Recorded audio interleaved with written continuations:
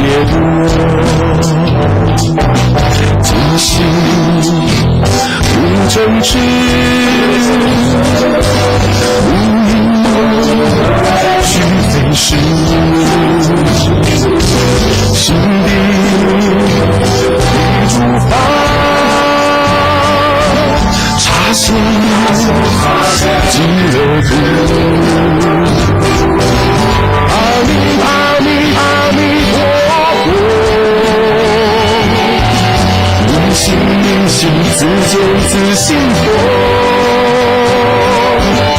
阿弥阿弥阿弥陀佛，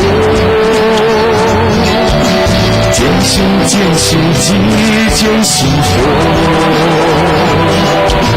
佛在心中，慈悲为怀，尽心祈佛。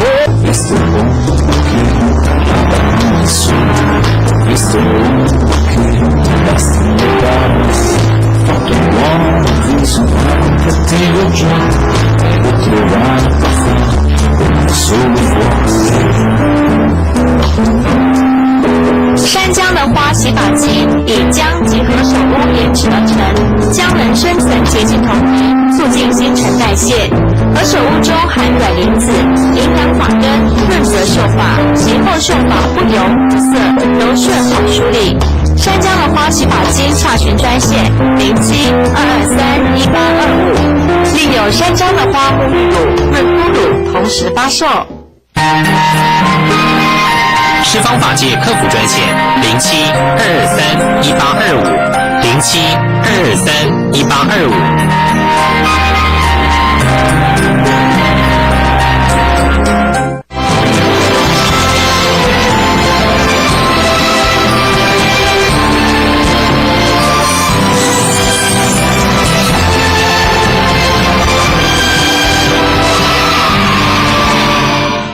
请收看慧律法师佛学讲座。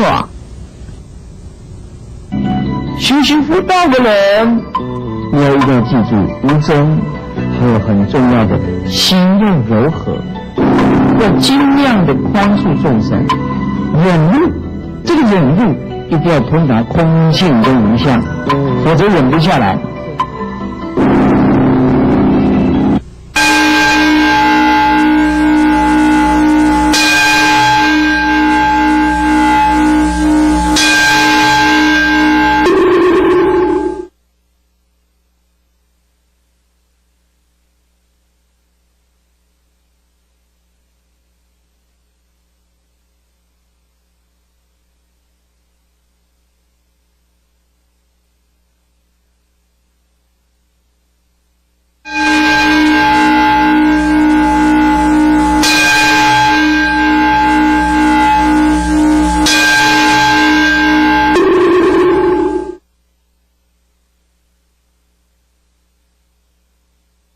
接下来，种种皆如幻，种种指众生之心，以世间之境以及如来所说之法门，皆如幻。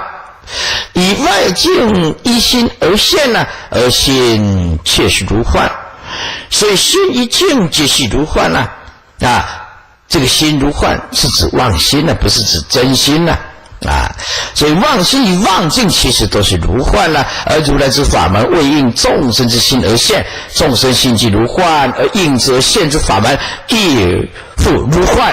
千万不要说法有真实法当然也不是真实是故言种种皆如幻，是出世间法就是一句种种皆如幻。诸位，皆如幻就可以解说第一谛。如幻你不能说它没有，也不能说它有，理有无，理断常。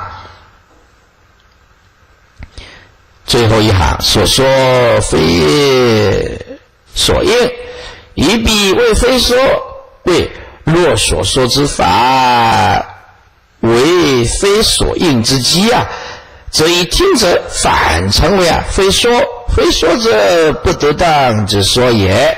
256页易观。至以种种言说为特别施设举行，而正真实在之境啊，是立名言文字啊，广分别说者，乃为适应出发心啊。我这里这个事没有改过，你们那个字啊有没有改我不知道。1、2、3、4的事啊改成适应的事啊，为适应出发心啊，修行道业之人而设。如果你们那个字啊还没有改，那就是打错啊，改成适应的事，胡适之的事啊。至若久远修行啊，积守之人呐啊，则为显示正真之真之实相，而正真实相之境，乃修行者自悟自证之处。非他人真能视之啊，说为正相应啊，如人饮水啊，冷暖自知，别人没有办法取代啊。所以开悟有这么好，你为什么不悟呢？可是啊，无名众的众生呢，师父能同情他，却帮不了忙，没办法帮他开悟啊。这个人无名很重，贪嗔痴很严重啊，他的行为举止偏差偏激，师父也只能同情他，但是帮不上忙，因为自觉圣智，只有自己有办法，只有自己内心的世界肯放下的那个人才有办法。非他人啊真能视之，亦非言说所能及。此真实之处啊，乃能觉能想所觉所想，悉皆远离，不着一切处之境界。如此正真实相，但为大根能顿入而解真实之佛者而说。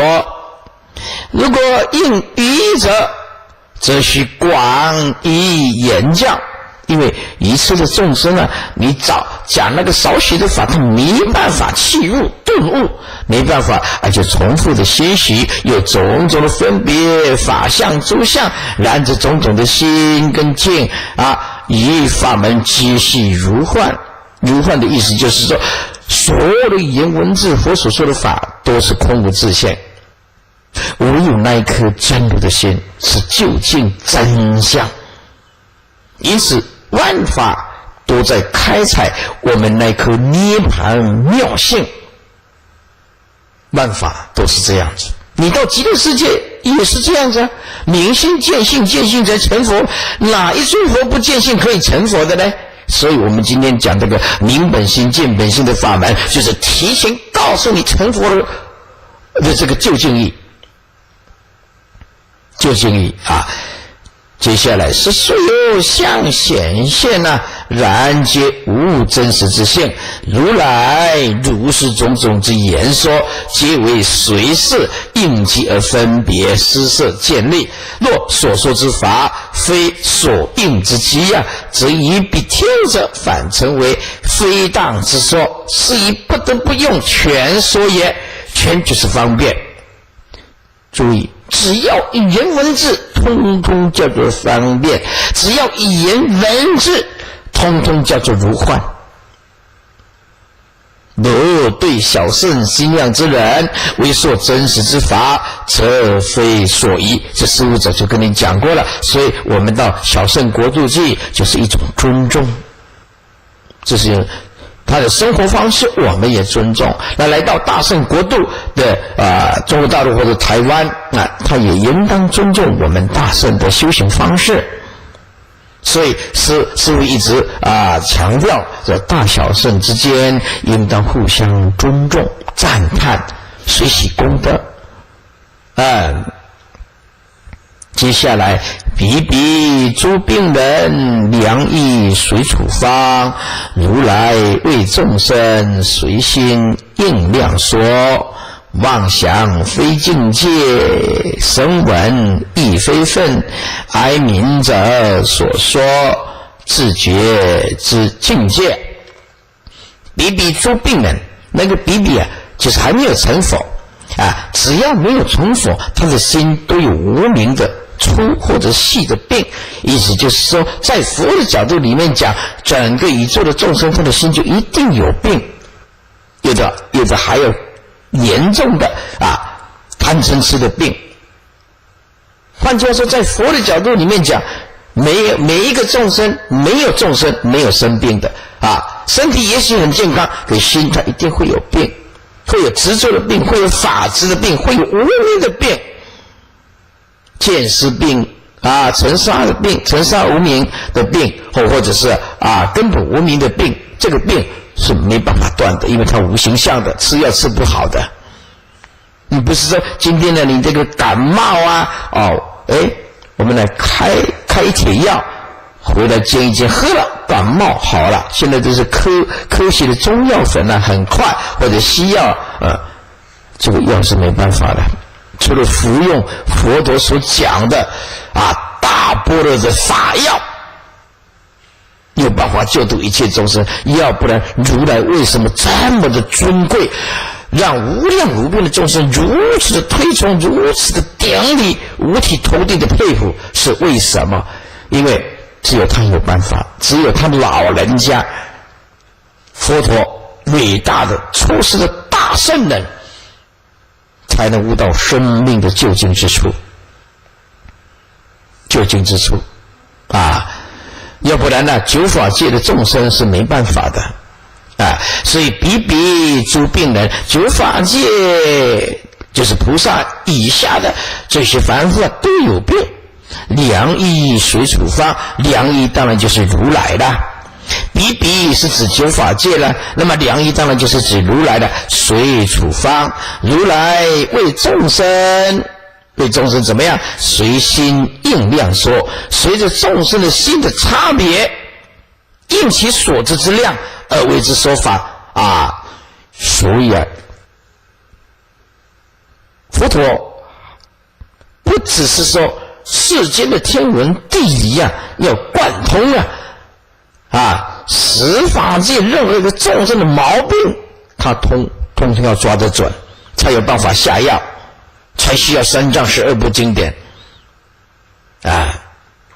接下来妄想非境界，这个是指如来这个自觉圣智不是那个外道自心妄想迷着者的境界，非境界就是没有办法去理解。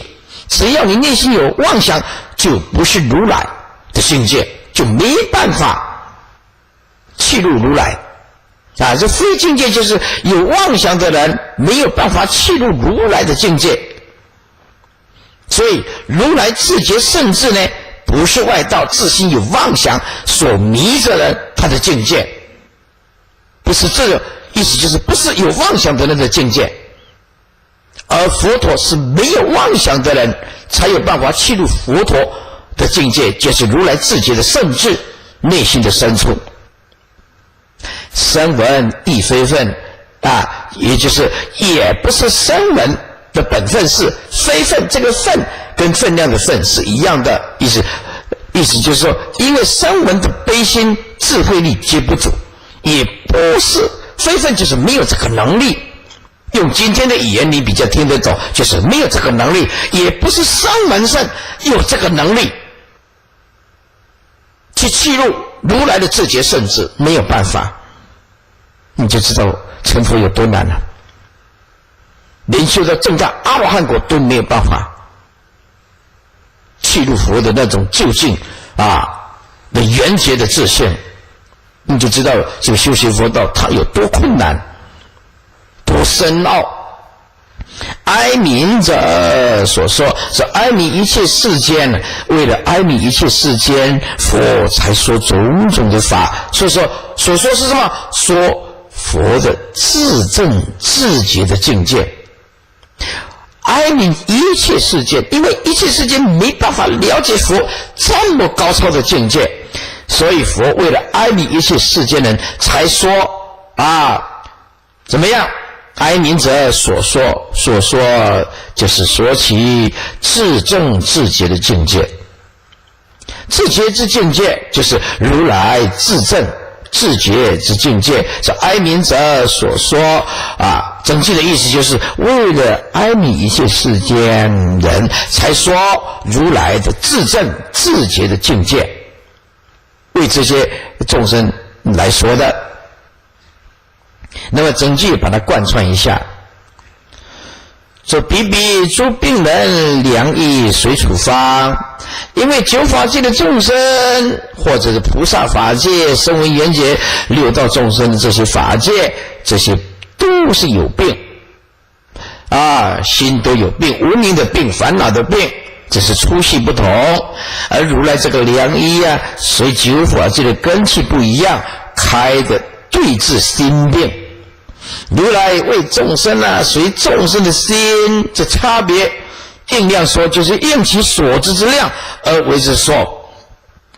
小根器的不会说大法，大根器的人不必说小法。如来的自觉甚至不是那个外道充满着妄想的人的境界，也不是声闻能够了解，也不是他们的本分，是他们也没有这个能力。因为啊，声闻圣啊，没有佛的大悲心、大智慧力都不够。声闻圣悲心不够，智慧力皆不足，所以亦非声闻圣能够了解，也不是他们的本分事，没有这个能力啊。所以为了哀悯一切众生，所以佛才说如来的自证自觉之境界，也是大慈悲心的展现呢。虽然一切众生还没有证到佛的这个境界呢，佛也事先说给他，慢慢的朝这个方向精进努力。人总有一个理想嘛，学佛的人最大的理想就是修行成道、自悟、自入、自觉、圣智嘛。257页注释说：比比诸病人，比比为比之复数，重复其词，以显其复数。由言彼等病人指众生，九法界的众生都有病，为诸佛究竟无病啊！所以在这诸位啊，你看看啊，现在的人为什么这么多的人得到忧郁症，很多人去跳楼自杀，躁郁症、忧郁症，这些莫名其妙的无名病，为什么？除了饮食睡眠最重要的就是内心那个深层的那样执着所以长年累月睡不着。再来加上年岁大的时候，慢慢的老化，头脑越来就越不灵光，头脑就越来越不灵光。那老化也有很大的关系。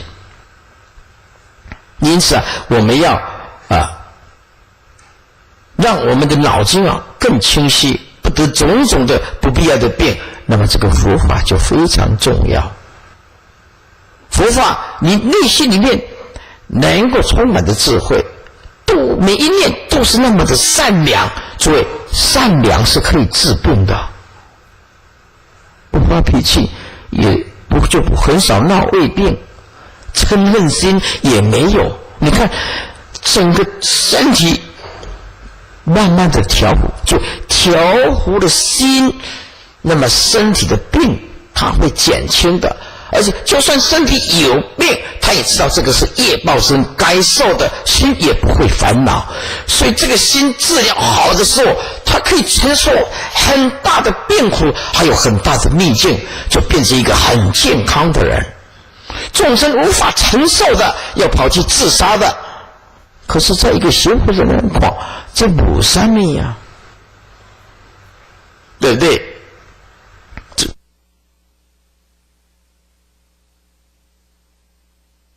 善用般若之智，行布施之道。欢迎十方信众发心护持文书讲堂、弘法护法经书注印。承蒙护持，请亲临讲堂，或邮政划拨04789851，户名林义谦，请注明护持项目。而注明者由讲堂统筹运用。日令正法重现，当推首楞严大经。若欲忏悔灭罪，或欲行出世善法，立大功德，欢迎随喜唱录《大佛顶首楞严经》VCD、DVD， 法师须及时，良机不可失。若欲发心者，请亲洽高雄文殊讲堂，或以画图方式注明注录《楞严经》光碟，邮局画拨账号04789851，户名林义谦，慧律法师俗名。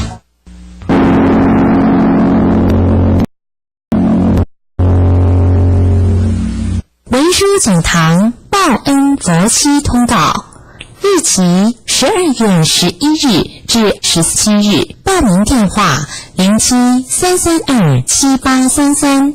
文殊讲堂全年度消灾拔度，欢迎随时报名参加。报名电话07-332-7833。文殊讲堂各项活动资讯，欢迎来电索取，或光临文殊讲堂网站 www.wenshu.org.tw。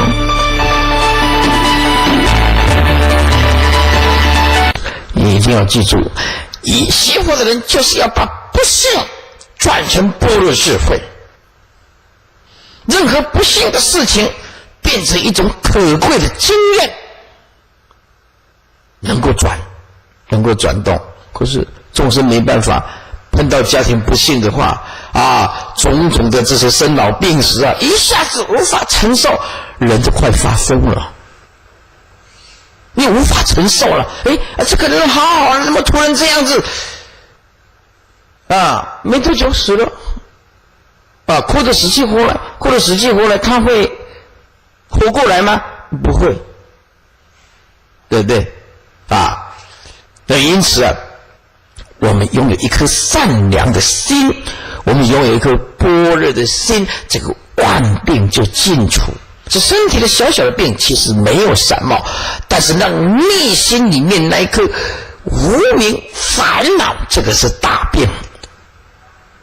因此医生只能医假病，佛陀医的是真正的病。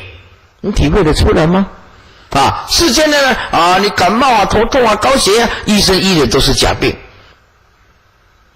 而佛陀能医的是，对，佛陀医的是真正的病。真正的病不在身体真正的病在心，真正的病是在心接下来良医随处方，良医是指如来，以如来能治众生一切身心之病随处方，为随众生之病而开一处方。随心应量说，对如来随众生心之差别，且应其所知之量而为之说法。妄想非境界，声闻亦非分为如来以自觉圣智应众生之根基气量而建立种种法门，分别成就一切众生，如是悲心，如是方便，如是智力，皆非外道，为自心妄想所迷者之境界，亦非声闻圣能了之分，以其悲心以智力皆不足故。所以诸位悲心跟智力就是成佛的两大支柱。因此悲心就是天下无不可原谅的众生，能原谅同时要把它救拔。但是有很多的众生的业力太重了，不是你有办法用悲心的，你这个悲心不能让它拖下去，这个悲心不能烂慈悲，那不行。悲心的背后要加上智慧的力道，所以你的慈悲里面充满着智慧，你的智慧里面又充满着慈悲，两者缺一不行。没有智慧的慈悲叫做烂，会引来很大的后遗症我这个很慈悲，太慈悲引来一大堆的后遗症，没有智慧处理这件事情，对不对太慈悲了那么可是智慧力不够也不行。那么如果你有大智慧却不够慈悲，当然有大智慧的人就不会这样子的啦，就是你有一些智慧，但是呢不够悲心，对不对啊？说我们去度众生，那像什么意思呀？你跟他那没什么关系啊！让叔公有些有看读书的呀，我意思不是呢。我的意思是能度的还是要度呢？是说你没办法改变你老公或者你老婆，改变你的儿女，这个时候要学自私一点，就是要对自己好一点，不要受他影响，继续学佛，是这个意思呢。但是你能救的，你还是要去救他，对不对？所以这个悲心呢，跟智慧力要继续的培养。而发大圣心呢，久远修行之菩萨，乃能得其少分。哀悯者所说自觉之境界，此为哀悯一切世间之如来所说其自证自觉之境界所以诸位没有大悟正性，佛所讲的圆顿大教，他是说不出所以然的。因为他们没有本地的风光，也没有见到真如的自性，他所体悟的只是用猜的，这语言文字听起来很像，可是就少了那么味道，就是没有开悟的味道，没有真如的味道。你不像是悟道他就将来就讲本地风光，随手拈来了，看书不看书，它都是本地风光，有那个味道，那个味道就差很多了差很多。一观是彼等众生有如诸病人，而如来犹如良医，随其病症而开以种种的处方，都是如来为一切众生随其性之差别，应其量之大小而为说法，是以大悲为本，大智慧为用，随机用量建立施设之境界，非为自先妄想所迷的凡外，凡就是凡夫，外就是外道的境界所能及。小圣的圣物也不是他的本分事非其分，就是没有这个能力能耐去理解佛的自觉圣智，此为哀悯一切世间者之所说，是为了同情一切世间，让他知道究竟义的如来自证自觉的境界。我们今天很有福报啦，是不是很有福报？能够怎么样？能够虽然还没有到佛的境界，可是能够理解说原来佛是离一切相离一切法离一切知，离一切见离一切生灭我们知道，至少知道这一些。258页，复次大会若菩萨摩诃萨欲知自心限量，摄受及摄受者妄想境界，当离群聚习俗睡眠初中后夜，常自觉悟修行方便，当离恶见经论言说及诸声闻缘结圣相，当通达自心现妄想之相。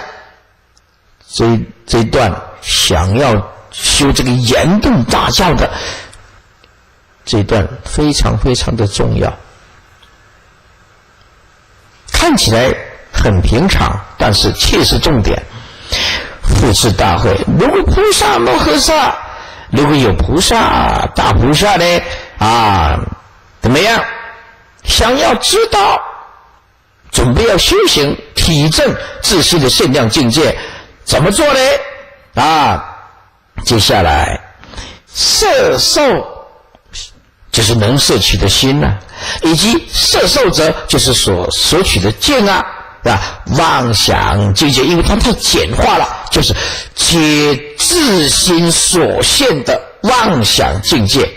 它这里少了好几个字，所以看不懂就是说能取心的摄受，所取境的摄受者，都是自心所现的妄想境界。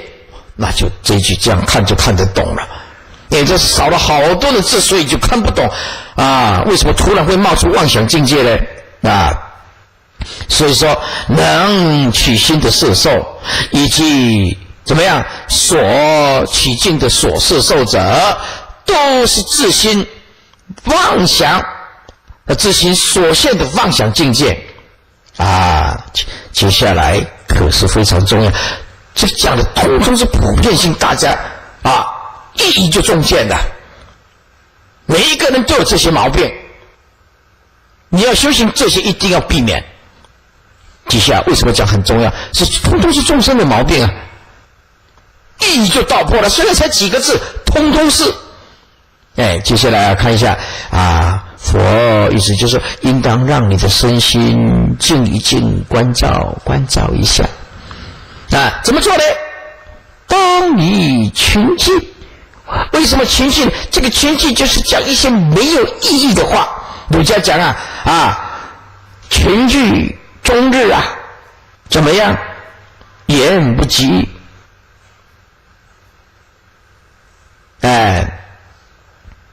言不及义，就是讲那些没有意义的话。人很多大家聚一聚人我是非嘻嘻哈哈，心情散乱了。群聚就是这些都没有悟到，这些散乱心就是很浪费你的时间的意思了。这句话的意思，群聚就是浪费你的时间，讲一些没有意义的话，那个讲不了。众生就是势力没完没了，一直讲不了呢，对不对？阿婆讲不够，阿公讲来倒，一直讲，一直插，对不对后宫甄嬛传讲不了，讲了10集，还讲不了，一点没意义咯，没意义。所以远离群聚。当离群聚，这个离要继续下去不但离群聚呢，还要离习俗。这个习俗就是没有意义的文化传承。这些习俗世间的习俗没有任何的意义，不能启动你的觉性。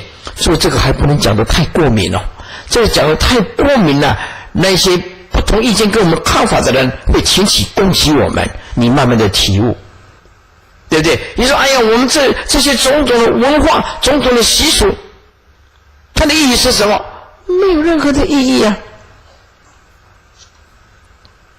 没有任何的意义所以离这些种种的习俗，这些习俗不能启动你的觉性，这些习俗有什么意义？对不对？没有意义像举个例子像我妈妈从小到大常常拜拜，家家不去拜拜，家家不拜。我们住的那个兰州街那个环境，它就是这样，一碰到什么王爷公，什么妈祖婆，一起拜，对了，天公司嘛拜啦，每天常常拜啦那个拜那个有什么意义什么扩婚啦，拜地基主啦，你不知拜给我不知啦，规工拢在不这规工拢在不这，对不对？到了我出家以后呢我妈年岁也大了，我妈妈年岁也大，出家以来，妈妈年岁也大了。伊讲，一看咱总经慢摆好啦。伊讲，一看就是我咱慢摆啦就是不要再拜了这不正心啦这不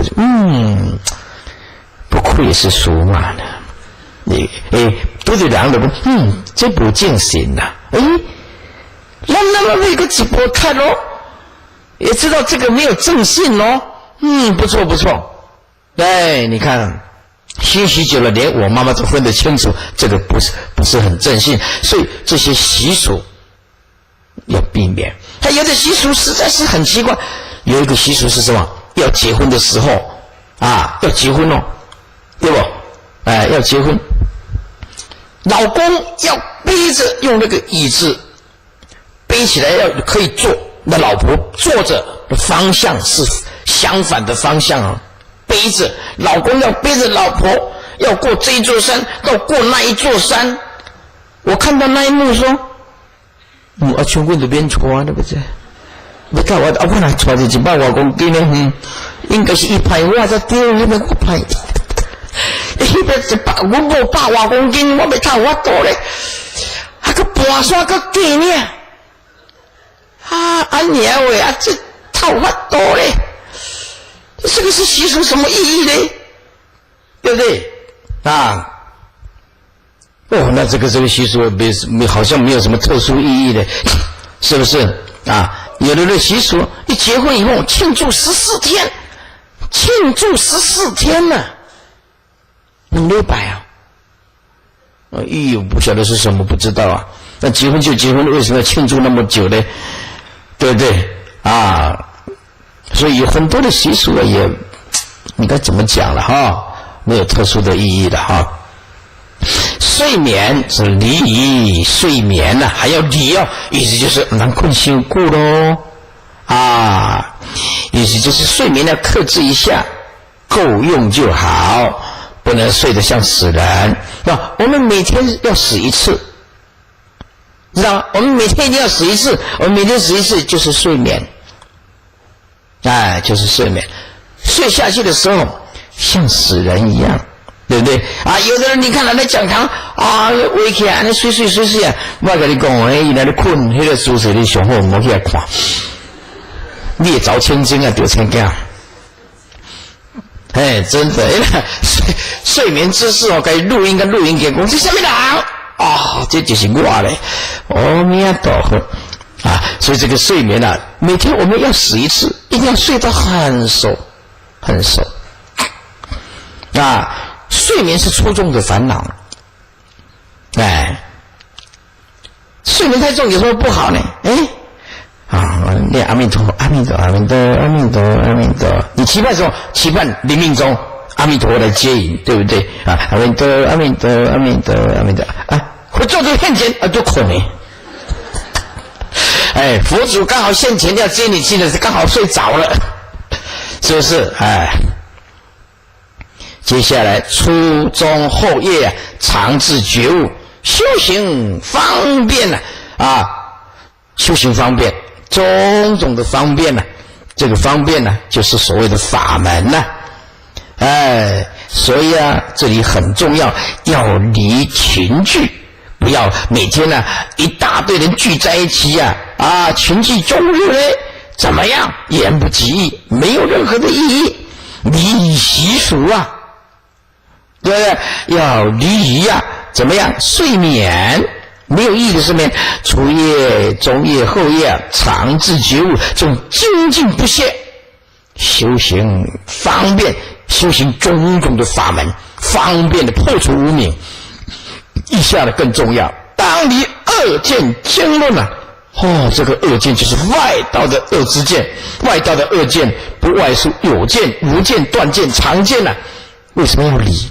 这个一进去诸位就像斧头砍掉你的菩提树连根砍掉。为什么宁可百年不开悟不可以一日走错路了？这个恶见完全断众生的慧命，在一刹那之间。诸位，恶见犹如斧头，你们看过这个经典写的，恶见犹如斧头，断菩提树根，连根都砍掉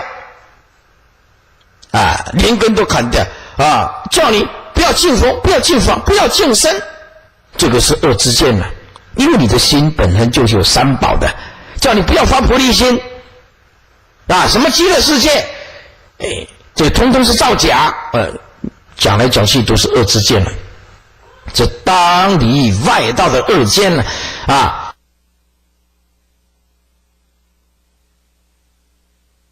文殊讲堂分院养德禅寺八关斋戒法会通告，日期12月9日、10日，详情请洽养德禅寺049-227-2893 049-227-1935。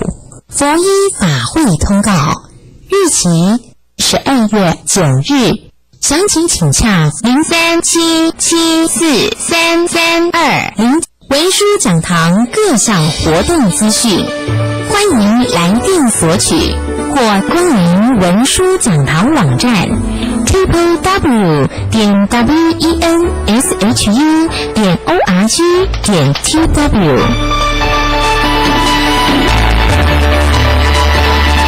经书，就是经论就是经书啊，这些外道的恶见有见无见断见常见经论都不能碰，除非你有这个能力。有时候外道讲了一些道理，你没有能力分别的时候，这本书真的也写得不错啊。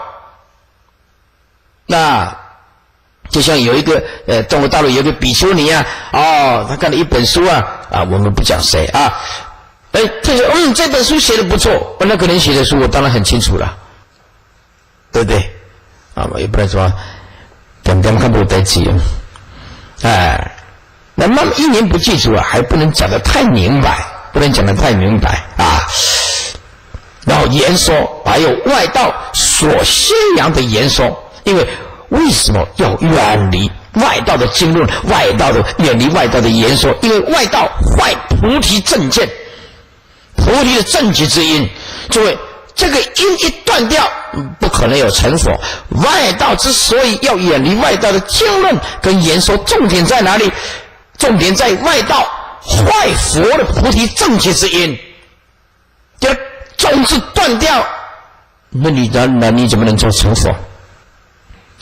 还有一种要离发心不够大的，大悲力大智力都不够的，即当然就是也要远离了，即离于诸小圣人声闻缘觉圣相，这个还是要离。所以那个离字从头贯到尾离于群居，离于习俗，要离于睡眠初中后夜常自觉悟，修行种种的方便法门也应当远离。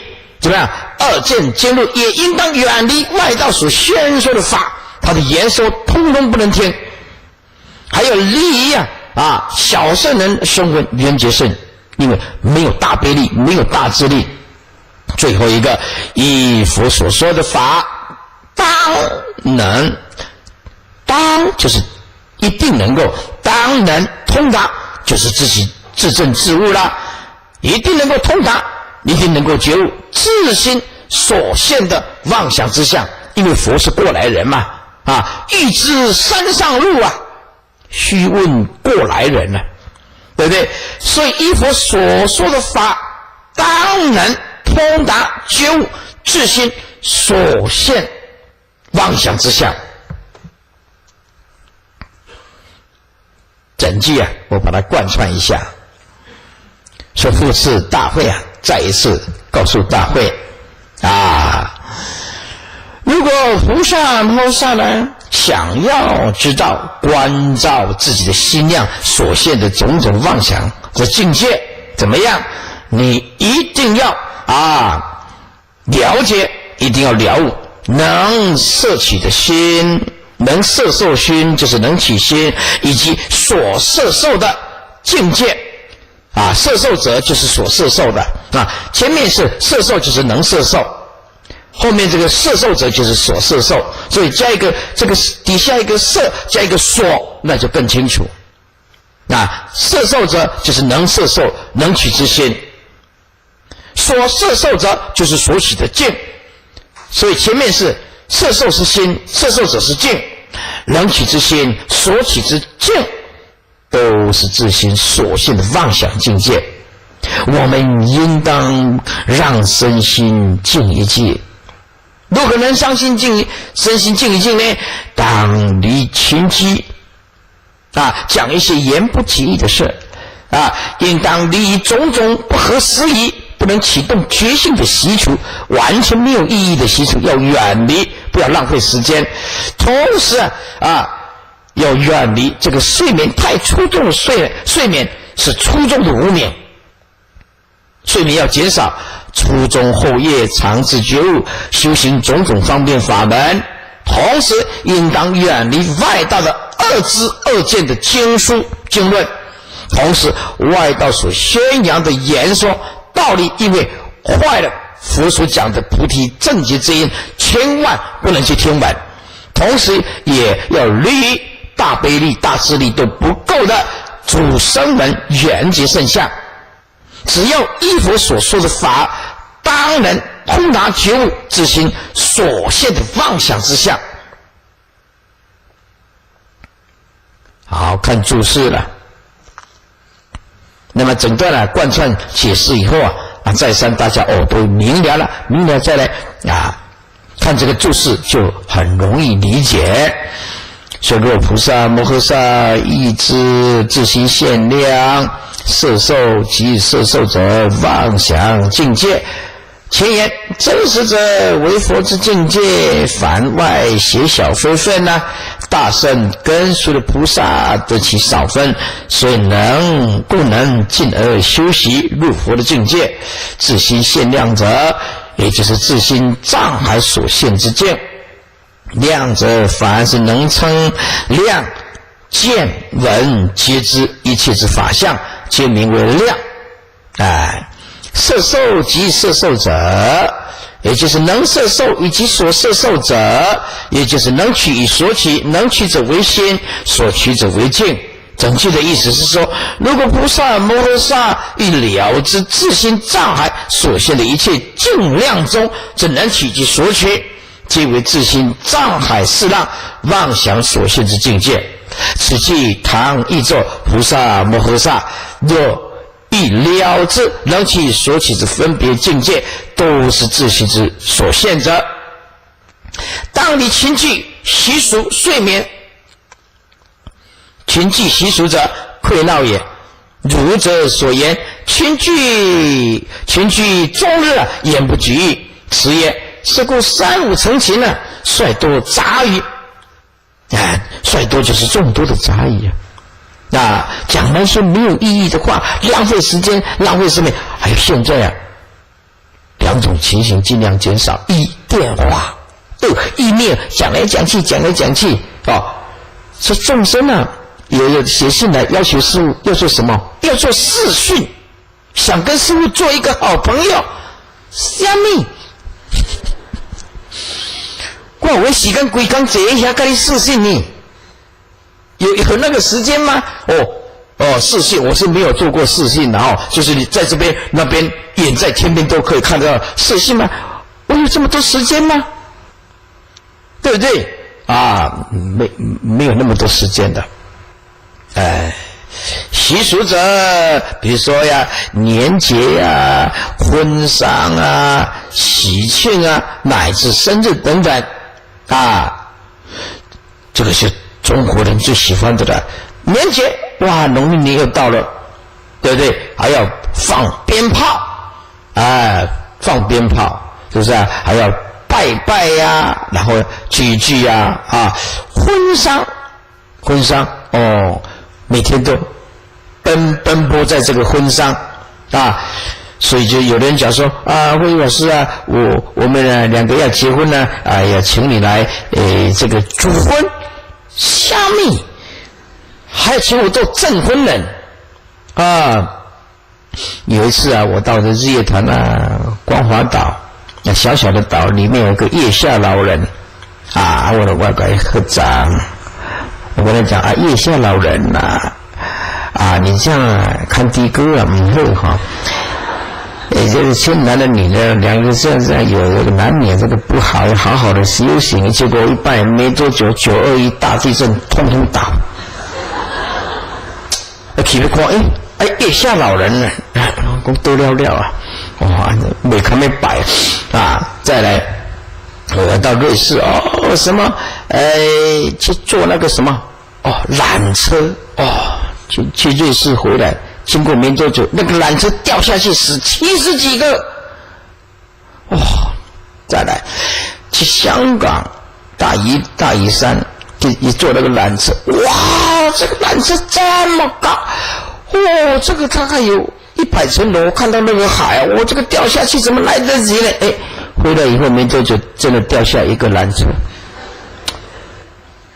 怎么会这样子然后呢我有一天到某一个地方去买那个这个刀削面去买了个刀削面，买了那个面以后，下次再去看刀削面倒了这我就不知带什么温活度就大家倒了对啦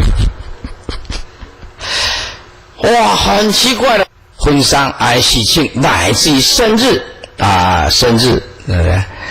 如是溃闹之处，皆为掉散之源呐，令心动荡不静啊，种种希望象现啊，遮障真智本明啊。所以修这个修真实恨者，必须先当远离如是外虚妄境。你看佛多么的聪明啊，他知道你还没有达到究竟义啊，对不对？不能把放荡当作是解脱自在啊，这个一解作正是最糟糕的修行人。书已经讲过了，把那个放荡习气当作我已经得大自在了，完全不计细节，佛讲的戒律也不管，这个是不行的。里外虚妄，方能见了自心，内虚妄相，如是内外妄相寂了，即得见真啊。故如来首以此劝修啊，又当离睡眠者，以睡眠为昏沉之志啊。在睡眠的时候，除了一息之外，忧是人，对不对？其心之不明啊，至于极点啊，毫无自主力啊，完全随业随飘荡，听天诸业。是故修真实恨者，真实行者，必须离凡夫无意中之睡眠，方能见得一心澄明，时时觉悟，无有忘失台湾有一个师姐跟我讲，师父，我讲到这个睡眠我很难过。我说为什么我一天我说你一天睡多久？5个小时。他说不对。我说6个小时不对，7不对，8不对，下面睡8个小时。他说不是，我一天一定要睡11个小时。11个小时的挂钢体呀，对呀。那就较早人家讲我8点起无算啥，8点去睡，8点起来，刚好睡12个小时。一天睡4个小时太严重了师父呢很少超过3点半醒过来的，一定是3点就醒过来，不管我有多累。大部分是，比如说我们10点11、2点最慢11点休息，师父很少超过3点半醒过来的，很少，自然他就醒过来，他变成身体一个时钟了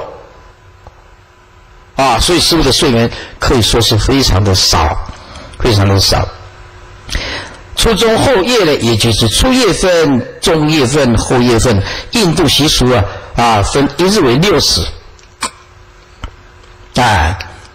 就是初日分、中日分、后日分，初夜分、后夜分，中夜分、后夜分，也就是昼30夜30，所以它的一个时就是4个小时了我们现在就是4个小时4有24嘛修行方便，所谓方便者就是法门，以一切门皆为出入方便而设，所以称为法门为方便，以其为邪法者之门径也。又此所谓方便者，也就是本经佛所教授之尽舍一切凡外邪小之法，唯心之境念念不舍是也。当离2见经论言说，即诸声闻缘觉圣相。2见是指外道之邪恶之见，2见经论为外道宣扬2见之论点，言说为宣扬此等2见之人所做之言说议论。外道之2见不外有见、无见、断见、常见，是则坏菩提正觉之因，故名为260页。以上面佛出见离群聚习俗，离睡眠，为劝离凡夫所行的境界，此复劝离2见经论言说，为劝离外道所行的境界，接着又劝离诸声闻缘觉圣等，为劝离小圣人所行的境界。至此凡夫外道小圣之境界，皆一一劝离。所谓离诸声闻缘觉圣相者，为不以其所修所证者为目的，一心一意以大圣为义，离凡外亦复如是。所以师父说，大圣不但是佛说，还是佛的究竟说。你看在这里就更证明师父讲的是正确的，连二圣都要立。师父的重复的强调啊，大圣不但是佛说，还是佛的究竟说，一点都不可动摇。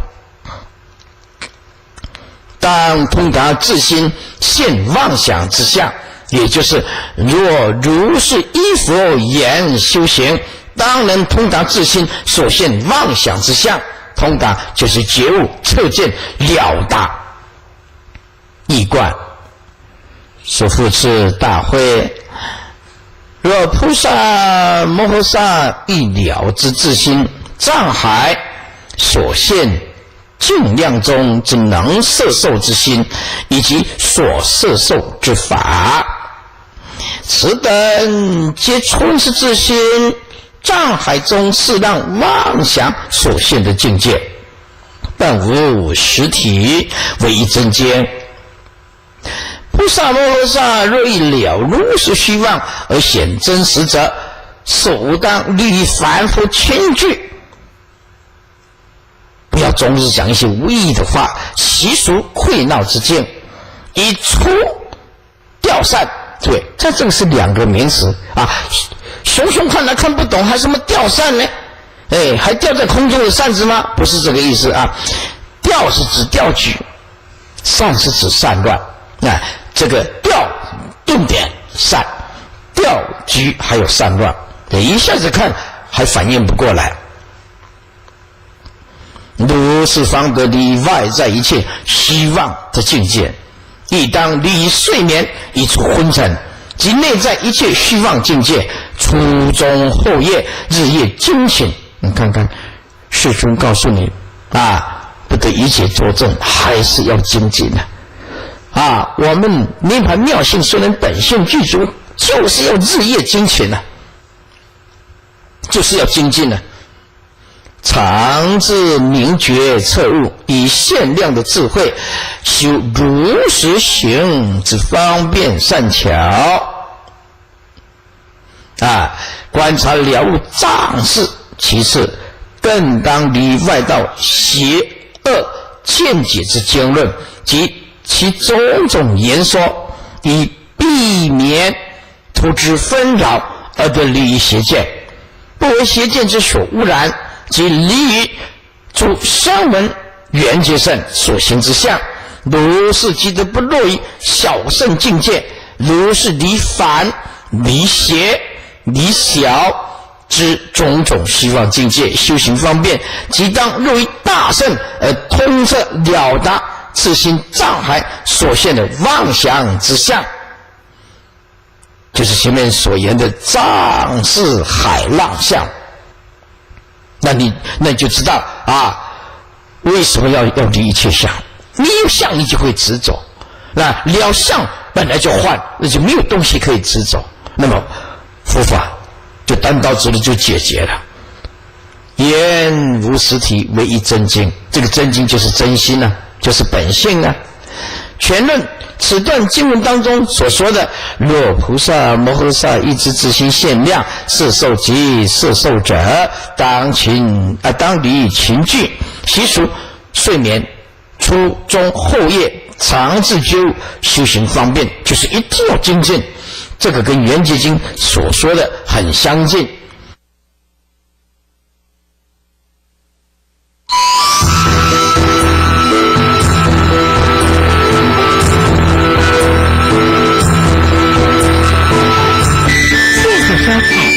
下次同一时间，请继续收看慧律法师佛学讲座。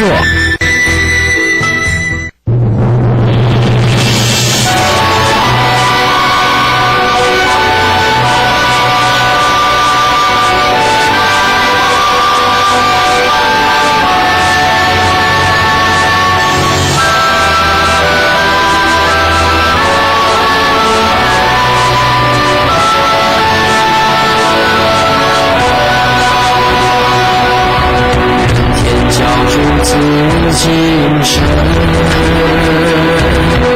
为只愿容度众生。善慈福三界尊，释迦如来我明天教诸子精神，人之人度众生，慈善慈福三界尊，释迦如来我的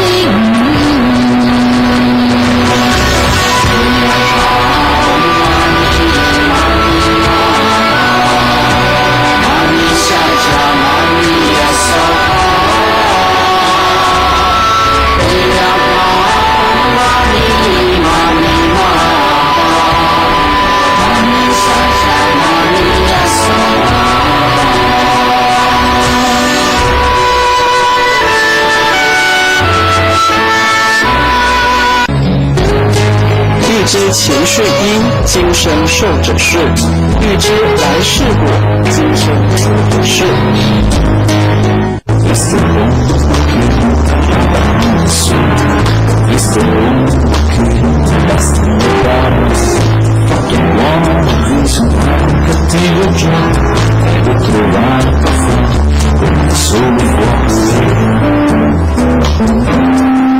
山江的花洗法经以姜结合手污研制而成，姜能深层洁净头皮，促进新陈代谢。而手污中含软磷脂，营养发根，润泽秀发，及后秀发不油不涩，柔顺好梳理。山江的花洗发经洽询专线07-223-1825，另有山江的花沐浴乳、润肤乳同时发售。十方法界客服专线07-223-1825，07-223-1825。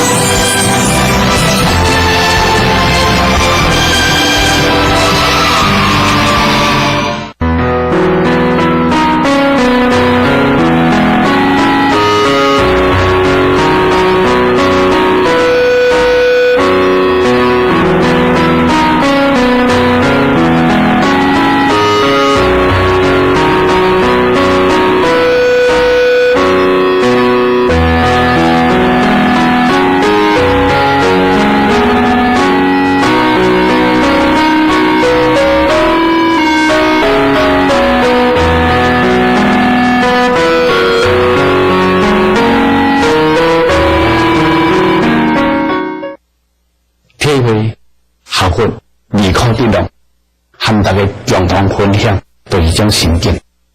无特别有什么所在，什么心境？就是在佛教咱这样关系内底，咱肯定家己在这修行的过程内底，无所谓的心境，无希望心的心境，无希望、无分别心的心境。你就在这心得做一个结论，我到为这个经文内底，知影伊的用意目的对，和大家分享。所以书困东方人，但心境就无罪。虽西方人心不净，意有千。东方人做罪念佛求生西方，西方人做罪念佛求生佛国。凡有不了自性，不识心中净土，愿当愿思，我人在处一般。所以佛言：随所住处行安乐。这就讲更清楚呢，甲人讲念佛的用意、结果。会晓修的人啊，上重要的这部分。凡有的人不了自性，不识心中净土。讲到这样，讲到自性，咱讲半步，咱听半步，咱有法度体会我的。咱即摆咧听到的，就是咱的自性。自心自心、自定、自定、自听、自定，简称叫自性。家己的性质、性格、性相、兴趣，简称叫自性。所以，这个了解家己自性，简单讲，这个自性，嗰个粗俗的讲法叫做个性。会晓讲话，会晓改变，会晓选择，会晓了解的人叫做佛性。未晓用的人叫做个性。所以，咱凡夫无得了解家己的个性，咱怎么讲个性就讲歹，讲自性，自性就讲无好无歹，讲分呢就讲好的。意思讲，伊讲话，伊成就啊，伊解脱啦，伊了解啊，有摆脱啦，摆脱家己的个性的束绑。咱讲自性的性，就是抑个咱家己抑个有生活的空间。改变的空间，一个呢，会当来摆脱个性束缚的机会，所以简称叫做自性。只要咱了解这些时阵，所以讲原来你是讲哦，我即嘛也有几分个性，未了解什么叫佛性的，所以对向分呢，或者向好、向清净、向离可得的方向行。同款的生活，同款的过程，同款的人生，但是呢，下掉真济无必要烦恼、看开的观念，执着，会当摆脱掉真济无必要的担心看开。意思啥？叫做享受，这才是真正的享受，叫做自作自受。如果咱家己无得了解心中净土，什么叫净土？无净就是净。有净就是啥？叫做浊。净土是对讲，净土是对污染讲的，对看来讲的。所以咱唔知了解伊这个意义性，愿东愿西，愿东愿西，五个人再出一半。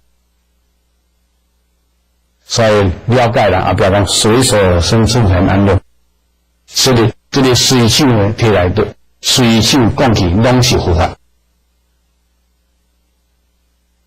所以有一天马祖大和尚坐遐咧啉茶，到底下坐遐要清饭，伊就安尼一边正骹压下来，你看这只骹吼有成7条回的骹无？大家倒咧讲哦，贵啊，是有成，大家哪敢讲无成啊？那倒骹压下，你看因马祖嘛，伊讲我这倒骹，你看有成买骹无？毋是共款骹吗？但是咱自在人，伊就是我都安尼批咧，互道爹讲，我买骹甲副骹有啥无共？毋是共款是骹。这个咱意思讲，咱捌的人甲毋捌的人，都差别一下。捌的人天涯支持，毋捌的人支持天涯。捌的人随时随地心心自在，毋捌的人逐工咧担心对吧？都差一下。所以，试问心地淡无不贤，西方去处不遥。心地就讲那个观念啊，咱心若纯善，心若无恶，心若无欺，纵然人甲人中间有无意中做着别人无欢喜的代志，其实原来情有可原。所以上重要，咱事情在解决代志，毋是在情愿害的过失。咱其实咱也无啥物感觉苦，会感觉讲咱也较含慢安尼咧论着，但是呢，那是特别，或者是刻意挑工要去做互别人无欢喜的代志，未做以前，其实咱心内已经开始不安啦。这上批的人就做差人，咱要做差人知无？知。啥物叫做差人？咱无人去到啥物所在，未伸手人摕别人的物件，咱无开心，拢也是正常人。但是呢，咱开始动念要人摕的时阵，就开始心情袂自在啊，心就开始差啦。这个插感意思，咱像咱应该是油插就开始已经熟悉用插起来，咱已经开始变乌的啊。所以用这个方法叫做插。但是呢，咱若无恶念的时阵，无邪念的时阵，纵然呢，在歹的环境内底，咱同款呢，无这种苦乐。所以经常咧讲，中业中有别业的原因就是这。这中业这个环境，大家咱贪嗔痴当，但是咱就无这个心，咱有这所在其实也无感觉，无感觉歹啊。我记得那一本书咧，像咧讲到2012真侪人咧担心，我从来无，我从来无感觉，因为如果你讲无常是一念间呢，在呼吸间。大家嘛无想，咱就讲大概一定2012。所以心地淡无不宣，去处不一般。所以这显心啊，都真重要。若怀不宣之心，念佛往生难教。为什么咱来抱着无欢喜的心、不宣的心时，咱念佛就是。为了要大家清净，要离开这道，但是咱有这个梦想，有这个业障，有这个恶念的时阵，咱念不表面上是嘴念心无念，为什么？咱心是念阿弥陀佛，但是嘴是念阿弥陀佛，心是要做贼，所以袂相应。什么叫佛？无好歹苦，无好歹，无大小，无比较，这我都清净。金款善知识，先度十恶，即行十善十万。意思讲，咱爱先改咱贪嗔痴的习惯，十恶的习惯，十恶的言行。安尼，咱若无十恶的时阵，就已经超过10万啦。所以佛经经常讲下一1万步，咱们忍耐一项，就已经就超过1万。为什么？因为未拄到万亿，求度8乃过8000。这个8注意，若要详细了解，咱为这佛学词典内底做去查。其实呢，这拢是一批的。上重要是念念见性，念念想着我即马咧想啥，我即马咧无欢喜啥。我即马咧贪啥上要紧，像拄则讲，即马迄个普南会，我们请咱去，已经联络好啊，无想要去，即马坐遮，袂讲即马欢喜咧等，到底会成啊袂成，就无种感觉。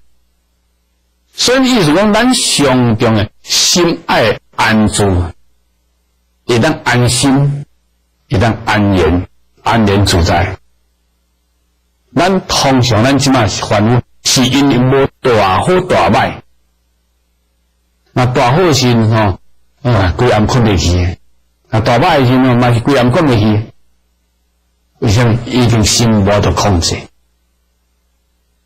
所以咱要什么心无得控制大好大歹？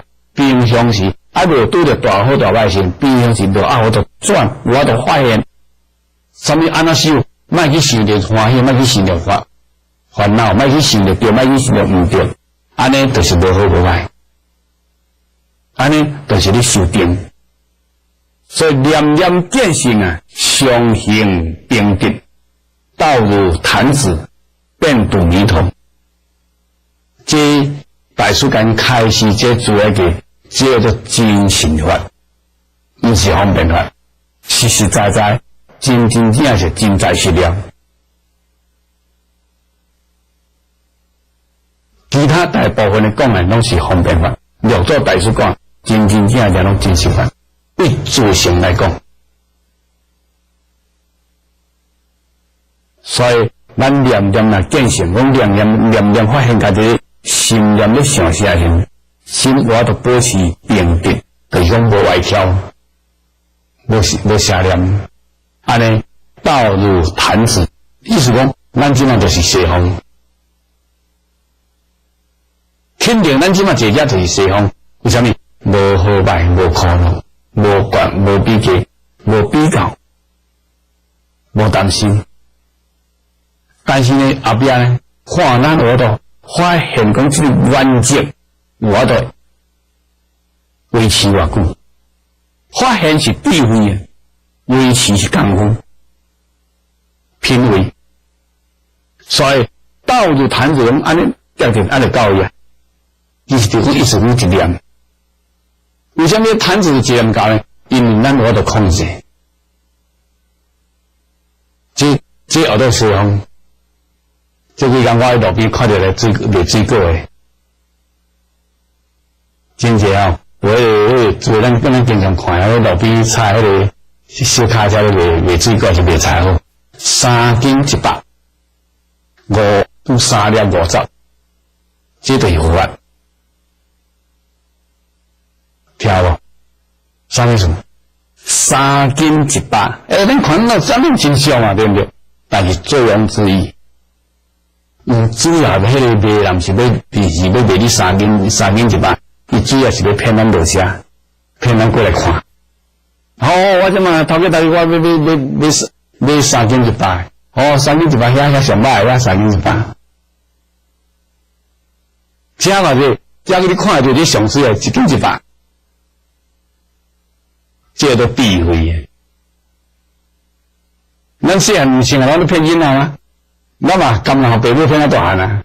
所以我经常讲，对一个会开车袂违规，对一个会讲话袂别差，对一个会做生意会老实，就是安尼。所以咱经常所有烦恼，都是家己无智慧。所以道入坛子，遍度弥陀，等于看到云的一在眼前，或者啥，就是平等。弥陀的平等，弥陀的清净。是问但行实现，何须敬愿往生？会记啊？如果咱会晓做，咱即嘛应该讲，咱凡夫下根的人，咱发愿求生西方。今仔有一个一个啊，这咧做粗工的，一个人就问一个师傅。师傅说：“我那自己干嘛做工艰苦到要死哦！我要来修行。师傅，修行无遐简单呢，比爬山爬岩更艰苦呢。伊是讲，袂啦，更艰苦我甘愿啦。师傅讲安尼这修行那是爬山遐尼悬的，你知无？”你的体力敢有法度？你我都行我这个山吗？这个，要出家来讲，是啊，这山更较大吼。我虽然体力无一定有法度，但是我有愿力，有愿力。这个师傅讲，有愿力哦。听讲，好啦，安尼会算，你有出家，咱出家。为什么？咱佛律讲，咱主要是用愿力，不是体力。体力什么意思？体力叫做拼硬啊。所以咱真正修行头开始时，一天补10万遍，一天拜300拜，一天补3000拜，足济，这都拼硬啊。上条愿力是啊，愿力就要改个性，改成个性。意思讲，这个啥讲叫做修行，那就爬山困难。众生啊，足歹度诶，啥歹度？一个人一个性，一山一性地，一山一山水，一人一性地。度众生那像咧砍牛共款，等下要甲伊食草，等下要甲伊等。所以吼，一讲啊，你拢爱提心吊胆。这要出家就到底讲，所以我紧啊，我有愿力啊，愿力意思讲会看得我。不断受恶之心，好好来即来迎请。意思讲，咱若受恶的时阵，咱就有担心，有不善之心；咱若无受恶心心，咱就是活在良心，活在清净心，活在平常心。其实咱每个人拢有种体会，会记哩，咱真真正正咱无欺骗的心，咱无害人的心，咱就是安心。咱有啊，真侪人看我有法度做安尼，但是还佫无够。为啥？咱还有担心，还佫有看开心。这个担心甲看开心，含这个恶念有啥无共？担心看开心，就是要，这就是小妄念、小业障的累积。这就是一把火，有一当拄着伊的时，伊就倒起来，因为这个无明火。咱若真正修到真真正正有啥物好处，有啥物歹大代志，有在咧眼前时，你看咱像无看人看，听咱像无听人看，安尼才算有定力。咱平常时还佫有担心，就是还佫是要等好处的时阵。也就是你当作业的时阵，也佫放不下。意思讲，这个叫做未死心。咱要真正死心的时阵，才算办事；也真正死心的时阵，才算离苦，才算地藏。用我无心顿法，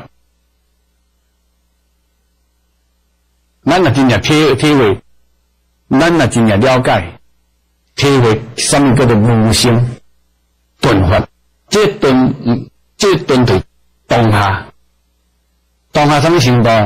当下这个顿啊，咱就一台卡车载1000斤，或者一吨。这顿的意思讲，1000斤一吨，嘛是做一顿，一台车就拖走。意思讲是当下呢。但是咱要得到1000吨的时候，就是讲，咱意思讲，咱累积几十斤、几百斤，累着10个100斤才对一吨。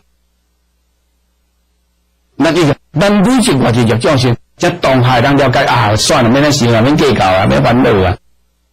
安尼当下才会当降哦。所以无心，无心袂阁想啊，无心就死心啊。咱一般还佫有心的心，就是还佫忍耐、控制尔，还佫因为真正做到讲未想要爱，真正未想要爱、未想要贪，叫做无心。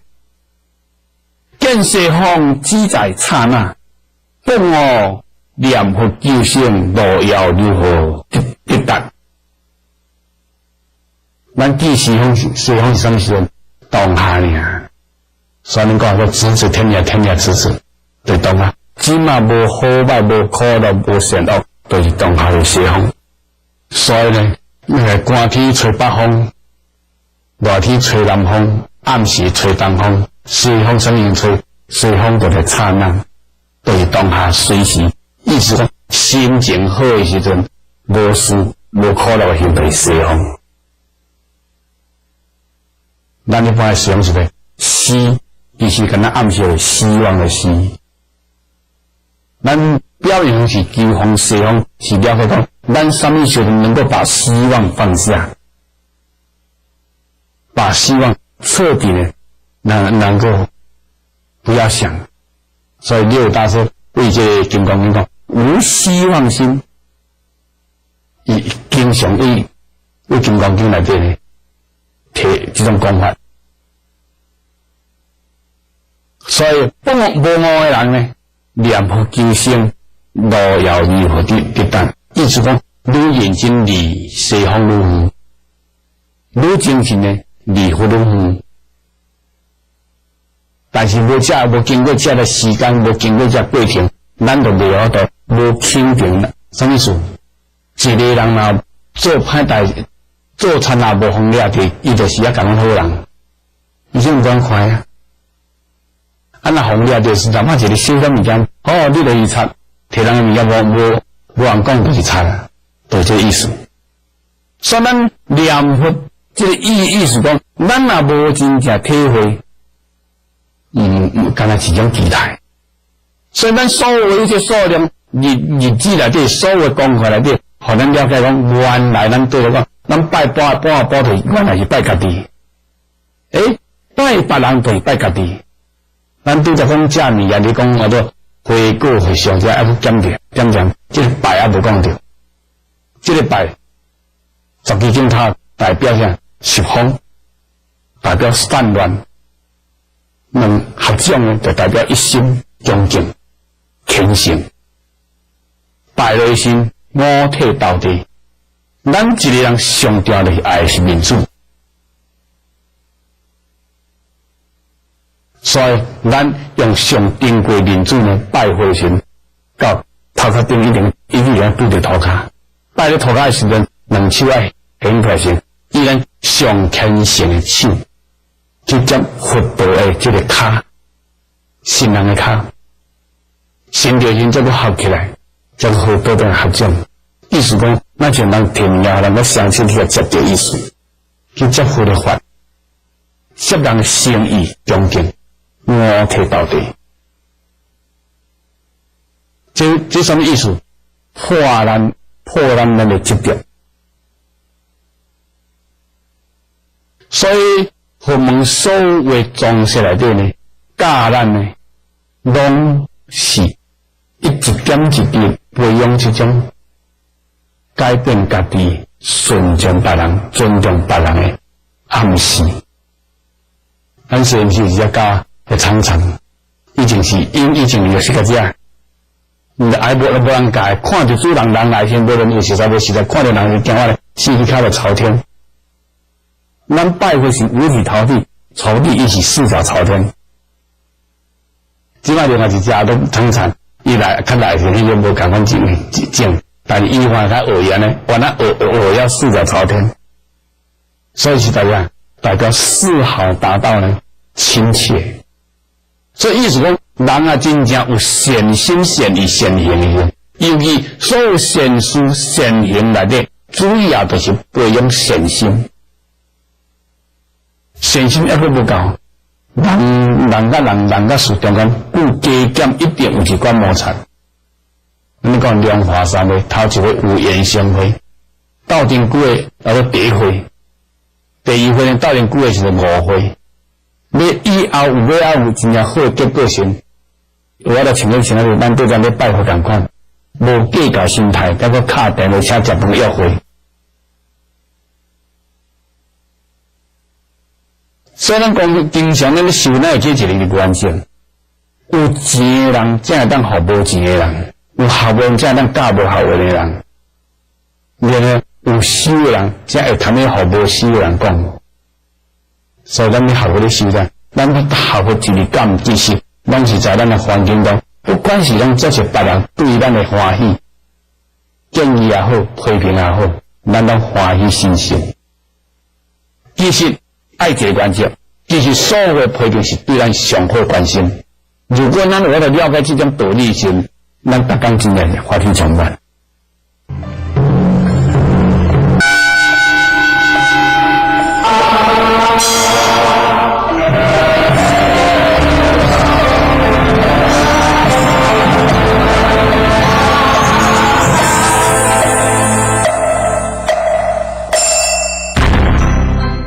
704纪要，十方禅业大德，护持电视弘法，以使佛法常住，法轮常转。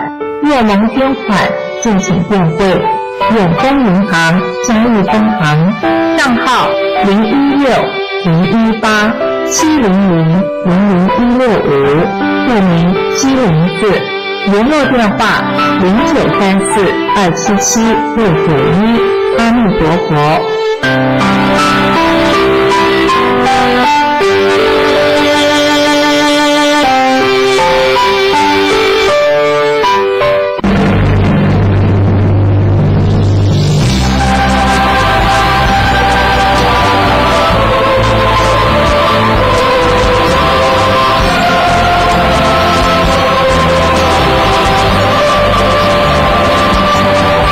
今后，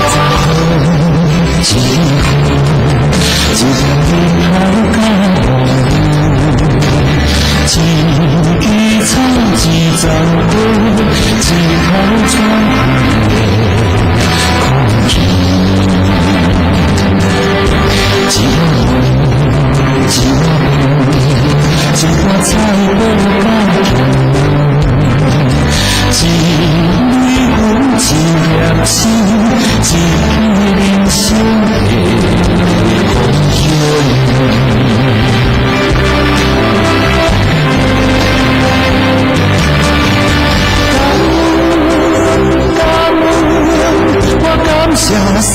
一点一滴，一路陪我走过缘路。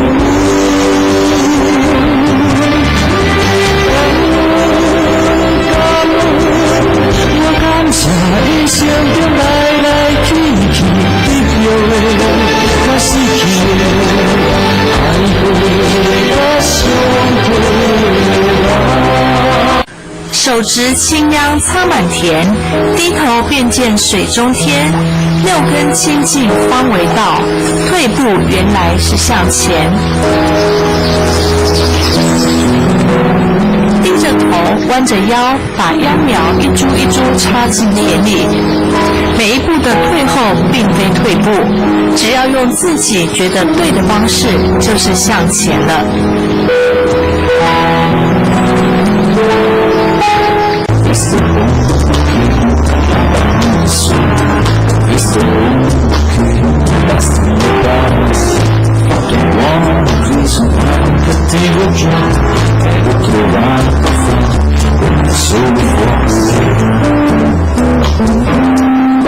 山姜的花洗发精以姜结合手工研制而成，姜能深层洁净头皮，促进新陈代谢。何首乌中含卵磷脂，营养发根，润泽秀发，节后秀发不油不涩，柔顺好梳理。山姜的花洗发精洽询专线07-223-1825，另有山姜的花沐浴乳、润肤乳同时发售。十方法界客服专线07-223-1825，07-223-1825。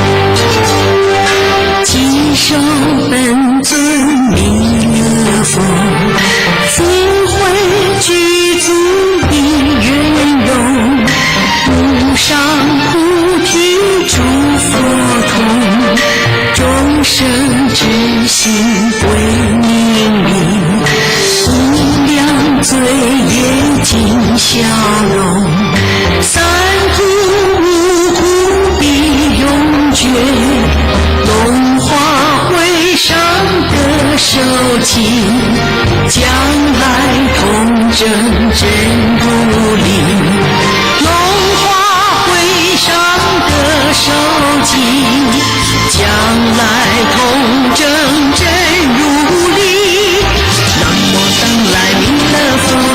无当来弥勒佛，南无当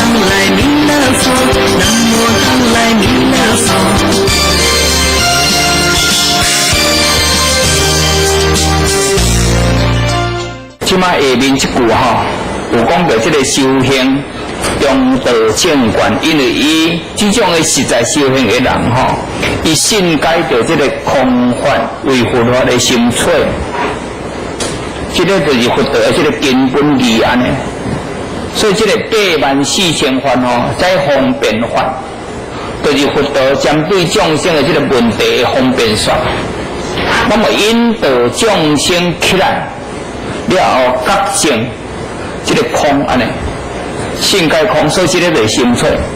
咱有甲人讲过吼，有关这个道父、倪宗祠甲道育，因三个人表达法，互达摩祖师听了后，达摩祖师甲第一个道父讲，伊得到皮；第二个倪宗祠讲得到肉，吼。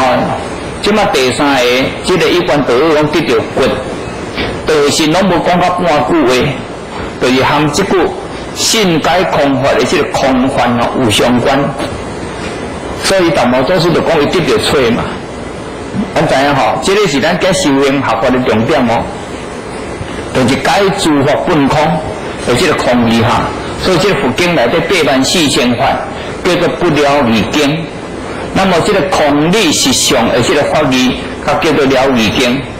所以我们讲会当安尼来如所说的空理修行这个中道正观。那么这个中道正观讲伊有那叫做正观中道。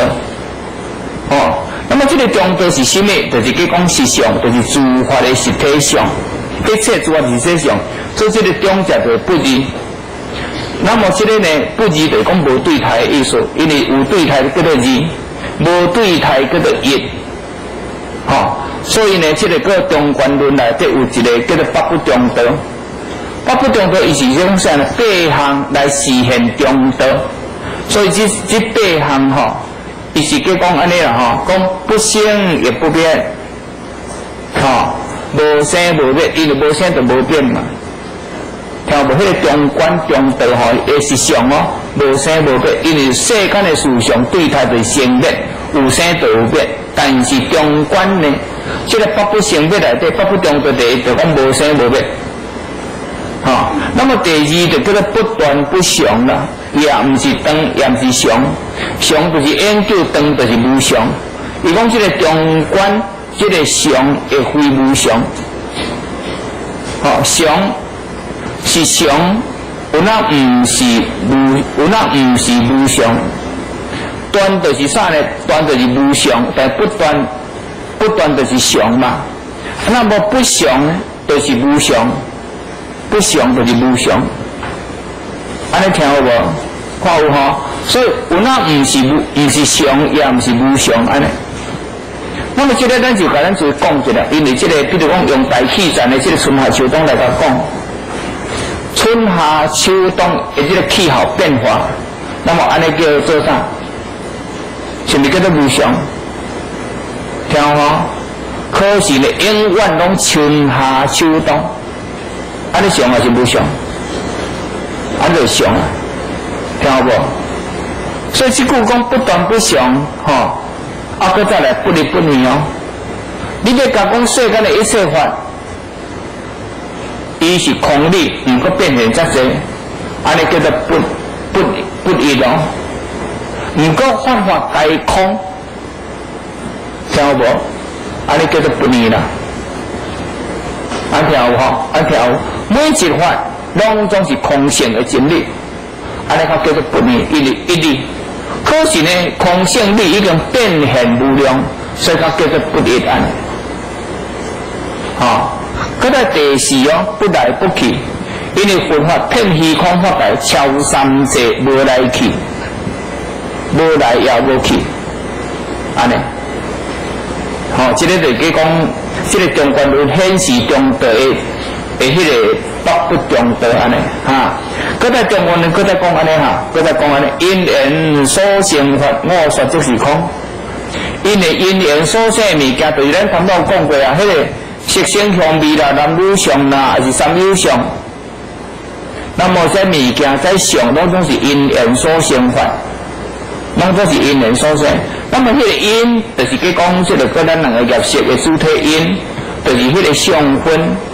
较成为咱这个身躯较强有的这个世界安尼山河，吼。但可是呢，因缘所生物件拢总是空安尼，因为伊离开因缘就无在物件，吼，离一切因缘法就无在思想哦。那么这个叫做因缘所生法，我说即是空，用名为假名啦。伊不但是空，拄现开这物件这物件假象的名，人的名是假的名，思想的名有那是假的名。了解无？比如讲，一个人出世到好一个名，这个名袂当永远，因为互你长期用食到死亡，迄个名就无去啊。所以这个叫做假名，因为假法较有在假名，因为有假名较当认得一切思想。所以毋讲中这是空，用名是假名，亦是中道理啊。既然是空是假，那么迄个就是实相的空理啊。所以毋讲你讲，亦是中道理啊。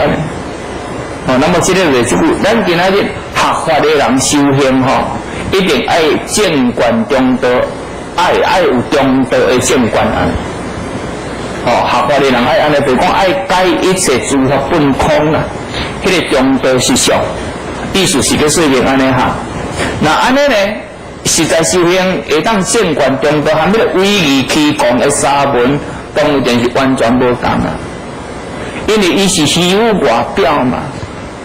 伊是注重外表，伊并无注重内德的实质。伊无实在去修行，伊就是个假样，互人看安尼。那安尼就当然完全无共。所以呢，第一用三解脱文来甲伊讲啦，三解脱文就讲空、无常、无愿。这个三解脱文安尼来甲讲，就是以明心解一切法空而修行者的心境，因为伊。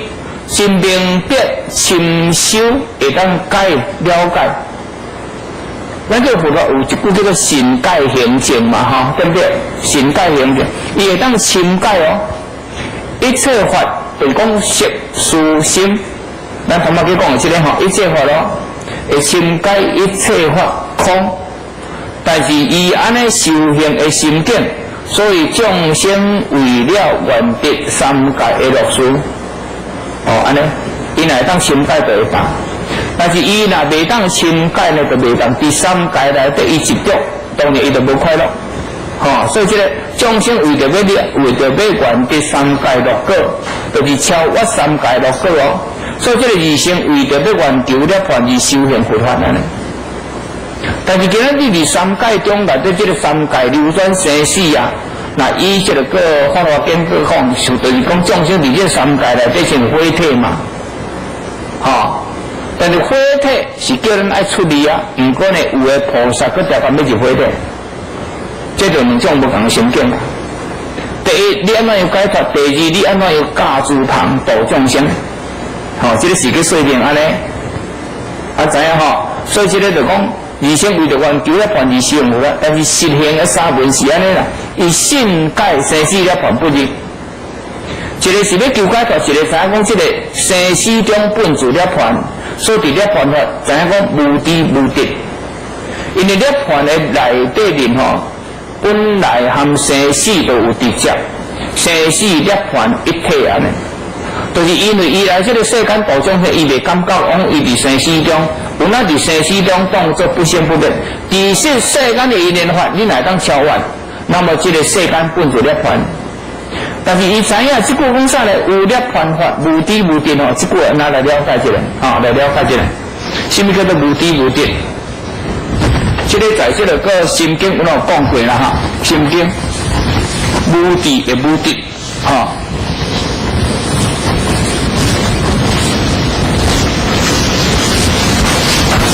这句话真重要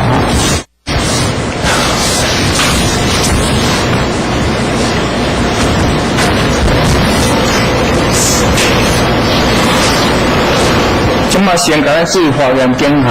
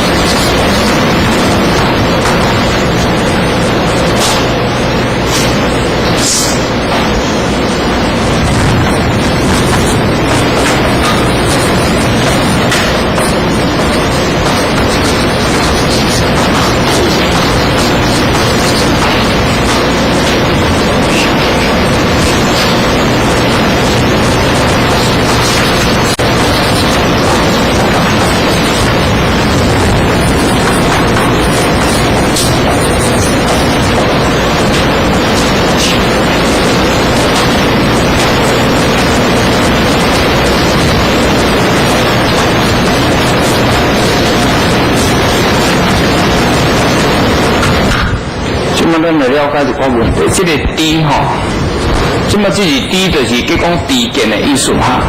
叫讲咱人学识知见。那么这个是安怎讲呢？无知无知，就讲实相的本体是无相哦。那么这个呢，非心之知见，因为咱人学这个法，就有一个五见五知安尼。咱个人所在，自然有个人的见解看法。咱即摆是个讲安尼，如果实相无相，迄个真谛无知，迄个真谛哦，就是迄个实相谛，毋是迄个知毋知的代志。第三句是个讲安尼哈，毋是个讲知毋知，迄个知毋是实相。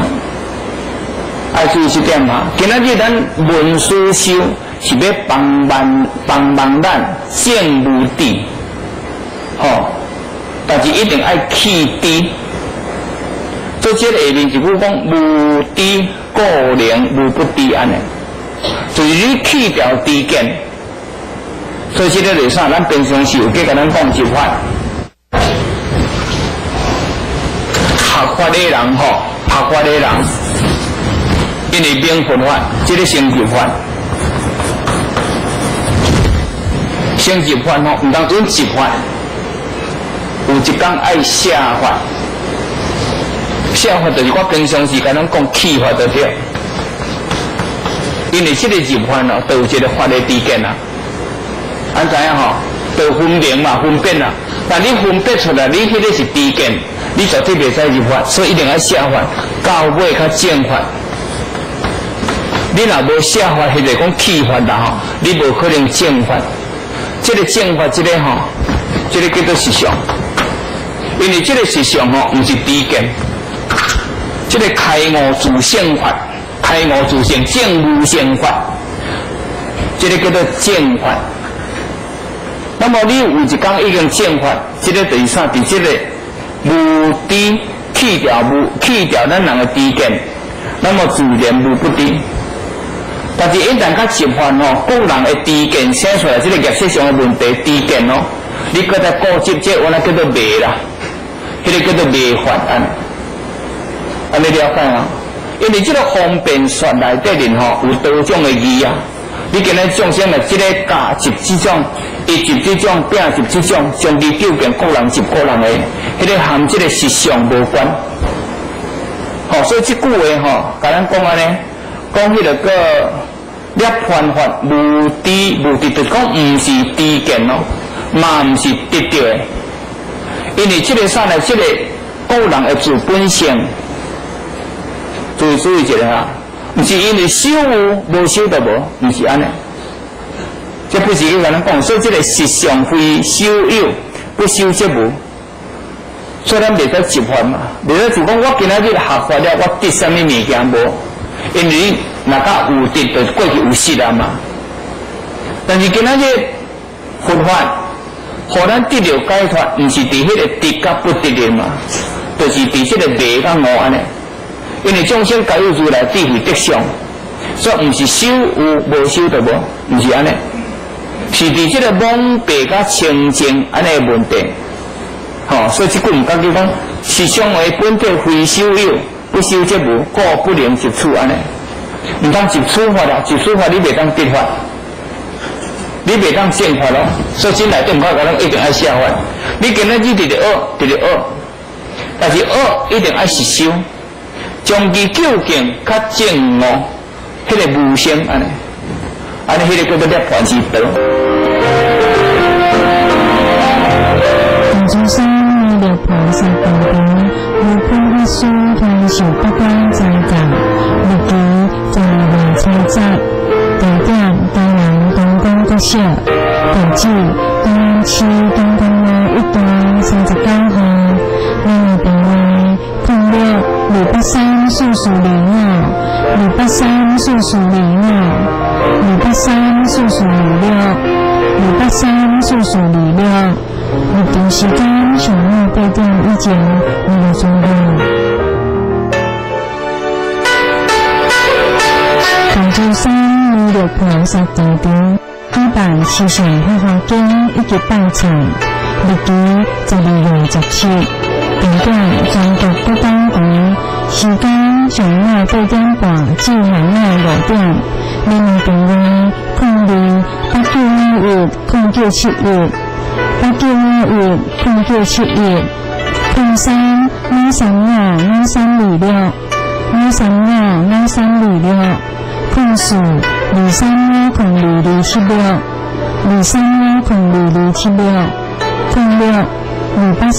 06-283-4405 283-4405 07-323-4299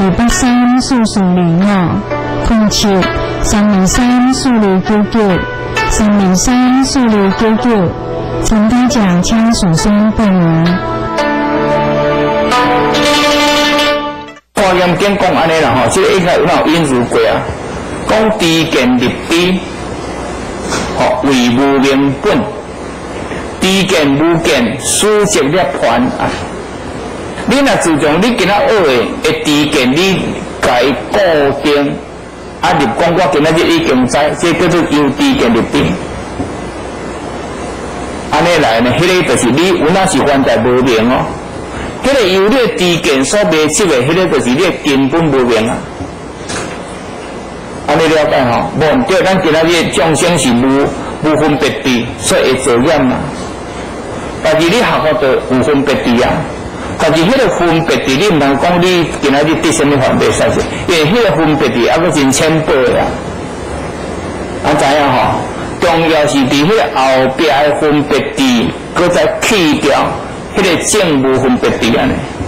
来呢，正就无分别知了，来较得着根本知哦。安尼就4个阶段。所以你毋通注重你今仔所学的，你当作你知，所以你。知见入知，就是由知见，你建立迄个知，迄个叫做无明本哦，迄个关在无明，是另外一种的无明，迄个叫做理识啦。讲安尼知影吧？迄个叫做另外一种理的理识。但是知见无见，就讲已经写法啦，迄个法已经都放掉，安尼开始真真正正，迄个不生不灭的了反得。安尼了解无？哈。这真重要哈，这真重要。若无吼，真正袂使。所以这内底讲了判个无知无得啦，无知无得来可以讲。吼，毋是因为你修有，也是你今仔日建立伫迄个佛法中的知见，当作你办偌济，毋是安尼。所以呢，不为愿求了判而受烦恼，伊无，因为即句话含头前顶关迄句生死了判不离嘛。所以今仔日呢，无为着伊要求了判来受烦恼。这个反应个清净的，伊毋是因为要求将来解脱，才来受反应。因为生死甲涅槃本来无异，生死本自涅槃啊。安尼记会牢袂？今仔日伫世间内底是有生死无毋对，这是缘生缘灭的嘛。事实讲本来就无生死，所以生死本体涅槃啊。所以等于生死甲涅槃同一体现。讲一种体现，这真重要哈！这几句话真重要，所以呢，真内底人呢，所以伊就直直修三净学啦。不过这几句话较特性啊，那大凡夫来讲，咱无修戒定慧，伊个袂使啊。但是生死甲咧传统的体现啊，那就修戒定慧。所以一个袂使呢，一个叫做渐处修三净上学戒定慧。这个在凡夫是一定爱安尼，但是有一天你袂因为涅槃，较来修三净上学安尼，这个就是你本身已经写法。一法中是当然爱安尼，暂时修你无改袂定，无定袂废，无废袂正涅槃，安尼就无解脱。但是心内底心内底是讲安尼哈。不为愿求涅槃而受烦恼，就是因为你彻底知一切法皆空无地也无定，这个在这个圣经内底就讲过。何况为了愿生三界，果报而修行啦。有诶，这句话为了愿生三界果报而修行。不为生死，不为涅槃而修行，这个叫做无愿解脱文。无起造作的念头啦，无起造作的念头，无为了三界果报修行，也无因为生死，也无因为涅槃修行，这个叫做无缘界，就是讲，因为你知影生死本就涅槃，生死中本来就涅槃。不过这个话是大乘的空义空义。虽然信解心心的这个空义，这个头前跟咱讲诸法本空，但是知影毕竟空是空，也不可得咯。今日有人会想讲，我嘅修行是要得到什么？我修行是要证什么？证无所证，证迄个无所证的空，安尼敢听有无？人咧修行讲，我为着什么要修行？是要证什么？安尼，就是证无所证之实证，是为实证哦。证无所为证的空义，安尼较叫做实证。而且内底毋捌去讲安尼嘛，知影毕竟空是空，也不可得啦，连空都毋是啊。所以，但是这个物件是假名说的啦，空还是无证还是证啊？这种假名说的，但是是不可作为实法会哦，唔通当作是实在会向一安尼。我大家做讲一下所谓见道得道迄是假象，因为咱无识啊，教识。咱国人会直接自性本就附着，咱并无识，是迷甲悟的差别名。佛陀解脱是悟，众生落在这六道轮回是迷安尼。咱人迄个自本性内底，伊嘛无安怎样，嘛无起入，无歹去，无问题。所以呢，袂当因为爱拗空理起空无我见袂因为讲我爱着迄个空理实证，起出着迄个无我见，安尼伊个有对台法啦，安尼就个变有对台法，所以有空就不起除掉，对这个空有那毋免执着，因为生死本空，涅槃会空，所以到底毋通讲，因为我要出离生死求涅槃。安尼就有一个对台的心理啊，安尼伊个无对。不过在话会听到无啥啥啦听到无啥啥。何况空无我，无所对比啊！空本来就无我，你个对比什么？你个修什么啦？可是这个是大乘的空理啦大乘空理，咱凡夫一旦甲未接思想，色声香味触法甲男女上这个有那是爱修，无修伊个袂当证到这个讲空无所定，无所定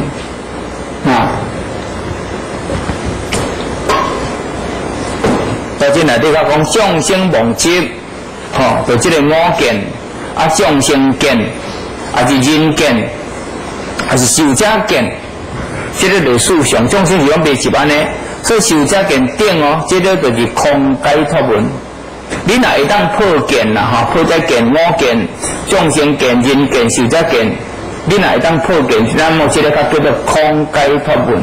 因为在诸事上在事上拢是假象，是因缘所成相，本来就无这物件。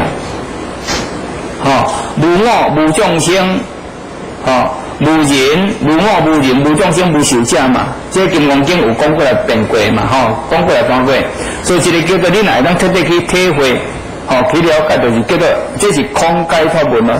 所以这个实行的三文就是有实实在在一个修行的这个出家人还是讲在家众。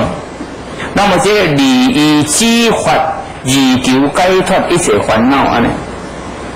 那么这个依止是什么？依止是什么？就讲依止的依着的处，就讲你执着的点安尼。依着所有所依，有所依就是有所着。你有这个执着，我安怎样？那么这个叫做执着。有所依着就有烦恼的处着啊。譬如讲凡夫伊处着是事物啊，我甲我所有，这是凡夫嘛，所以有处着就烦恼，烦恼就讲有贪嗔痴的意思，就起无明生贪嗔痴，安尼这个叫做烦恼，安尼呢就成就三界生死一切法做依处啊。因为你有贪嗔痴，必定作业。作业呢，难免身躯道、杀道淫、恶口、绮语、妄言两善。所以这个《楞严经》，咱就有伫这个个过来八关斋戒，就甲咱做讲过，佛陀一律就在讲众生若是依止执着到这个个金钱，作为起做一种妄处，那么你就无可能离开人间。迄个就是依止伫三大六道内底面。搁再另外一点呢，杀生为着个人的这个口白，你要爱要食这个物件，你犯着这个杀业，含众生的这个生命，已经有一个敢像对待的一个问题。那么对待你太伊嘛，你负生命罪啊，你将来就无可能离开这个世间，因为你爱去行，所以你就是以六道轮回为依止。搁再一点就讲男女上的问题，你若是讲对这个男女感情、男女理想，你无破迄个话，守清净行，那么你有那是冤在，伫这个世间内底负男女罪啊，你将来嘛无可能解脱，所以真来这句话啊，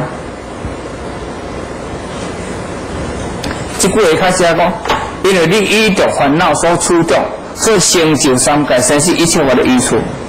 你一定无可能离开这个世间，就是贪着色声香味触，你就无可能离开，因为这个世间有色声香味触，你贪着就互这个所在，简单就甲你连掉的讲意思。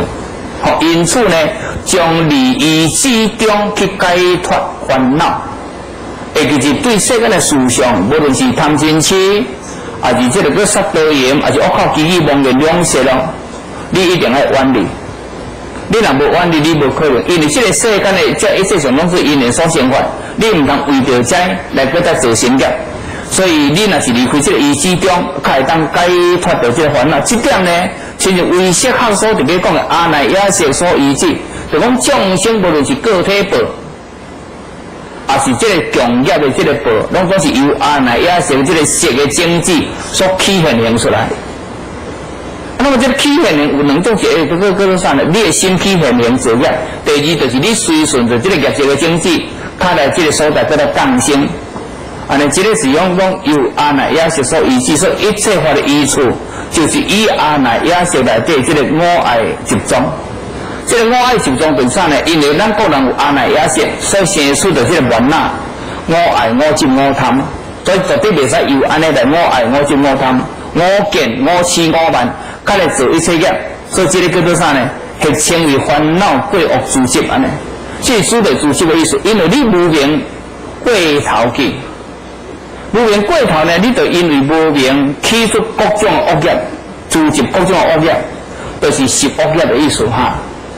因为众生是依止伫遮啦，所以不断的造业，那么这个中观学，就讲咱头先讲这个中道，就是中观论啦。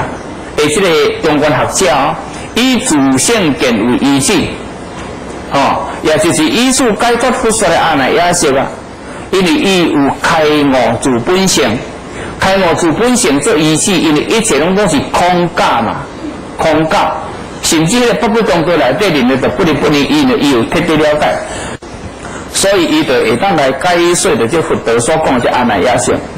所以透视过中观的人伊真正阿赖耶识的这个内容的实法伊就解说会出来。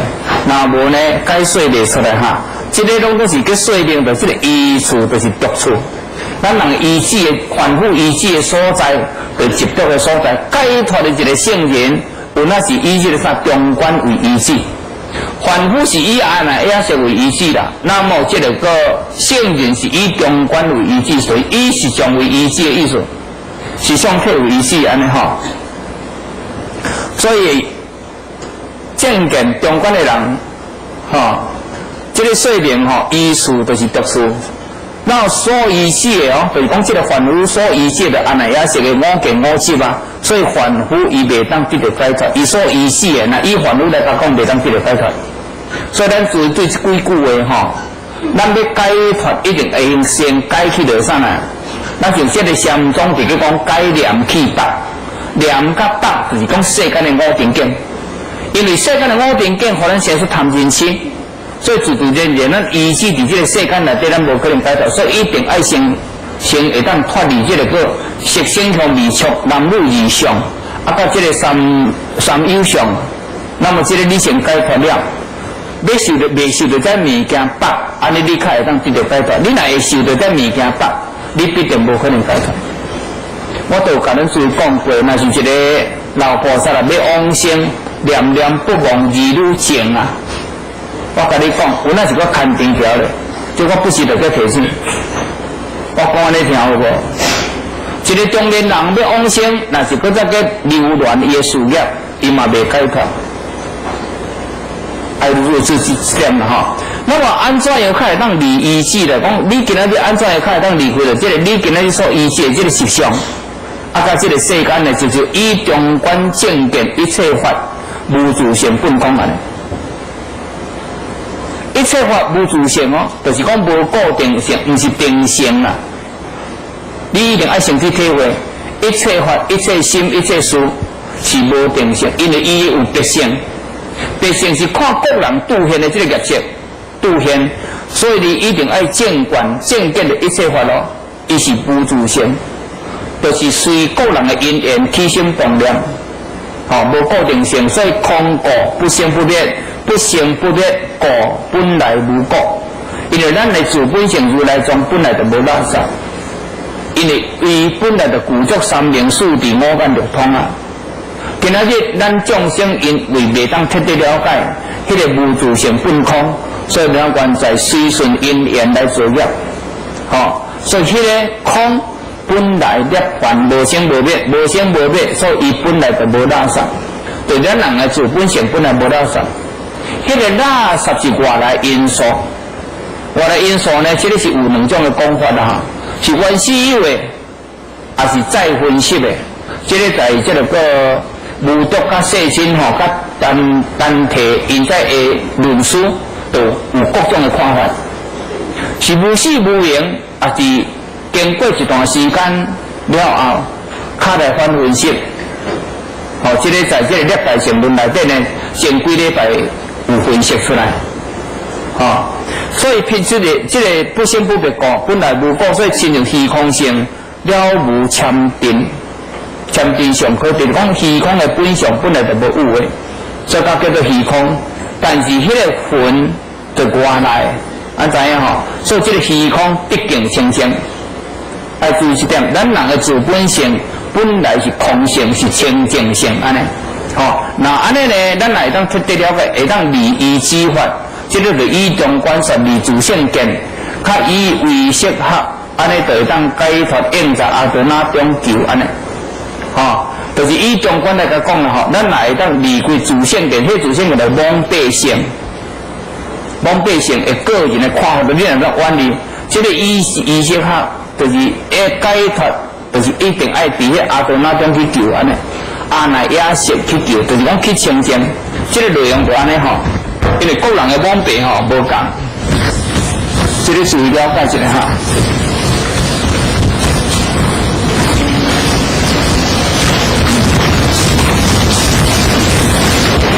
因为个人的这个邪见境本来如来藏内底是安尼嘛，这个是人人自有光明在，每一个人拢相像，无所谓圣人也无所谓烦恼，但是因为个人的妄蔽无共，所以今仔日咱世间的人有六种根本无明，就是这个贪嗔痴邪见，愚痴五万这物件一人一种。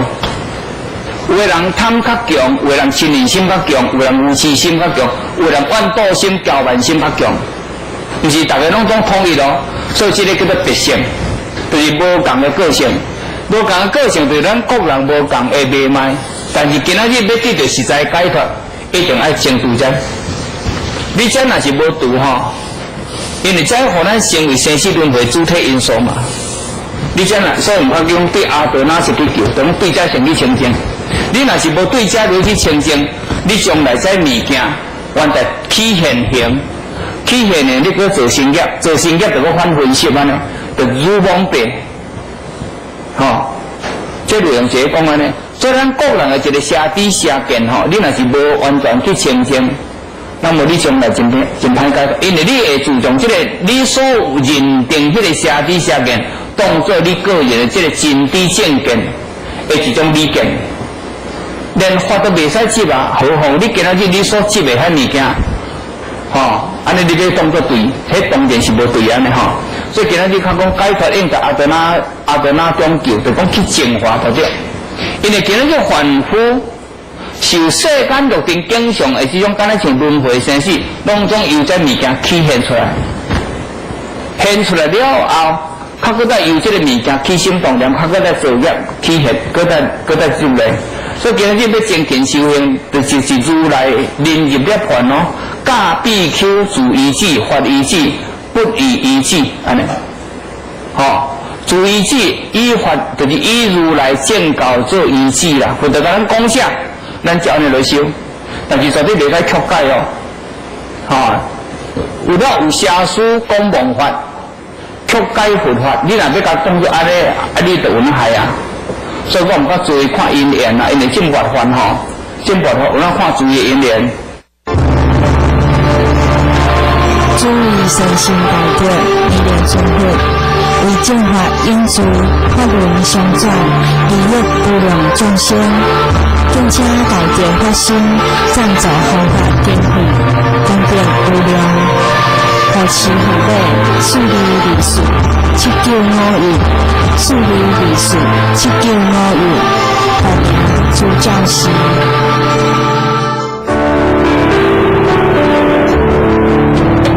大珠山弥勒菩萨道场，无空法师传授八关斋戒，历期12月24，地点向上国中，地址台中市李春路1段389号，联络电话：0423022276，23022276，23022276，23022278，23022278。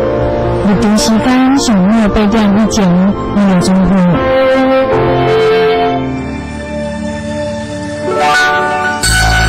大珠山弥勒菩萨道场，无空法师传授八关斋戒，历期1月77，地点新北高工，地址新北市高山区合府路1段241号，联络电话02-8951-0971，8951-0971，8951-0971。8951-0975，入场时间上午8点以前，2钟后。那么这种的本分事啦，这是本分的事，咱该依佛来修行，这是咱的本分事，因为你为着解脱嘛。你今仔日若无为着解脱，你永远嘛是冤在轮回啊！所以这本分事，所以较讲说自佛嘛是袂当使你解脱。佛就袂当互你解脱咯，你要解脱唔解脱是看你哦，所以讲不依他嘛，无唔对啦，有哪爱依他力，安怎依他力呢？今仔日有哪个爱佛甲咱摄持，众生有哪个爱佛摄持哦？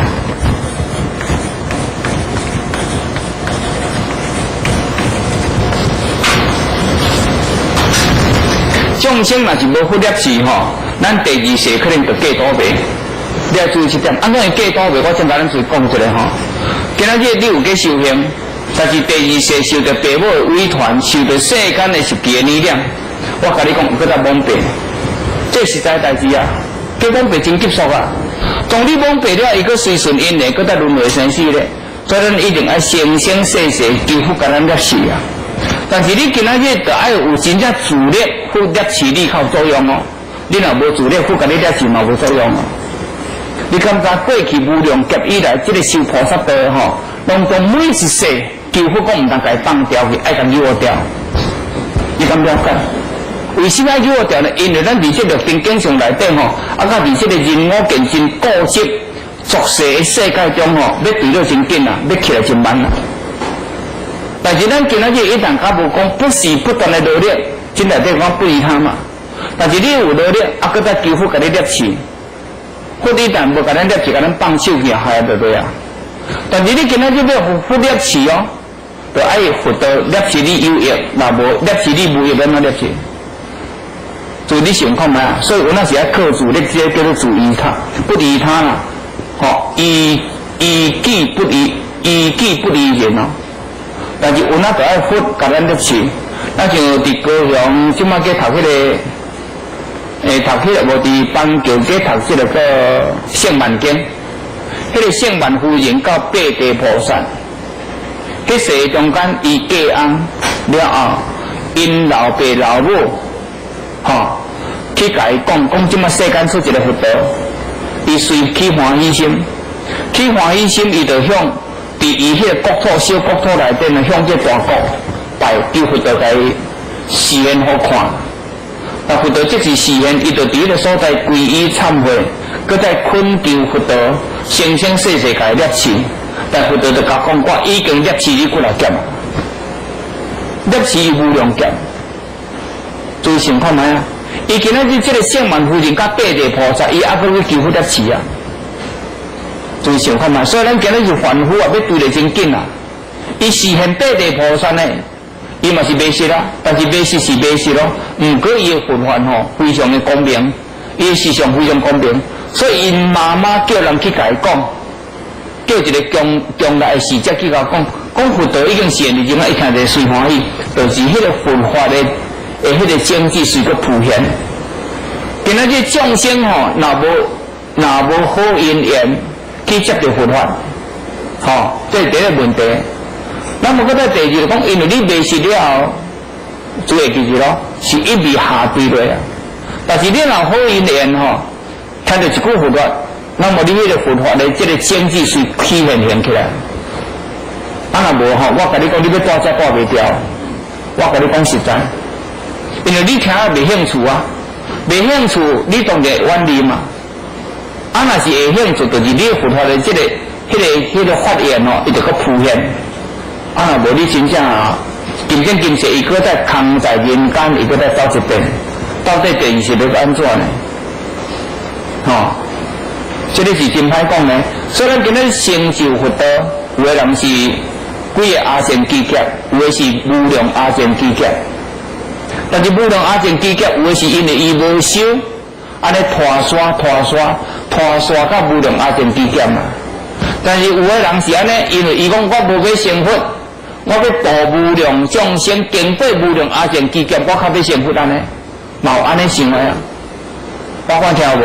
譬如佛尊伊三大富罗呢，佛道就甲富罗那讲你将来还是无量阿僧祇劫较会成佛，因为你进前，你就发大心，所以你伫无量进前的佛尊的下面，你就是一个真高说法的一个圣者。但是你已经度无量众生成佛啦，你今仔日还阁实现阿罗汉道，可是你未来还阁爱经过无量阿僧祇劫，你才会成佛，因为你的愿心是安尼，安知影吼？啊，有的众生是拖刷啊，哪要修哪毋修啊？吼，安尼到尾呢，将伊究竟呢，伊就安尼日刷。那就是讲，要证道阿罗汉，有的是3世，有的人2世，有的人经过60劫以上。咱当然看伊修无修嘛，所以今仔日注意的件吼，重要是咱行菩萨道中间第方面，你一定要注意志，不离他。但是你若有注意志，自然佛尊会甲你摄持安尼，安尼来你就袂对了。安尼若无注意志呢，那么佛尊要甲你摄持，那么甲你摄持这嘛是无啥物实质嘛。吼，所以那是靠他了，所以这个叫做不离他安尼吼。再来哦。依初法而修行，自我自度，不出一切依之相，这个叫做无上解脱了。这个是伊安尼讲义解说安尼，吼，依初法啦，吼，就是讲咱谈到去讲迄个空无我、无愿安尼。伊在法律修行哦，你会当自我自度，因为你有非已经破掉一切，达到三昧啊。吼，安尼自然你自我会当自度，但是会记住即句话：本我者则难度安尼。你家己无感悟，你无困难度家己，你真困难度家己，何况要去度众生呢？所以这个空无常无愿，这个叫做三解脱门嘛。你一定要透视甲真正式，甚至知影自我本空，一切甲因缘所生，你当然知影就袂先说原后这个世间的这个相，所以这内底较讲不出一切依之相安尼叫做无相解脱门安尼。你现在就知影有这个三昧的定境，但是你有那不执啦，无执着，那么持欲三宝来讲，第二，咱在欲在这三宝来讲就是你明心解空或是修行的心境因为这个三宝内底是包括法宝，这句话是包括这个法宝无对你本身内底若实在修行，较叫做正宝啦。正宝毋是出家人叫做正宝尔，出家无修嘛，袂使叫做正宝。在家上，若是修梵行有实质，佛陀嘛该认定讲，这个人就是真正的沙门。这都有讲过啊。但是这个三宝来讲佛宝、法宝、正宝，就一定要明清解空法而修行的心境，安尼较实在那么刻入正法，正法是叫讲空理啦正法是叫讲空理。那么其他叫做方便其他八万四种叫做方便，所以这个叫做性与空安尼。但所以呢，安尼可以当成分这句叫做啥？刻入正法。咱们下个见这个就是有一个叫做了义。因为佛法的八万四千法叫做不了义嘛不了义。但是这个个唯一，那个空义，那个叫做了义。所以这了义它叫做宗，那么不了义它叫做教安尼。这两句话记好。了义法叫做空理，就是佛陀念法khai摄微巧，迄个。搁再一点呢，达摩祖师的利益叫众生折教五宗，迄个叫做宗啦。那么这个八万四千法，这个叫做教啊呢。但是这个万教归一理，就是佛陀要甲咱讲啥讲一切法，互咱破除迷执了，开当显露如来实相安尼。迄个叫做万教归宗，咱了解也叫做万法归宗。所以宗就是讲实相，那么教就是讲语言。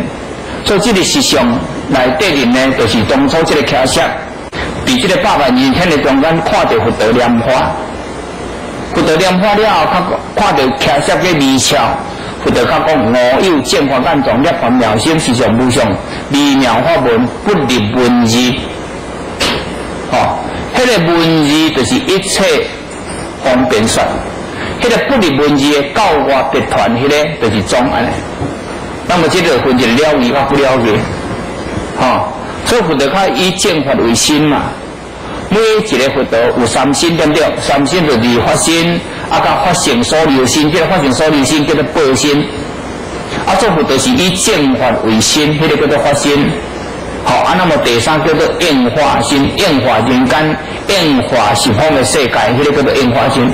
所以佛有三心是叫讲安尼，但是以正法为心，所以名叫做发心，这个较叫做真实的佛报所以佛报为啥？就是发心的意思，就是迄个发心就是虚空的实体上，佛是重要是这点代志咱有哪爱？咱的将来归纳归空，归纳到这个空性，有哪就是这个问题，迄个叫做发心。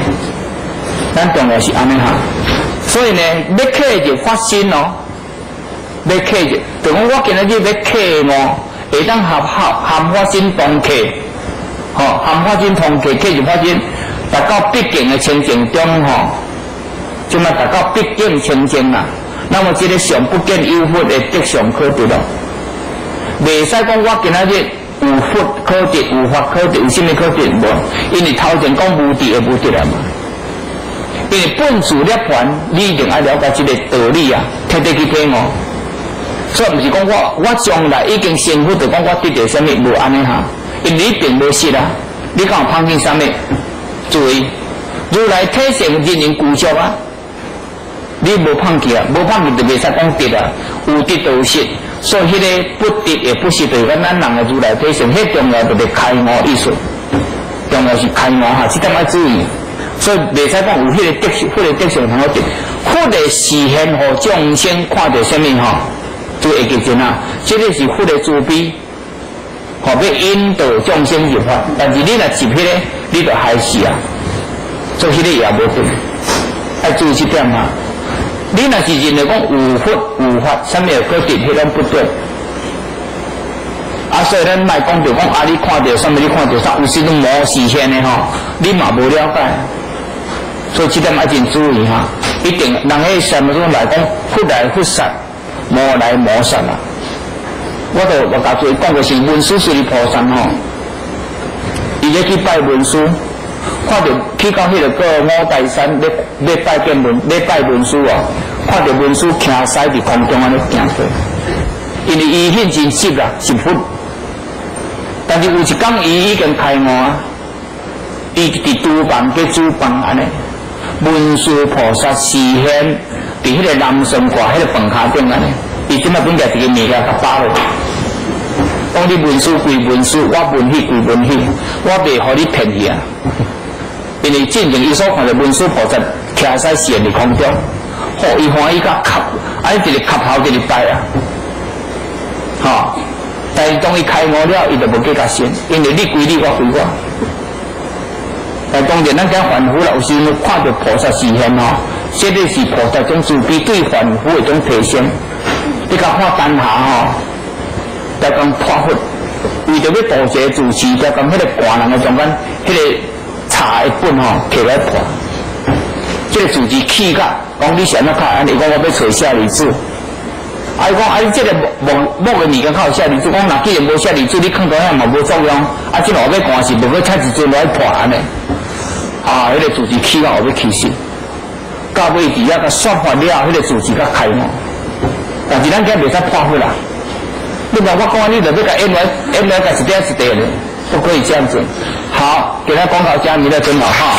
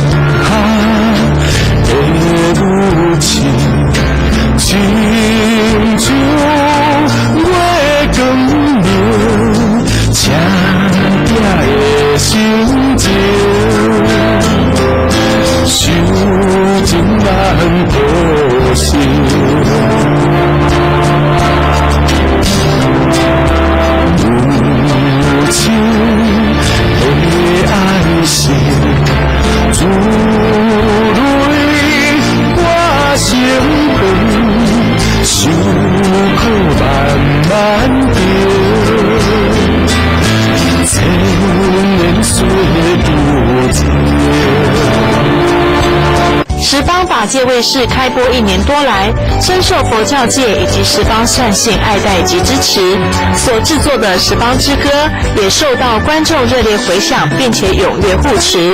我们以感恩的心，再推出精心企划护正法送好歌第2波的活动，13首经典歌曲只送不卖。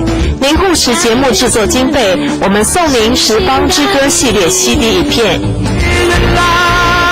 随缘啦，出茶感慨随缘过。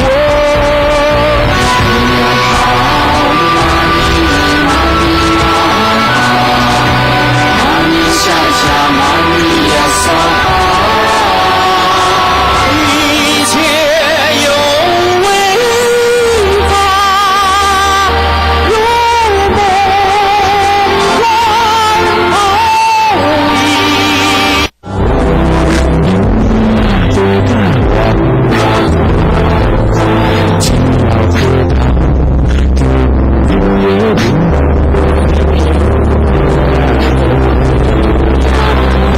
手加个几的心，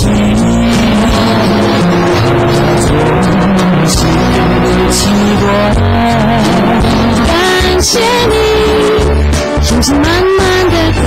经典好歌是您心灵的滋养良方，吱吱悦耳动听，值得您收藏。护持账号42274784，户名十方法界基金会。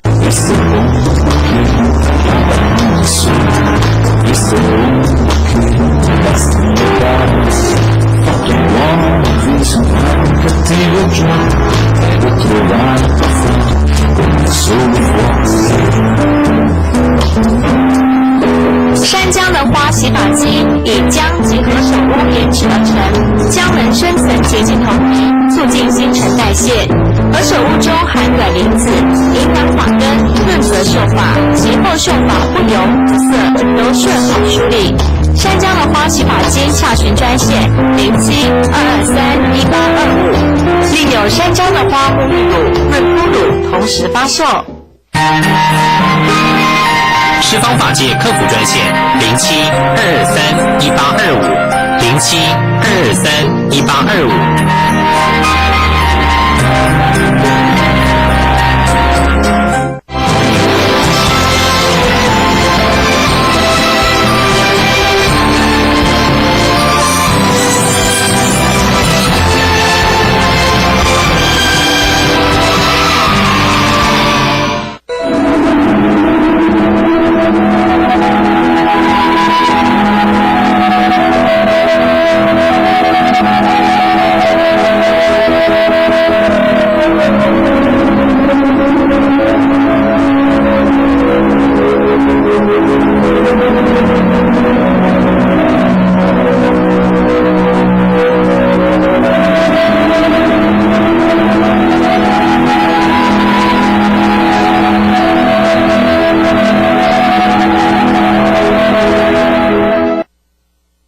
诸位同修，诸位同学，少忧少恼少病，安乐行，阿弥陀佛。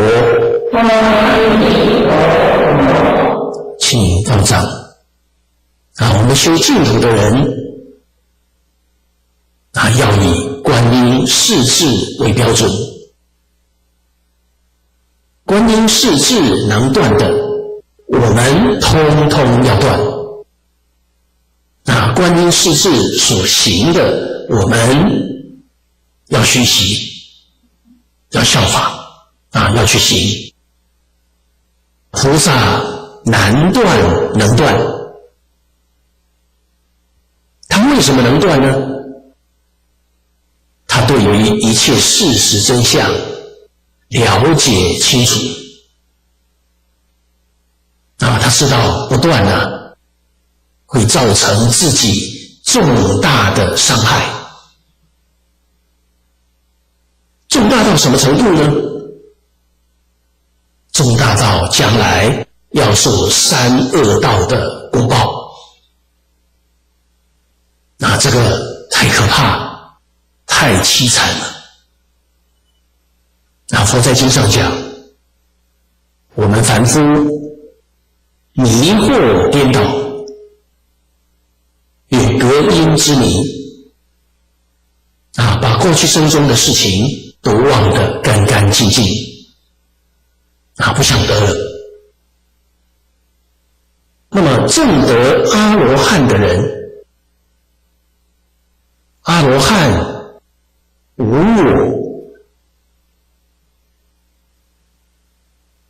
证得无我了。证得无我之后呢，部分的本能发显了，有一些神通了，他发显的还不圆满，他能够看到过去500世，再远就看不到了，能看到500世。这过去500世当中，大多数都在地狱。一想到地狱，他这个身上冒汗。虽然现在修行正果了，正果汉了，脱离六道轮回了。想到过去这些三恶道的轮回，还是心有余悸，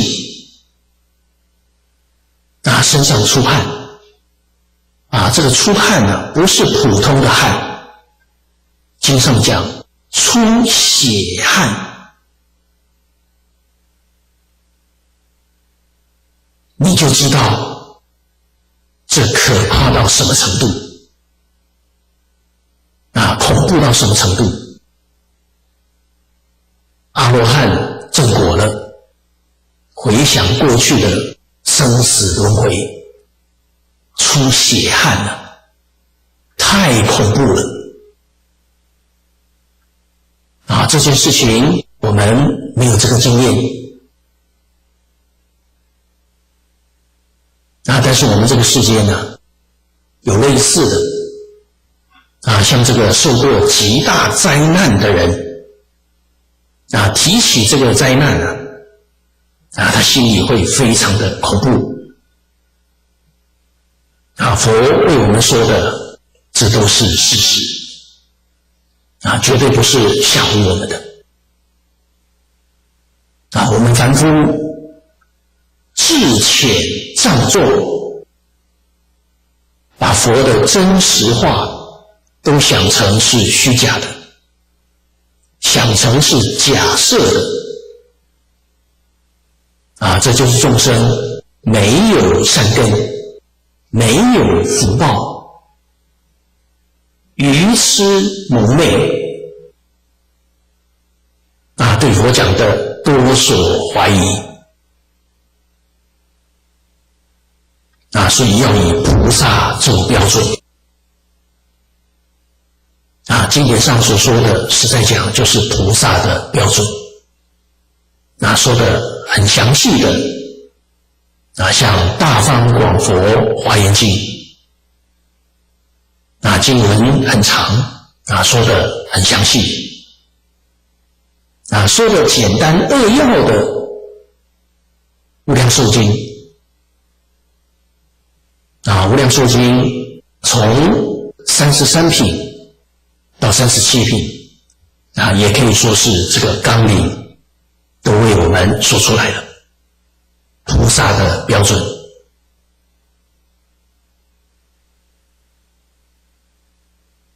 像说恶者真实心中勤修自他凡圣等善，这是第二种真实自力，这是修善，前面呢是断恶，这里呢修善。修善的标准也以菩萨为标准，这个里面还包括世间的行善。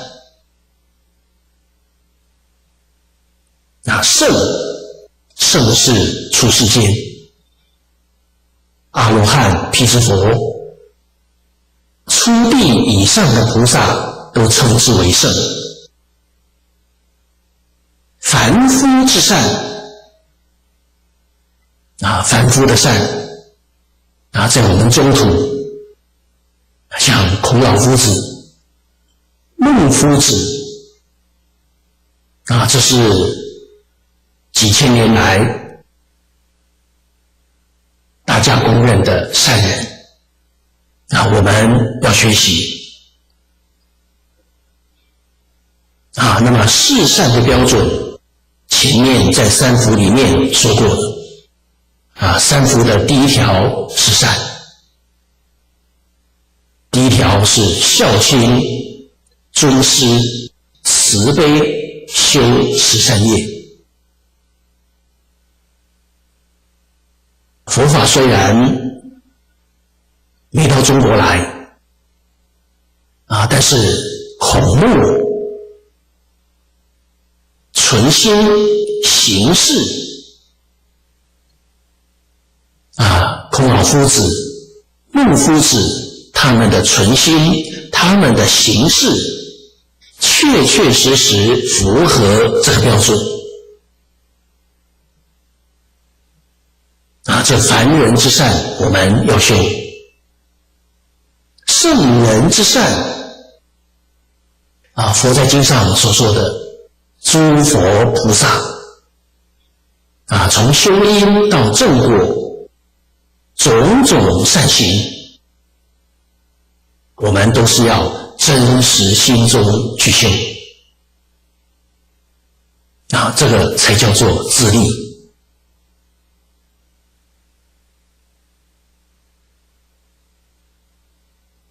那么这个文里面呢，缺少了利他真实。前面讲了两种真实，自利真实，利他真实。但是注解里面这个利他真实没有缺少了。那么从前面看过来我们就知道自利真实真正做圆满的，决定就利他了。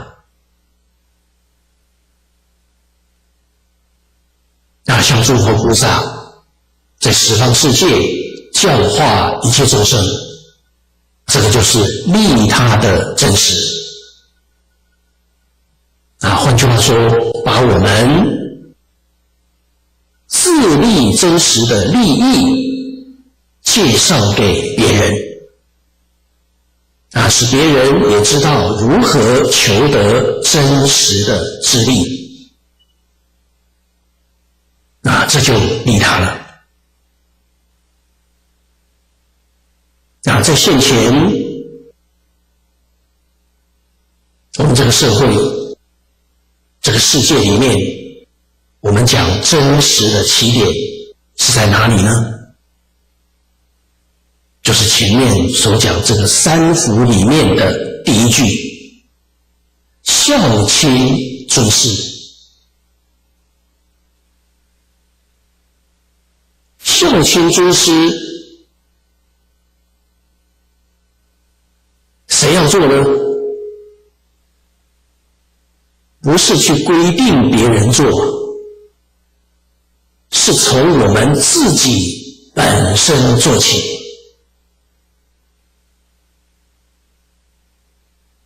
不要去要求别人，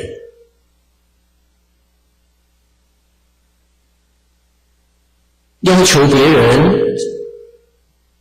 凡夫不喜欢被要求。凡夫你要求他，他还是不做，所以不是去要求别人，是自己本身去做。本身做好了，做圆满了，别人看到太好了，自动来修学，这才正确，这才叫度众生，不是去规定别人，去指责别人这个不可能度众生。那么孝亲尊师，我们自己认真去做，念念不忘祖先，你自自然然就能够孝顺现前的父母。久远的祖先都不忘，你的父母怎么会不孝顺呢？2500年前的孔老夫子，我们没有忘记他。3000年前的本师释迦牟尼佛，我们天天念他。那眼前的老师哪有不尊敬的道理？这就是孔老夫子在《论语》里面所说的慎终追远。纪念久远，目的何在呢？明德归厚。养成一个醇厚的心理心态。目的在此。所以中国自古以来，这个帝王治理国家最重要的祭祀。帝王给老百姓做榜样，祭祀祖先。帝王的祖先叫太庙，百姓的祖先叫祠堂。劝孝、祭孔，祭祀孔老夫子。孔老夫子是老师，是老师的代表。这都是历代尊称为至圣先师。师道，孔老夫子代表师道，祖先代表孝道，祭孔提倡师道。学生不忘老师的恩德。所以我们讲的这个自利真实跟利他真实，从哪里做起呢？从这里做起。孝亲尊师。各位同学们在家里面有佛像，实实在在说，要供祖先牌位，要供老师的牌位。这个老师就供大成至圣先师孔老夫子的神位。这个对于世道人心、民风，这个风俗道德会有很大的影响。家里的小孩看到你天天礼佛，礼佛也祭祀祖先，也祭祀孔老夫子，然后这些道理跟他们讲解，他这个印象深深印在脑海里，一辈子都不会忘记。小孩子将来就是孝子贤孙，知道尊师重道。我们要做一个榜样给他看，这非常重要。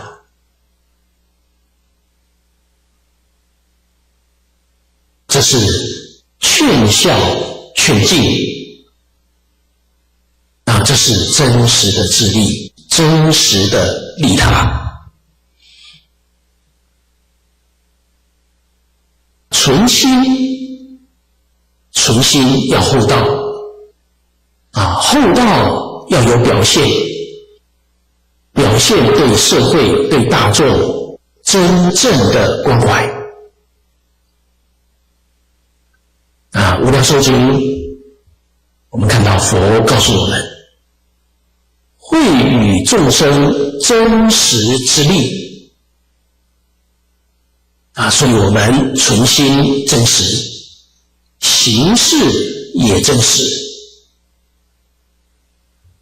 我们学佛的人，如果从这个地方着手，整个社会对于学佛看法就不一样了。我们劝人学佛，劝人念佛，只凭嘴巴，只凭嘴巴去劝没有用，要有行动。如何带动这个社会都来学佛？而且一定要把真正的佛教说明白。真正的佛教是佛陀至善圆满的教导，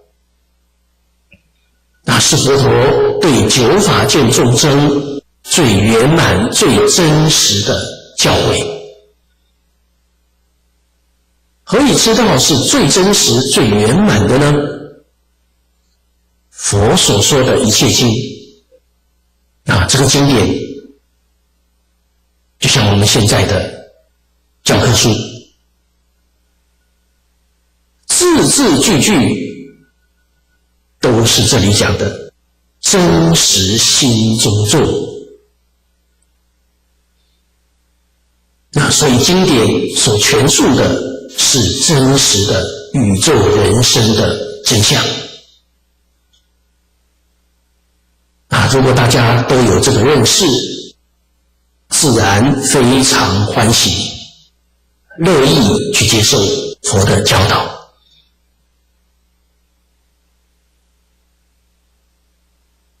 所以凡是好的教训无论是世间的圣贤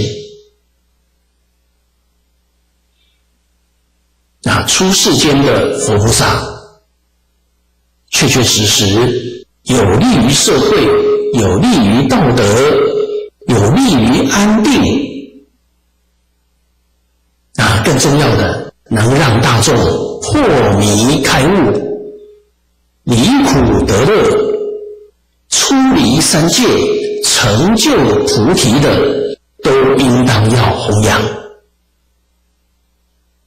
适时适机的教导大众我们看佛的经典，5种人说经，佛都承认5种人里面，第一个是佛，第二个佛弟子这是佛门的，其他的3个呢都不是佛门的但是呢，只要说的宗旨与佛相同，佛都承认这个宗旨在佛法里面称为3法印小乘所讲的诸行无常，诸法无我，涅槃寂静如果能符合这个宗旨，无论是什么人所说的，佛都承认，这是佛经不一定要佛说的。那么大乘佛法，大乘佛法只有一法印，什么法印呢？一实相印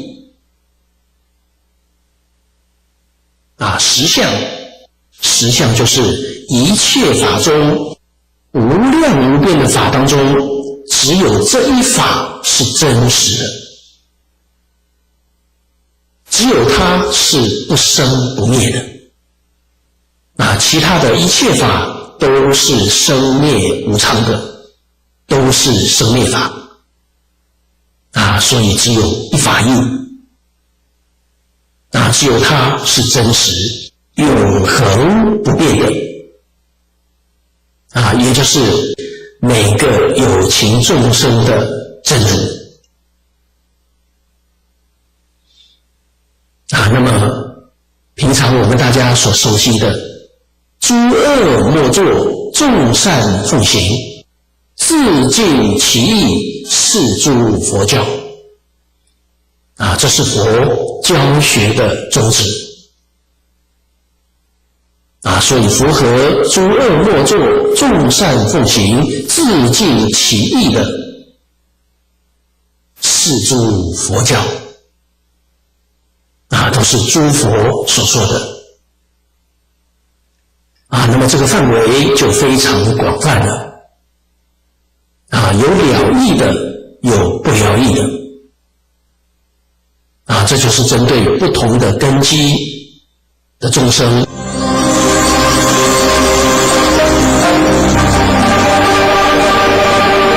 光寿山台中法莲教统学会之创立，传承依循13祖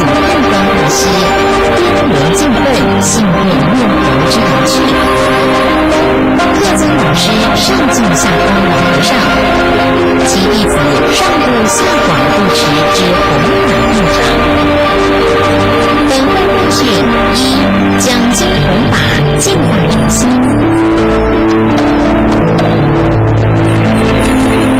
二、持名念佛，当生成就；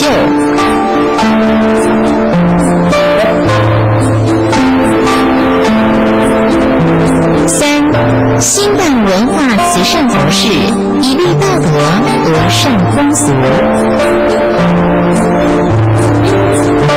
古德云：不染圣教衰，不染众生苦之理念。筹建光寿山法莲佛陀教育学院。光寿山坐落在台中太平悠悠云山中，成名光阴之圣地。愿景续建如佛讲堂、长照中心、有机农场等，引导大家修心养性，内而佛，外而儒之修学方向，引导上宾。未来还有个我有众苦，但受诸恶之圆满归去之净业永长圣地。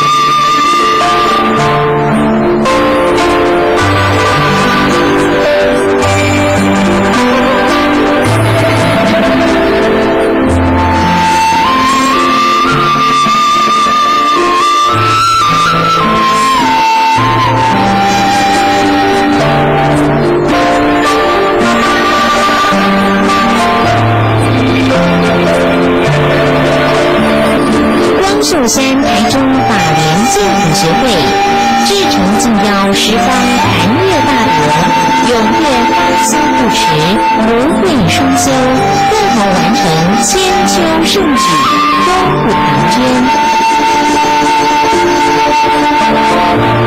洽询电话04-2291-3567，护持账号邮政话拨账号2270-3000。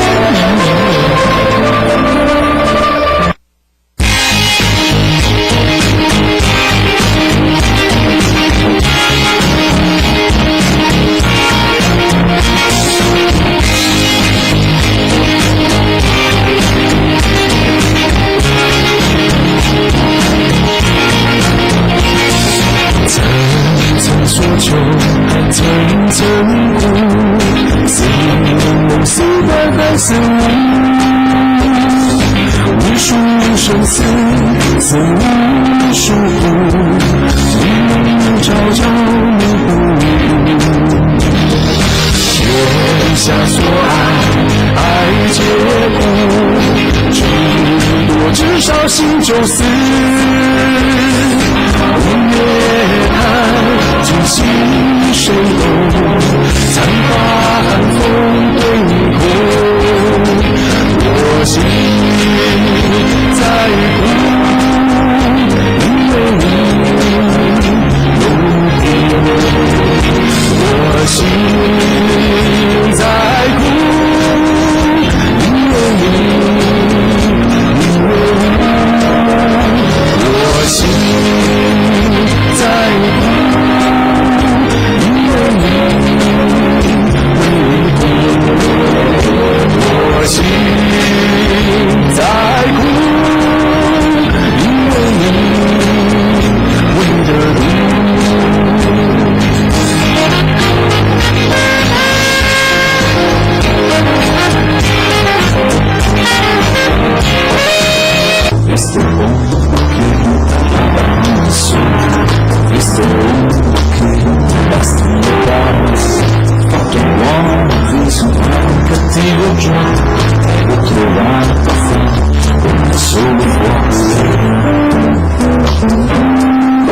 山姜的花洗发精以姜结合手污研制而成，姜能深层洁净头皮，促进新陈代谢。而手污中含软磷脂，营养发根，润泽秀发，节后秀发不油不涩，柔顺好梳理。山姜的花洗发精洽询专线07-223-1825，另有山姜的花沐浴乳、润肤乳同时发售。十方法界客服专线07-223-1825，07-223-1825。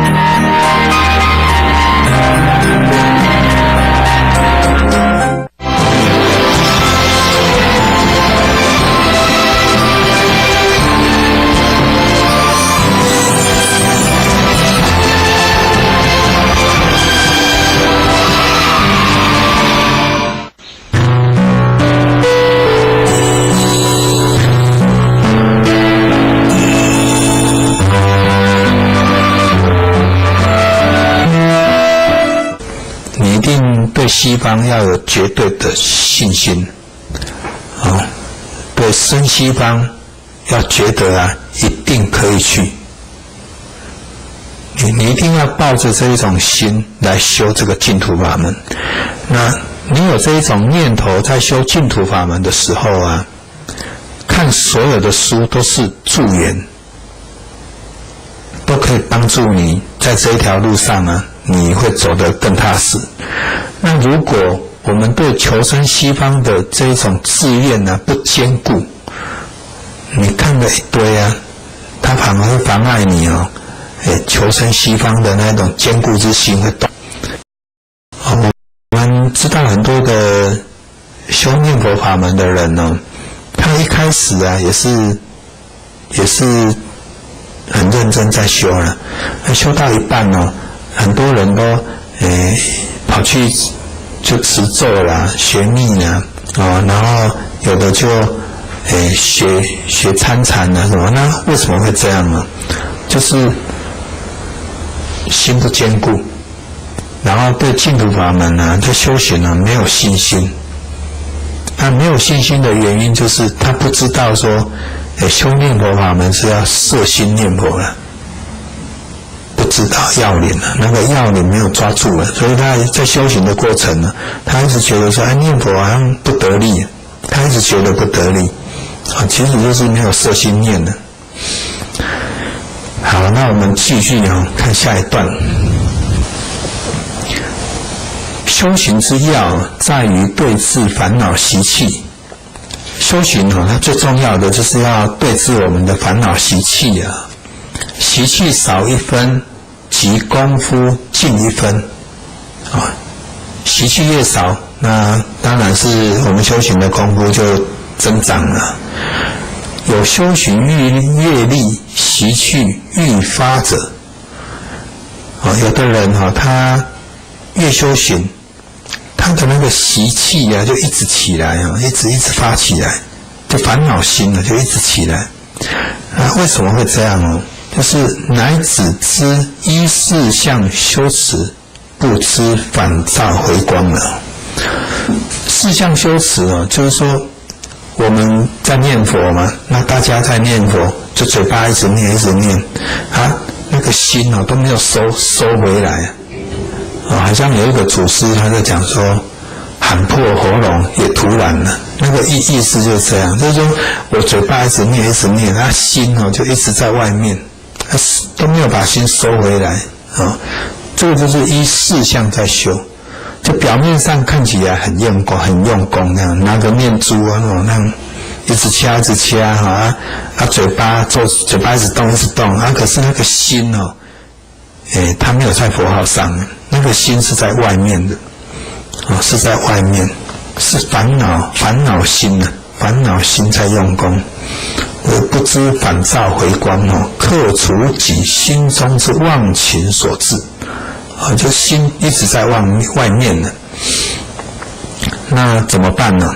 那印光大师讲当于平时欲为提防就我们在学佛的平时你就很注意，很注意说这个心不要让它乱跑则欲尽逢源，自可不发。就时常要注意心，收回来这样子。那碰到境界啊，或者是说有什么因缘那我们心才不会随着外面境界跟因缘跑在那边转。倘平时视得我此身心全属幻妄，求一我之实体实性了不可得。这个意思就是说，假使我们平时能够了解我们这个身体跟我们这一念心，它都是属于幻跟妄。那求一我之实体或者是实性了不可得。实性的意思实性的意思就是真如的别名就是我们这一念心真如实相。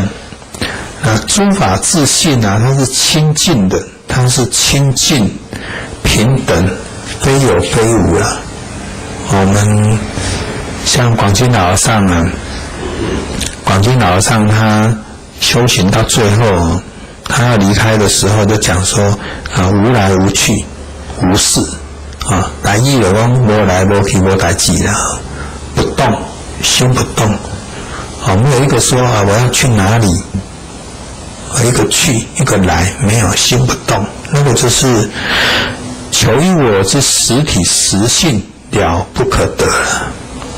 那既无有我，何有因缘因人而生烦恼之事？这我，这个我就是我刚讲的五蕴皆空，色受想行识五蕴皆空既然没有一个真实的我，那怎么会有说因境界或者是因人而生烦恼之事我们现在都是把我们这个我当成是真实的我，所以我们有一个真实的我，就有一个真实的别人了。那我们会对别人所讲的话、所做的事情我们都会起心动念，就无明烦恼就起来了。好像别人讲一句话听了之后我就受不了了，就在那边搅烦恼那如果你能够照见五蕴皆空那就没有说什么因境因人而生烦恼之事就没有了。这是在根本上下手了。所以印光大师他讲说，此乃根本上最切要之解决方法。虽然是这样子讲可是很多人他还是没办法。那没办法怎么办呢？就印光大师他讲说，如不能地了我空如果你对这个五蕴皆空这个四大假合之身你这个还是没办法没办法看空那怎么办？当依如来所示五停心观而为对治。印光大师会举例说五停心来对治，这是5种方法来对治我们这一念心。那第一个就是多贪众生不净观不净观就是观我们在念这个身体对身体的贪着这个贪欲好像我们男众男众对女众，女众对男众这一种色欲我们就举例这个色欲。那不净观就关照我们这一个身体它是皮包，外面是一个皮包起来，里面就是有血有水有汗肚子里面就是有尿有屎然后我们的眼睛、耳朵、鼻子我们所有的孔流出来的都是不干净的东西这是一个修行的方法就是我们平时如果说这样子关照的时候你会发现那个身体是很脏的也没有什么好贪求的了。那自然对这一种男女之色欲，你慢慢的就会看淡，到最后就没有这个是对治方法的多贪众生不净观修这个不净观，观身体的不净啊。那观到最后啊，就是人死了之后，那就我们去助念大家也都有经验嘛。你去助念你会发现说，这个亡者几个钟头以后啊，他旁边就有那个小飞蚊呢，小小只那个众生就来了。为什么会来？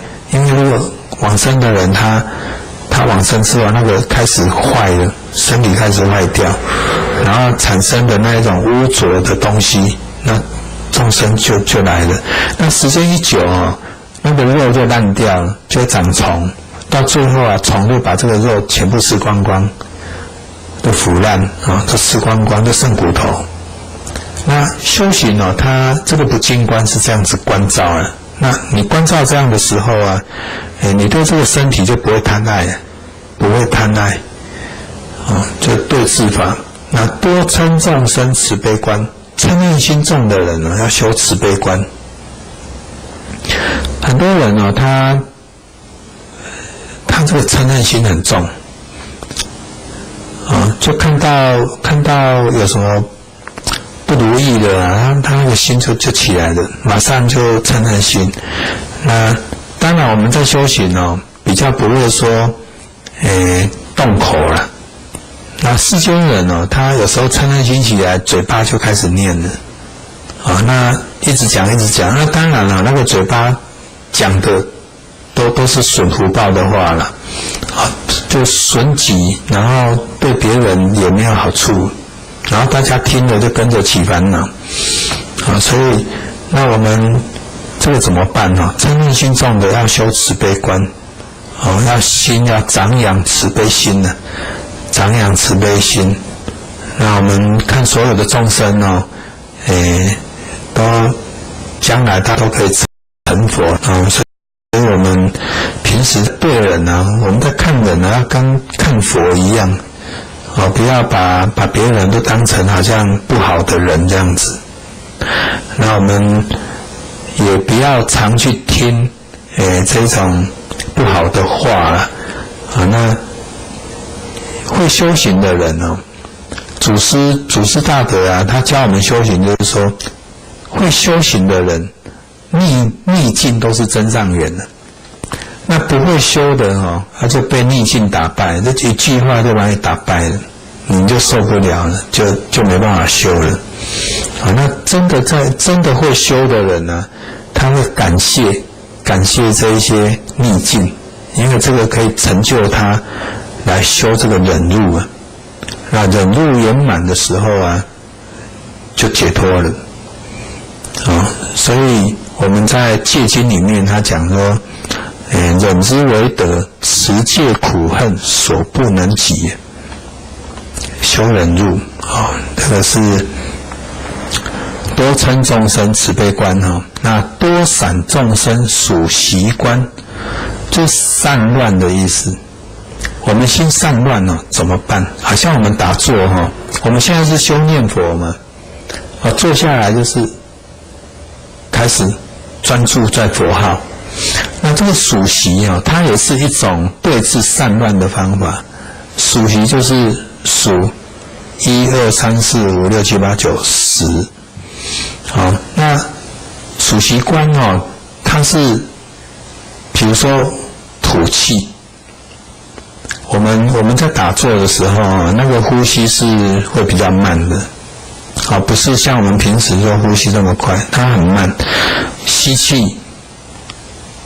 气不要数比如说吸气的时候不要数，吸进来慢慢的吐出去的时候就数1、2、3、4、5、6、7、8、9、10，刚好吐完，再吸进来，再1、2、3，就这样吐出去，那个气就慢慢的把它吐出去。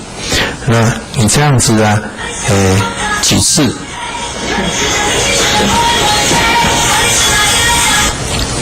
好，我们这样子吸吐几次之后你心就就不会散乱的了。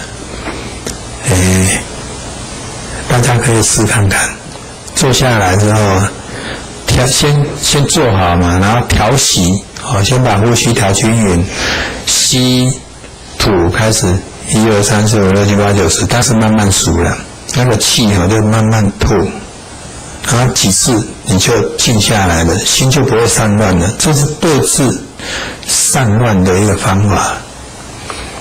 好，然后吐气，好，那或者是说我吸气的时候数，吐气不数。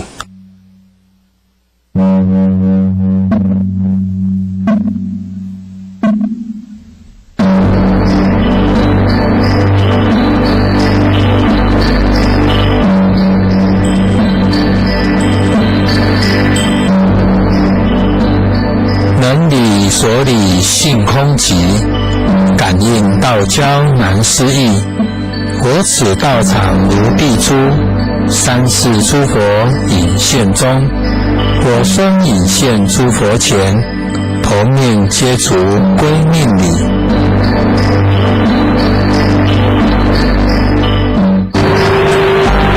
大慈山万源寺坐落苗栗县造桥乡，这里民风淳朴，环境优雅，是一个修行的好地方。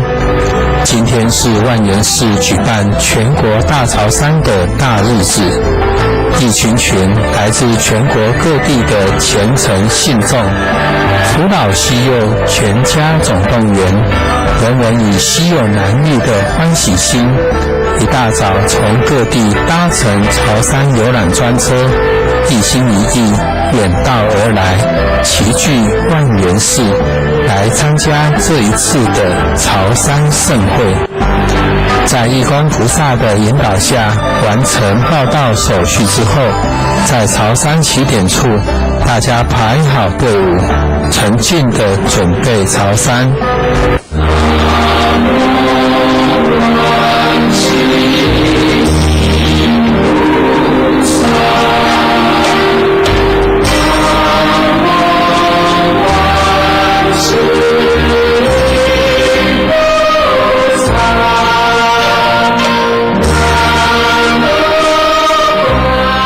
所谓念佛一生，福增无量；礼佛一拜，罪灭河沙。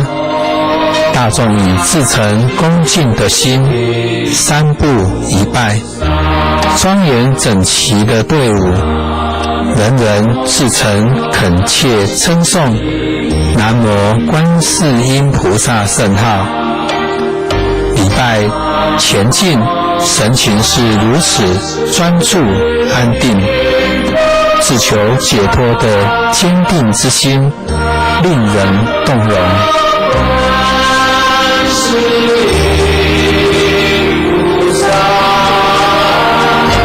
瞧，这群小朋友是谁家小孩呢？真是太有善根了，就连坐着婴儿车也不放弃这次殊胜的潮山因缘，真是令人赞叹。越跪拜，心地越清净，越清凉；再跪拜，内心更谦卑，更光明。由山下到山上，步步踏实，念念佛名，至诚恳切礼拜，只为祈求慈悲的观世音菩萨加倍，世界和平，天下无灾无难，国泰民安，社会祥和，也扬起在场每位佛弟子业障消除，身心吉祥，道业增进，行菩萨道，广度群生，圆满菩提。千人潮山队伍分批次朝拜圆满，在义工的带领下，井然有序地排好队伍，静心念佛，准备进入大殿回向。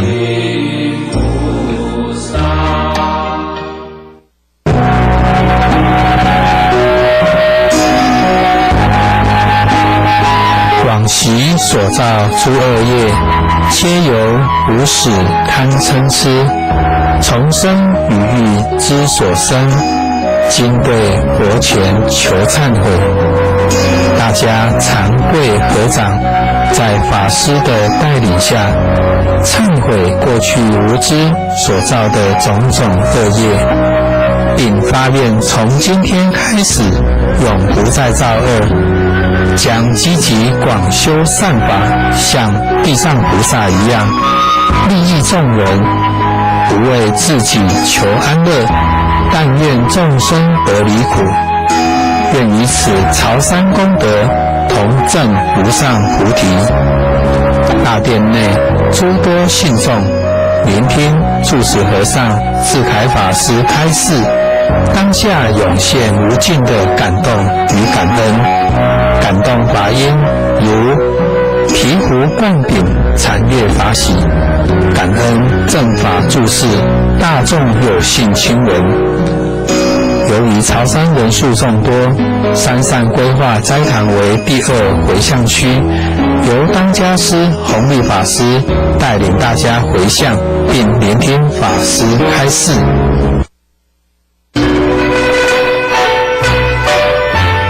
山上目前正在建事之中，回向结束后，菩萨们不忘做功德、修福报，用行动来护持三宝，让正法久住。朝完山歇一会儿，喝一口发心义工们所准备的各式茶水，顿时身心舒畅。走下阶梯，两旁的竹叶飘逸，和风徐徐，多么清凉自在。在园游区发心的义工们正忙着准备佳肴供养大众，大家鱼贯排龙，一一享用各式的素斋，细细的咀嚼品尝，感受来自全国各地发心义工们为成就大家来朝山的爱心。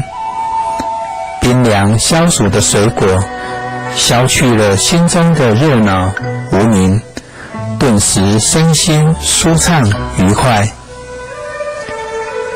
这是一场可口温馨的素食飨宴，吃出爱心，吃出健康，更吃出智慧。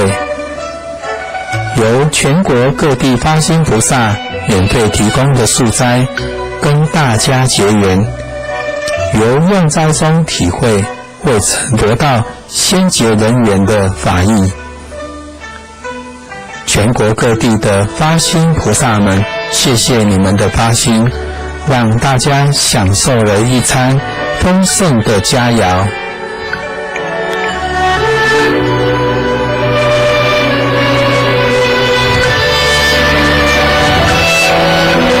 最后，发心菩萨来一张大合照，我们也要谢谢你们来朝山哦，让我们结下了同生西方之缘。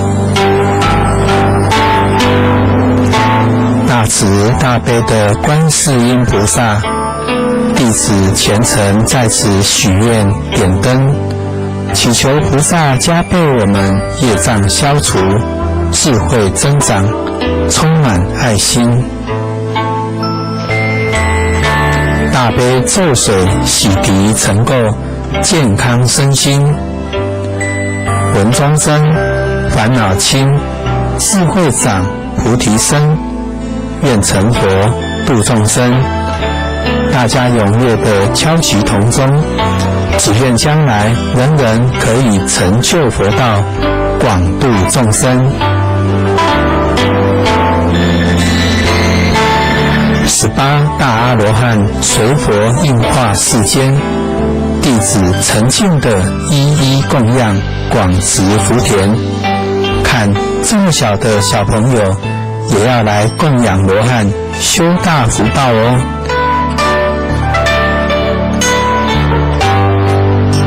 愿今天供养圣真的功德，能脱离六道轮回之苦，成就涅槃极尽之乐。建市义卖区所有的物品，是全省联友把家中压箱宝拿来义卖，或是客家米食、点心、自制的手工艺品、香皂、香环，乃至自家出产的产品，琳琅满目，从吃的到用的，应有尽有。所有潮汕的联友，不管大人小孩，大家发心，人手一份。这些所有的义卖所得，将作为万元市的建市基金。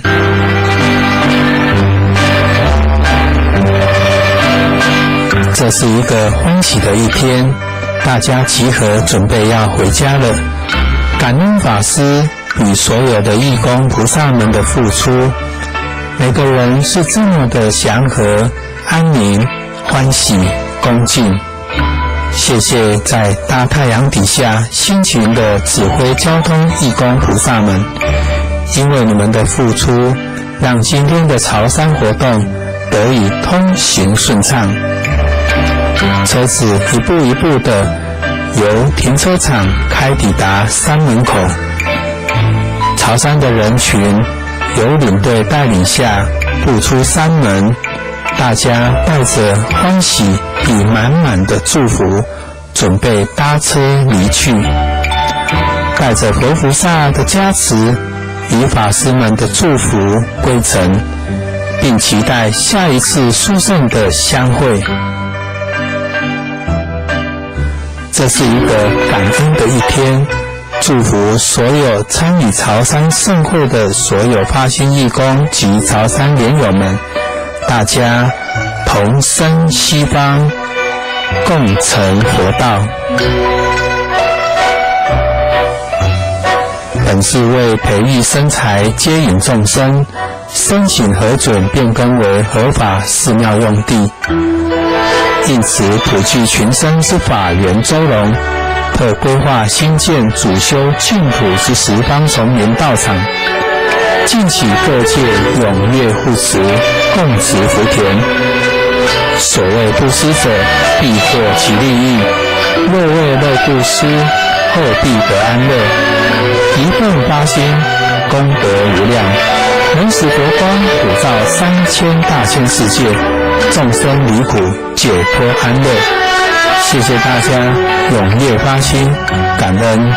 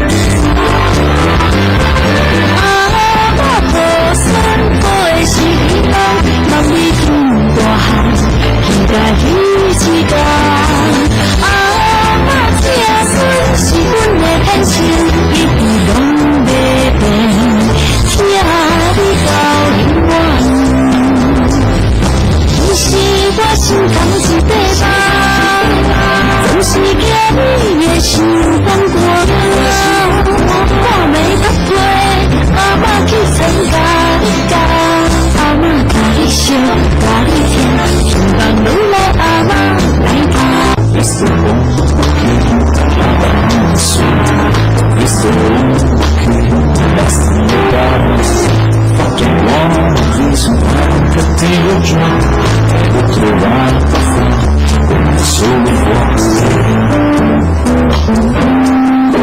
山姜的花洗发精以姜结合手污研制而成，姜能深层洁净头皮，促进新陈代谢。而手污中含软磷脂，营养发根，润泽秀发，节后秀发不油不涩，柔顺好梳理。山姜的花洗发精洽询专线07-223-1825，另有山姜的花沐浴乳、润肤乳同时发售。十方法界客服专线07-223-1825，07-223-1825。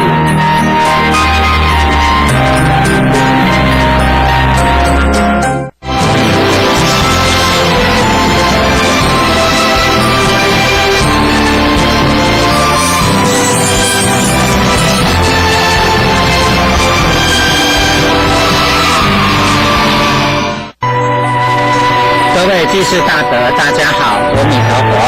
伯恩寺第3期的工程弥陀殿正在建设当中。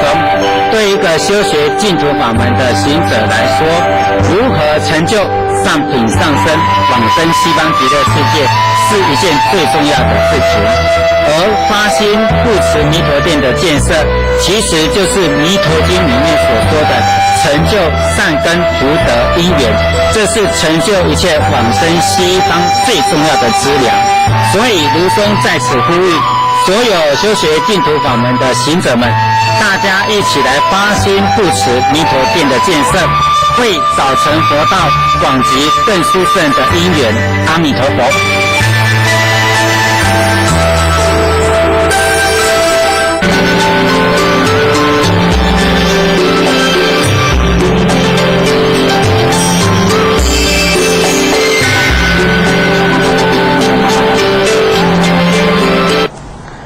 南无本师释迦牟尼佛，南无本师释迦牟尼佛，南无本师释迦牟尼佛。无上甚深微妙法，百千万劫难遭遇。我今见闻得受持，愿解如来真实义。各位电视机前的观众，大家好，阿弥陀佛。我们今天呢，请大家翻开讲义的第15页，请大家呢看左边这个栏位第3行。那我们在上一节呢，已经跟各位谈到说啊，从施物，还有呢福田，还有布施心当下去论断这功德的部分呢，已经谈一个段落。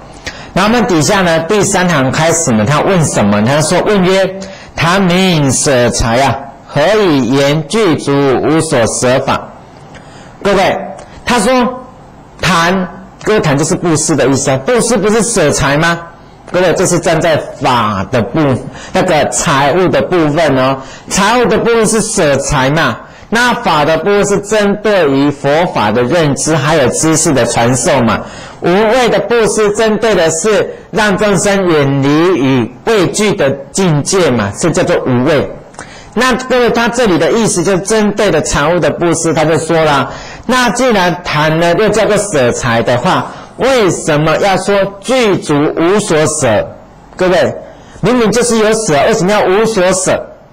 各位，这一点很重要哦。来，我们首先看里面呢，他所谈的，他这里的回答呢说，答曰：谈有2种，一者出世间，二者不出世间。经说出世间谈无相，无相故无所舍，是故言具足无所舍法。好，各位，然后说菩萨他回答这个问题，他就告诉我们一点了。他说，同样布施有出世间，有出世间，有不出世间哦。如果是不出世间的，那各位，那叫做世间的布施。请问电视机前面各位，什么叫世间的布施？世间的布施就是有染着，各位你了解吗？那出世间就是要出三界，那各位出三界就是要远离我们众生的贪嗔痴烦恼啊。那如果是世间的布施，那对不起，那是跟我们的贪嗔痴烦恼相应。那跟我们贪嗔痴烦恼相应的，各位你要记住一点，凡夫贪嗔痴相应的就是有我执啊。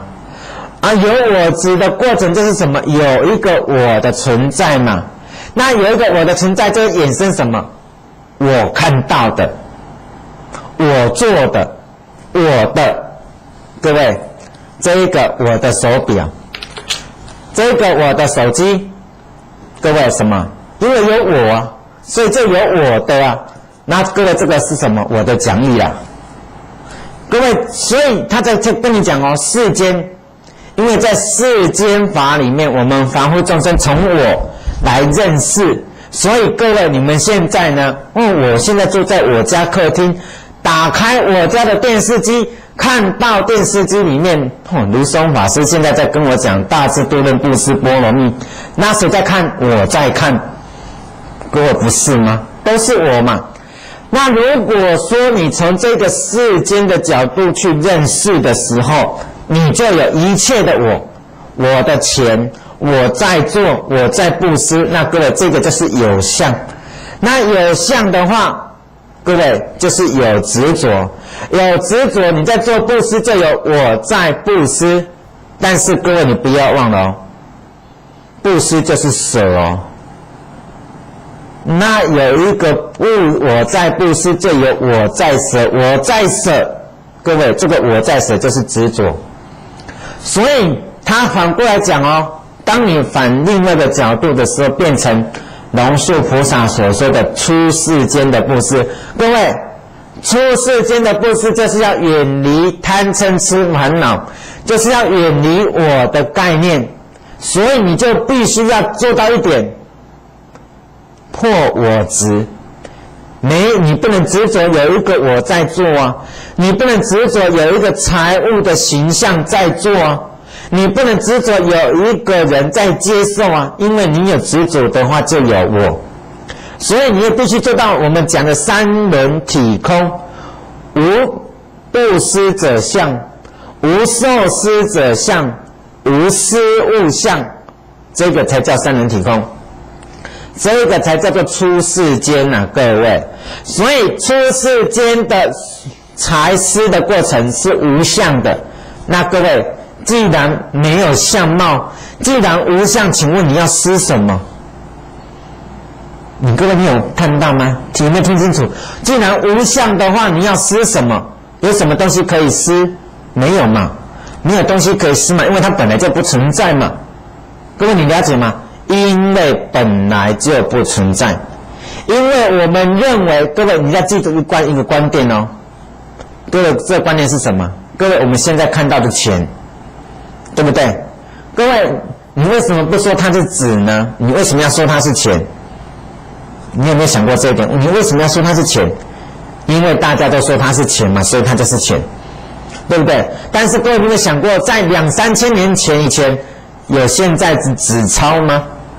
在3-4千年前，人家用来做钱财的货币是什么？以前古代有些是用什么？用贝壳哦，用贝壳作为钱财啊。那在古代以前，我们说还有的是什么？用黄金啊，用银子啊，跟我们现在的钱是不一样的。各位，这是什么？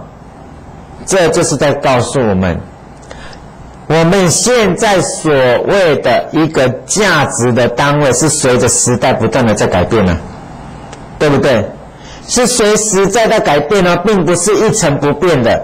所以今天我们要去认识到一点啊，今天一切我们所谓的有价值的物品，它是因缘和合而产生的。各位，为什么因缘和合产生？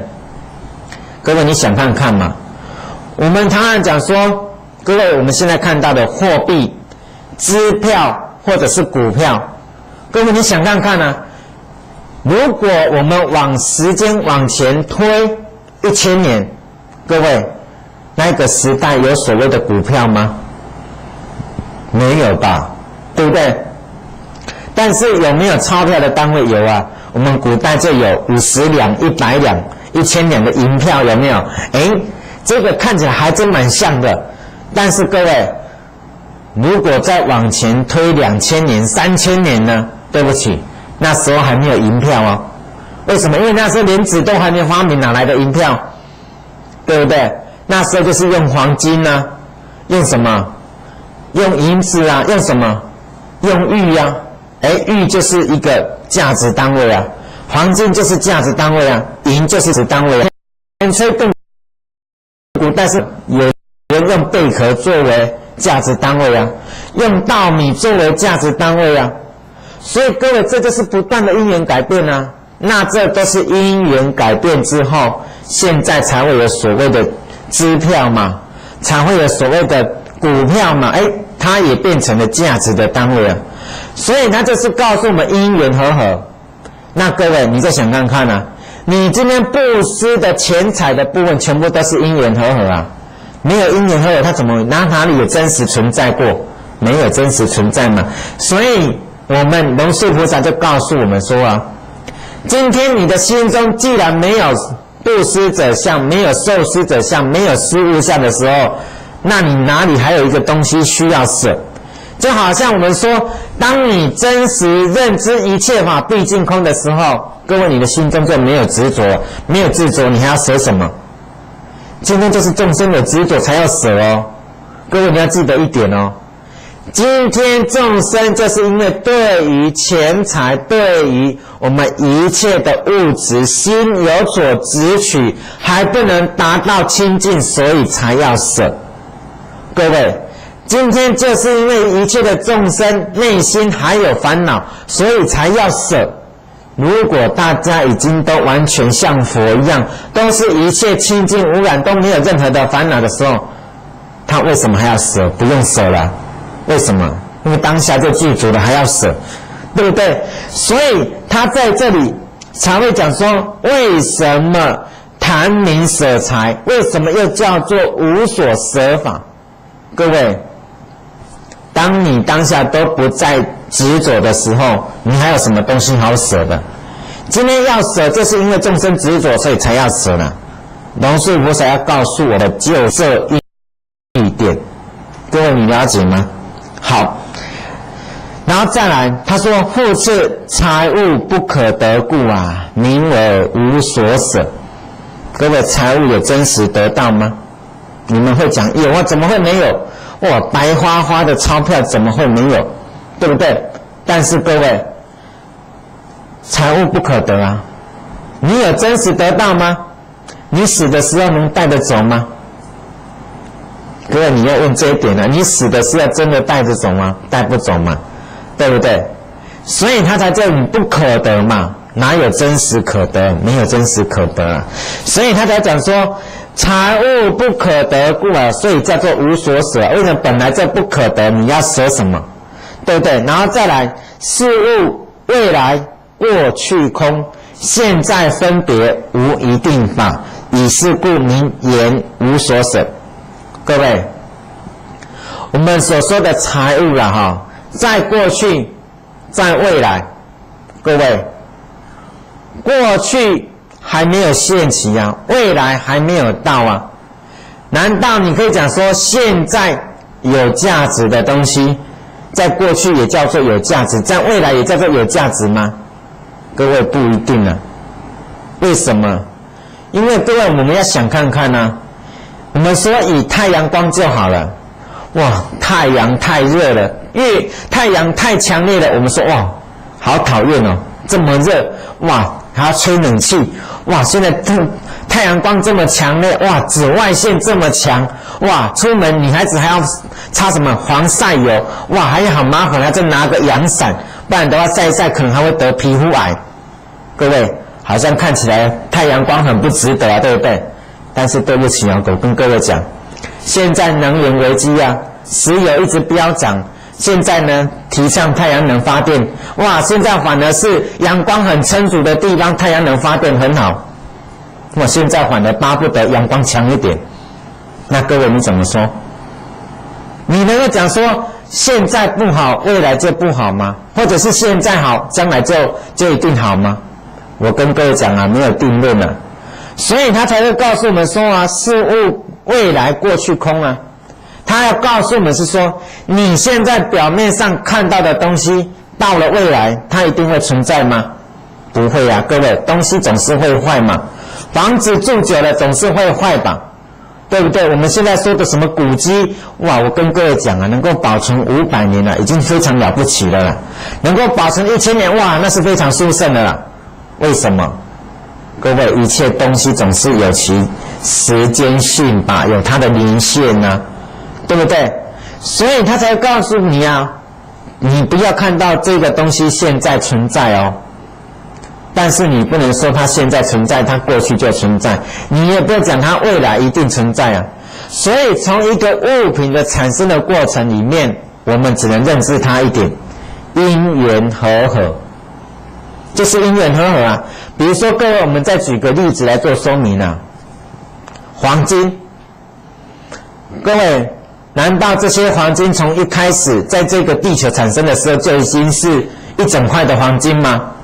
各位，没有啊，那黄金都是从沙金、从矿石里面慢慢它含有黄金的成分，然后慢慢这样萃取提炼出来的，然后再把它透过了人工的融化成为一大块，然后再经过加工之后打造成什么项链啊、戒指啊、手镯啊、装饰品啊。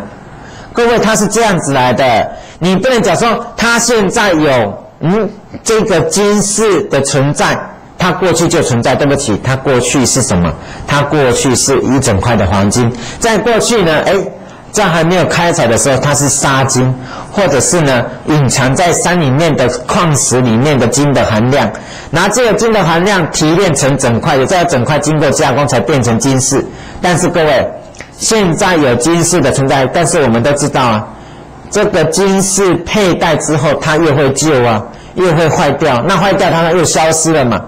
所以各位，这就是在告诉你，一样东西，它当下具足这个形貌，它也是过去的因缘和合而有现在，而当下虽然拥有这个相貌，它也在因缘和合不断的改变，无常到的时候它又消失。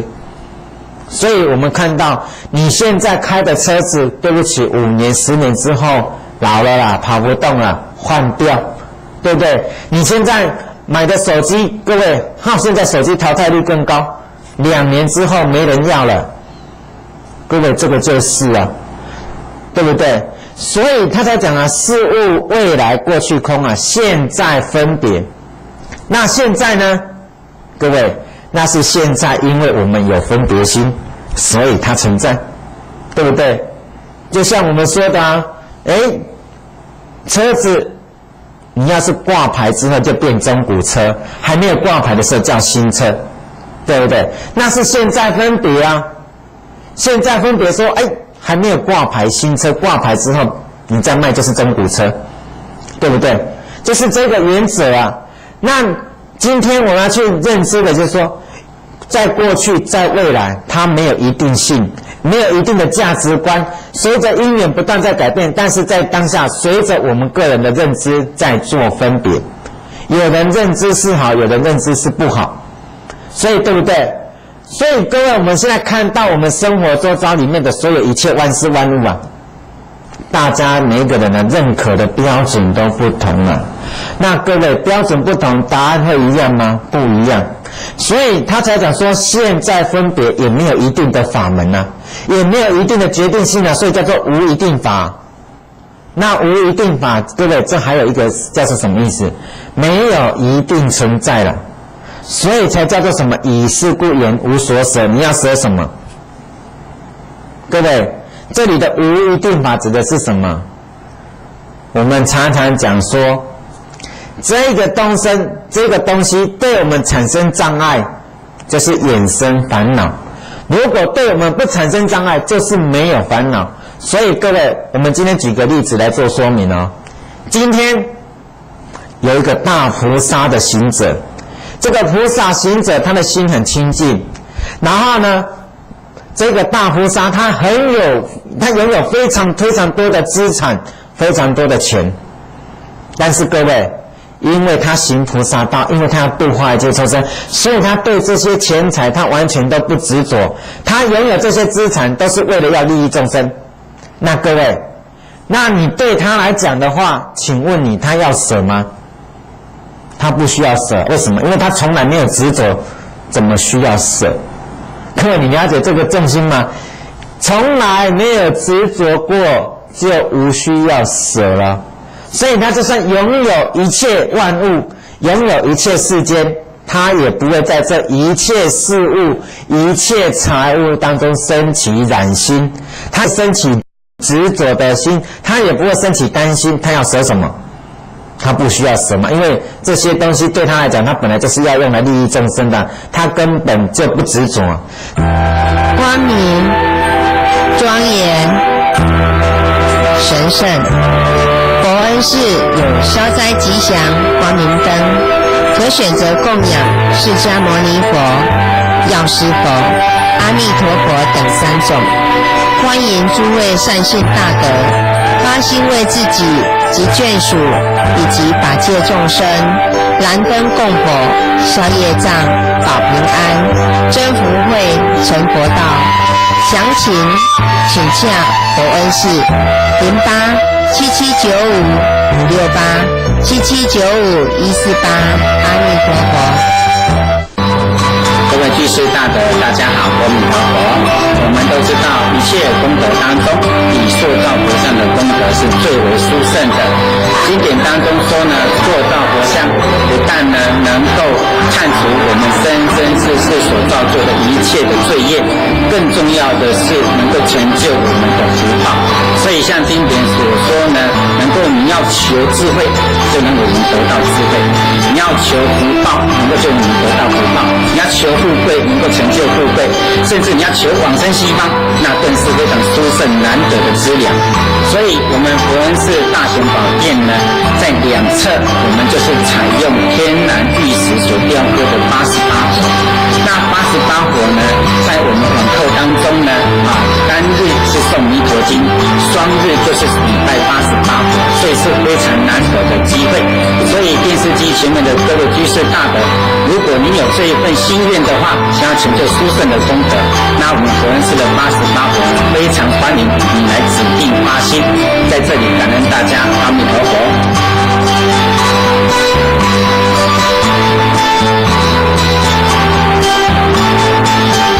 但是各位反过来讲呢，今天有一个人，他没有什么钱，他只拥有一点点的物质，但是各位，他把这些一点点的金钱，这一点点的价值的东西，看作比生命还重要。但是这一点点东西，比起我们刚才举例的那个大菩萨简直是天地之别。结果呢，各位不好意思哦，这一点点的东西对这个人来讲的话，那各位他一定要舍。为什么？因为他的执着心很强，贪心很强，烦恼很强。那反过来讲呢，这个拥有很多的资产、很多的财产、很多财物的这个，因为他没有执着心，他没有贪心，他没有烦恼，反而他不用舍，所以他才跟你讲啊，现在分别无一定法，哪有一定决定的？对不执着的人，你在拥有一切世间万物，他也不会执着，所以他不用舍。但是对没有的人，或者是对拥有很少部分的人，但是因为他贪心很强，那他也一定要舍啦。所以他才讲说，既然从这个角度里面，我们就观察到一点哦，万事没有决定性。那各位为什么没有决定性？我们再接下来谈这一点，为什么没有决定性？因为一切法因缘和合，因缘和合啊。今天这个执着心很强的人，他也是因缘和合啊。为什么？过去生的习气嘛，过去生的贪烦恼而现起的嘛。然后对这个拥有很多一切万物资产财物的，他没有执着心。各位，这对不起，这也是他过去的习气，他过去修行对于法的认知，他过去修行对于无自性的认知，他过去所修的大福报，所以具足这样的一个福报资粮财物。但是各位，因为他对于佛法的深入，所以他不生执着。所以各位从这里来讲，不管你有没有执着，都是因缘和合。那各位都是因缘和合的，有自信吗？没有。有绝对性吗？没有。那是不是都是空？对。所以那既然是空，你要舍什么？也没有东西好舍啊。为什么？因为当下都从个人的认知里面去评断的啦。好，各位，这个是我们谈的另外一个复次哦。再来，复次以行者舍财食心念，此师大有功德，依师而生骄慢爱结等，以是故言无所舍。各位，这个无所舍跟前面的无所舍意思不同哦。前面的无所舍是一切资产、一切财物根本没有固定的相貌，所以无所舍起。然后还有一个无所舍，指的是说，因为一切法本来都是因缘具足和合的啊。那如果你深入的去观察到一切法的毕竟空性，你与一切法当中都完全不升起任何执着，那你也不用舍。各位，这是两种。第三个，我们现在谈的这个无所舍，它是站在什么角度来谈呢？它是站在说，有一个行者，他今天在做布施的时候，他就起了一个念头，我今天做这个大布施，我的功德非常的大哦。那各位，他因为这个念头，他就升起了一个骄慢心，哇，我功德很大，我将来一定会升到天人，哇，做大福报，哇，做天主，哇，他就很骄慢呢。然后呢，在这里面还升起贪心哦，还升起爱哦，还升起烦恼哦。那各位，因为这样子，所以叫做无所舍。这个无所舍是你根本没有舍啦，你了解吗？各位，这里的无所舍是说，你实际上没有舍，所以叫做无所舍。而前面的无所舍是因为你不执着一切，一切的财物在你的眼中根本都是因缘和合，所以叫做无所舍，因为没有一个真实的存在让你舍嘛。那一个是深入法空性，观察到一切万物万事都是虚妄的，都是空性的，所以根本连舍都不需要舍，因为当下的具足存在。各位，这三个程度完全都不同，角度也完全不一样。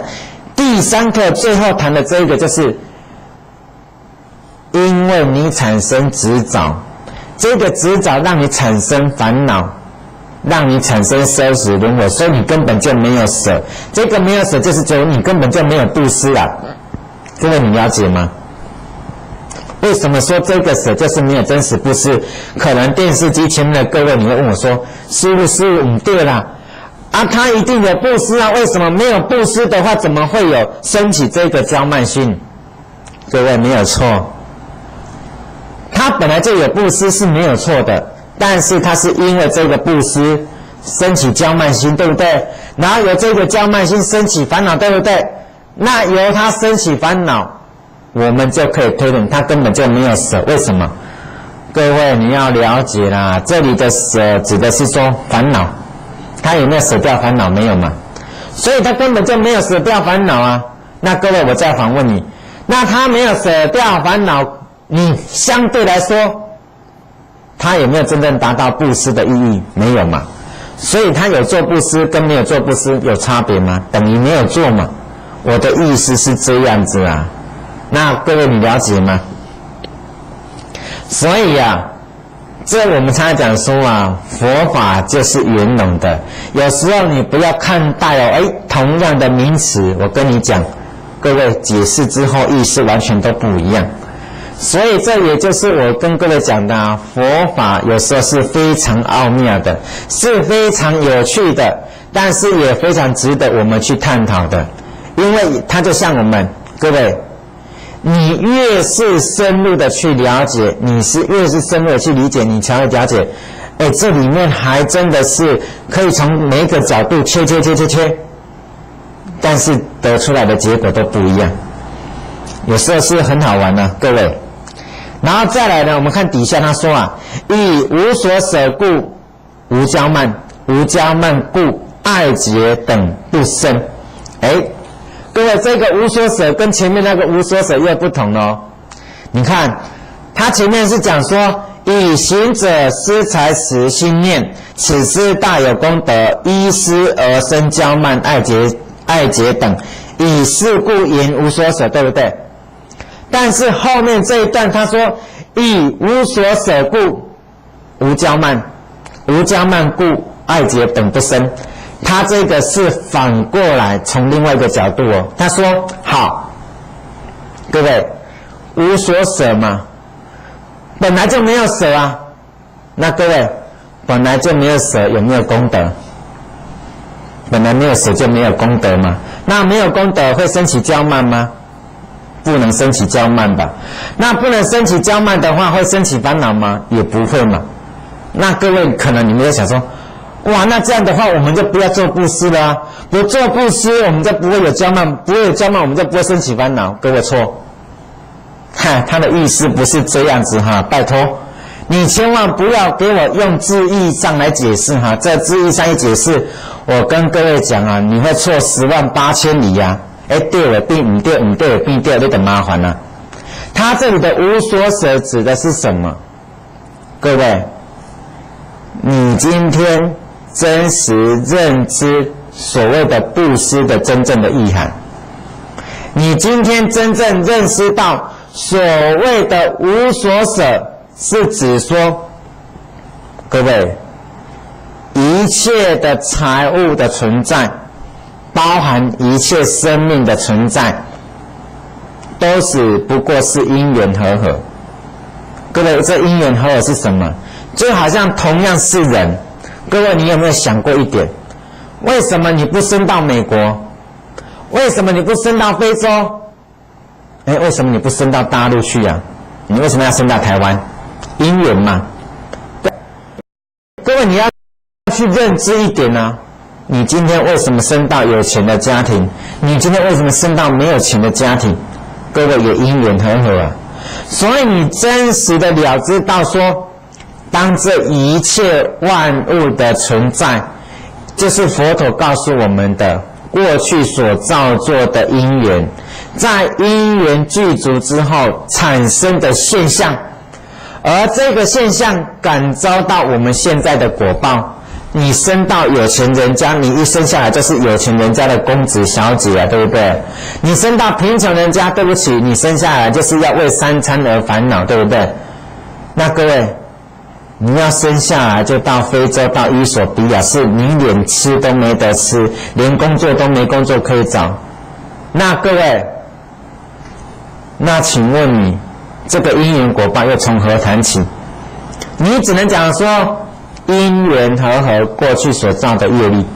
那各位你再想看看，当你对于钱财的认知，对于我们当下所感受到的这所有的一切外境哦，你都能够认知它是因缘和合的时候，对不对？你看无所舍故啊，无骄慢。你今天你再想看看呢，当你认知到这一切的时候，你在对于钱财，对于万事万物，对于你碰到的外境都没有升起任何执着的时候，各位，你没有升起任何执着，你有需要舍吗？不需要嘛。那不需要舍，不执着舍，各位，你还会去在乎所谓的舍的过程的功德吗？不会嘛。因为在你的认知里面，你从来就已经非常清楚地告诉你自己，本来不存在，本来无一物啊，何处惹尘埃啊，对不对？就是这一点啊，本来一切万物就没有真实存在，所以你就不会产生执着，不会产生执着就不需要舍。那不需要舍，各位，你还会有产生骄慢心吗？那连骄慢心都不升起，各位，你还会有烦恼现起吗？也不会嘛。所以这就是佛法回归到根本的时候，佛陀跟我们讲的无我相、无人相、无众生相、无寿者相，《金刚经》说的。那如果说从布施的角度来讲的话，就是无施者、无受者、无所施物。为什么？对于你布施的东西不执着，对于你我的分别，各位远离。今天我们众生为什么会对这个世间产生很多的分别心？各位，因为我嘛，有一个我就有你嘛，这是我的，这不是你的，对不对？各位就是这样子啊，因为你我他产生对立啊，这个对立的过程就是你是你，我是我，对不对？那如果今天这个你我的分别消失了，这种概念全部都没有了，你跟我都是一样平等的时候，各位你还会执着有一个我布施东西给你吗？因为你我都已经没有分别了，我的就是你的，你的就是我的，还有需要去执着说你跟我之间吗？不需要嘛。那如果说你对于这个物品的执着也真实超越了，那各位你还要舍掉什么？你什么都不用舍，所以这个才叫做三人体空的布施嘛，才叫做最圆满的布施的清净嘛。所以他这个后面这半段的以无所舍故无骄慢，无骄慢故爱结等不生，各位指的是这个道理耶，不是刚才我们讲的说啊你升起贪心啊，所以你表面上说有布施啊，其实你没有舍。各位10万8千里啊，拜托不要弄错了。然后再来护持施者有两种，一者世间人，二者出世间人。世间人能舍财不能舍施，出世间人能舍财能舍施。各位这个又更深入一点哦。各位今天我们才讲说不要执着，对不对？那各位我再问你一句话哦，他这里讲说布施的人有两种，一种是世间，一种是出世间。世间的就是执着，出世间就是不执着。所以他这里讲说啊，出世间的人能够舍财，也能够舍掉这个施哦。各位你注意看清楚哦，能舍财能舍施。那世间人呢，能舍财不能舍施。各位这个重点差别在什么地方？各位你要注意的是概念，这个概念是什么？我在布施，各位我在做，我在诵经，我在修行。各位我们告诉我们说不要执着财物嘛，不要执着说有一个我嘛，不要执着说有一个接受者嘛，各位对不对？但是我们这样告诉你说不要执着，不要执着，不要执着。那我问你啊，你在喊不要执着的时候，那不要执着算不算执着？各位这个就是执着啊，对不对？你在告诉你不要执着，但是你不断提醒你不要执着的那一份的用心就是执着。各位你了解吧？重点就是在这里了。因为我们防护众生，我们常常会有什么？希望我的布施能够达到清净，所以我就会提醒我自己哦，你布施的时候不要执着，你布施的时候不要有布施者的执着，不要有你在布施当下接受者的执着，你不要对这些财物有执着，你会不断的提醒你自己不要执着，不要执着。但是各位问题是，那一个不要执着就是执着啊。问题你了解吗？就是在这里啊，你一直提醒说不要生气，不要生气。问题是那个不要生气就是执着，那个不要生气就是硬压的，硬是把它压下去，其实那个不要生气就是生气啊。各位就是这一点。布施装塑佛像，能感得生生世世相貌庄严，常为诸天所敬，远离八难，常出生在富贵和清净修行的家庭，所生之处都能得遇诸佛。佛恩是弥陀殿西方三圣佛像，欢迎十方大德居士能有经出经，以我们随身拥有的经士来布施庄严佛像的金色身。庄严佛像就是在庄严我们自己。这殊胜的因缘，期盼您的发心共同来成就。洽询电话08-779-5568 779-5148。阿弥陀佛。阿弥陀佛大愿王，48愿度有时，一句佛号生净土，成就普处菩萨婆。有人是弥陀殿将供奉108尊阿弥陀佛的圣像，这是一件非常殊胜的事情。造佛形象，如造像功德经所说，功德大到不可思议，不可言说，所有的福报功德都能够成就。所以各位念佛的菩萨们，为了自己生生世世的福报资粮，赶快来发心建造阿弥陀佛的形象吧，把握这次的因缘，让我们大家都能够早日圆成佛道。阿弥陀佛。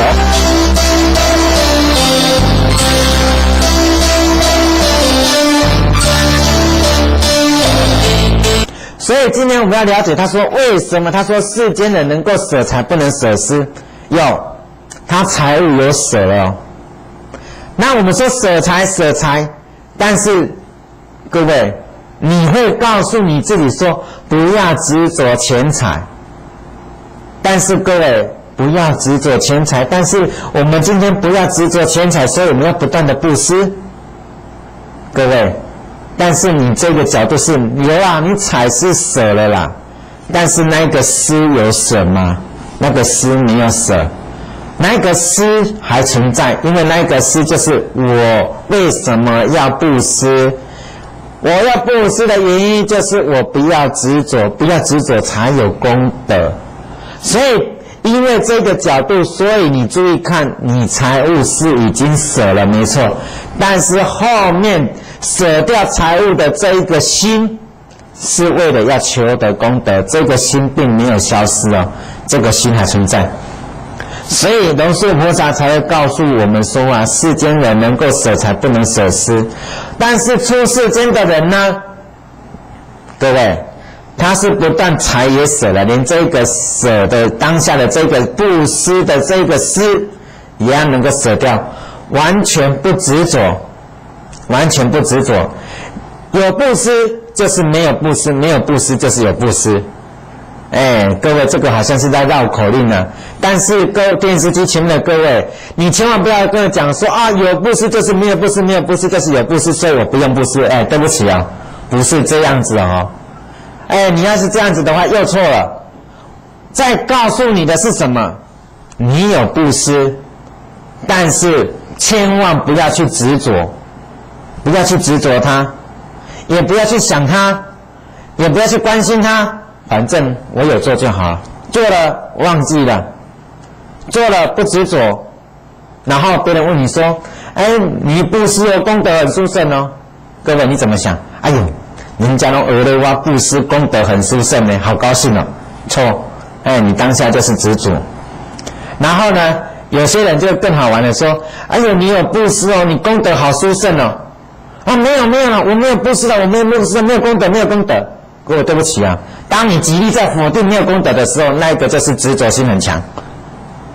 因为反过来也就是这样子啊，难道不是这样子吗？各位你想看看有没有？其实就是这一个了所以他才跟你讲啊，处世间人能舍财，也要能够舍掉这一个施。所以呢，底下呢，龙树菩萨又讲，他说何以故呢？为什么？以财物施心，具不可得故啊。以是故言，具足无所舍法。他说呢，以财物施心，各位，你用财物，还有呢，你的布施的心都不可得。你当下不执着钱财，布施的钱财，还有你当下对布施当下的心都不可得，你才可以做到我们这个出世间人能够舍财又能够舍施，也能够做到我们刚才讲的说具足无所舍法。各位，就是这个意思。然后再来呢，复次谈波罗蜜中言财施受者三事不可得。各位，这里的财施受就是刚才我们讲的三轮体功的布施，接受的人，布施的人，布施的财物。好，那底下呢就有人问哦，各位，这个问当然就是指说，很多有时候龙树菩萨呢，他呢知道一件事情里面有很多很多的问题啊，有很多的角度可以去寻拢，但是呢，如果要借由他一个一个这样一直讲下来的话，可能就比较没有一个系统，所以呢，他会故意自己发问，自己问，然后呢自己再来回答。各位，这就是他的一个方便善巧啊。他故意问的，又故意回答。那也有些的问是有人问，他把它摘录到这里面了。有人问了什么问题，然后呢，他就这个问题再来回答。各位，为什么要用这种形态？因为有时候啊，佛法是越辩越明，然后呢，透过问问题、回答问题，才让我们更能够容易的去了解。所以这里有人问了什么？他说啊，三世和合故名为坛，对不对？各位，三世和合叫做什么？今天一个布施的成立各位你要记得一点，一件布施要成立一定要有什么条件？今天我做一个布施，一定要有我做啊。然后我做不管是财物，不管是法，不管是无畏，总是有一个布施的一个东西吧，对不对？然后一定有一个人接受到吧，这就是三件事情啊。所以谈到说这个东西，我要跟各位讲一个典故啊。在以前呢，在舍卫国啊，有一个商人啊，有一天呢，他赶着一头的驴子，然后载了很多的货物啊，要去做生意。结果走到半路呢，因为刚好前一天的晚上呢下雨，所以路上呢有很多的坑坑洞洞。结果他那个驴子呢走啊，遇到了一个坑洞，结果呢轮胎呢陷进去了，这个驴子拉不上来。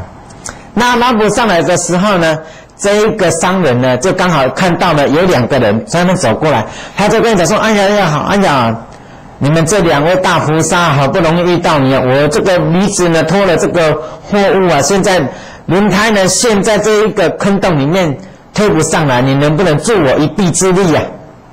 那这时候呢，其中有一个人讲：因为我们帮助你可以啊，你要用什么东西报答我们呢？就是说你要用什么来回报我们呢？那这一个商人就跟他讲说：我刚刚出来做生意啊，还没有赚到什么钱，我没有东西可以报答你们呢。那各位，他们这两个人呢，就帮忙了这个商人呢，把这个车子的轮胎呢给推上来。然后推上来之后呢，其中那两个人，其中一个就跟他讲说：你刚才不是答应我们你要回报我吗？这个商人就莫名其妙了，我刚才不是跟你讲我没有东西吗？结果那一个人就讲说：你就把你那个没有东西的那个东西拿出来回报我啊。这个商人就更莫名其妙，我跟你讲没有东西就是没有啊，就是没有东西啊。结果那一个人还在那边搞不清楚啊，他说没有东西就是有嘛，没有东西你把没有东西的那个东西拿出来。各位，这个鸡同鸭讲啊，本来我们的概念里面的没有东西就是根本什么都没有，而另外的那一个人把那个没有东西，他把它当作一个名词，有一个东西叫做没有东西，结果两个人在那边扯不清。后来还是这两个人里面的另外一个人终于听清楚了这个商人的意思，他就跟他讲说：他讲的没有东西就是没有啦，你不要老是在这边讲那个没有东西的东西，没有那个东西的就是没有的意思。各位，这就是什么？语言文字的障碍，也就是概念的错乱。那今天各位我们要去了解啊，今天我们说什么叫布施？各位，这个布施，如果今天我们从财施、法施、无畏施，各位，这个财施看得到东西哦，这个无畏施，各位就比较模糊哦。这无畏施是什么？有时候是一个举动，有时候是一个眼神，有时候是一句话，有时候是什么？心灵的互动产生的一个让人家升起安全感，这个都可以叫无畏的布施啊。那这种东西就是看不到的啊，你能讲说它真的存在吗？好像又没有。你说它没有吗？又好像有，对不对？所以我为什么跟你讲说没有东西的东西，其实就是在形容有时候我们一个布施的过程。我们虽然说三世和合名为坛啊，各位，今天如果是财务的布施，一定是三世，因为什么？因为我看到东西啊，不管是内财，不管是外财，对不对？我们说内财是什么？头、眼睛、骨髓，或者是我们什么血液，这个看得到啊。钱财看得到啊。各位，法的布施，我讲话你有听到啊？我写的书你有看到？这个都有真实存在。但是各位，无畏的布施呢就没有一定啊。无畏布施，我就刚才我们讲的一个心灵的互动，一个眼神的交接，都可能会让人家产生力量，产生不畏不畏的一种的力量啊。那这个当下还有东西吗？没有啊。但是真的没有吗？又有啊。为什么？当下你就是无畏的布施啊，怎么可以讲没有？对不对？所以在这里面问的人问的问题非常的巧妙。他问什么？他说三世和合名为坛，施者、受者、布施物，三件事情把它整合起来才叫做布施的具足啊，对不对？才叫做具足布施啊。结果他底下就问啊，但是你今天讲说三世不可得，那各位三世不可得，你怎么后面又讲一个布施波罗蜜圆满呢？各位对不对？你有没有听清楚他的问题的重心在哪里？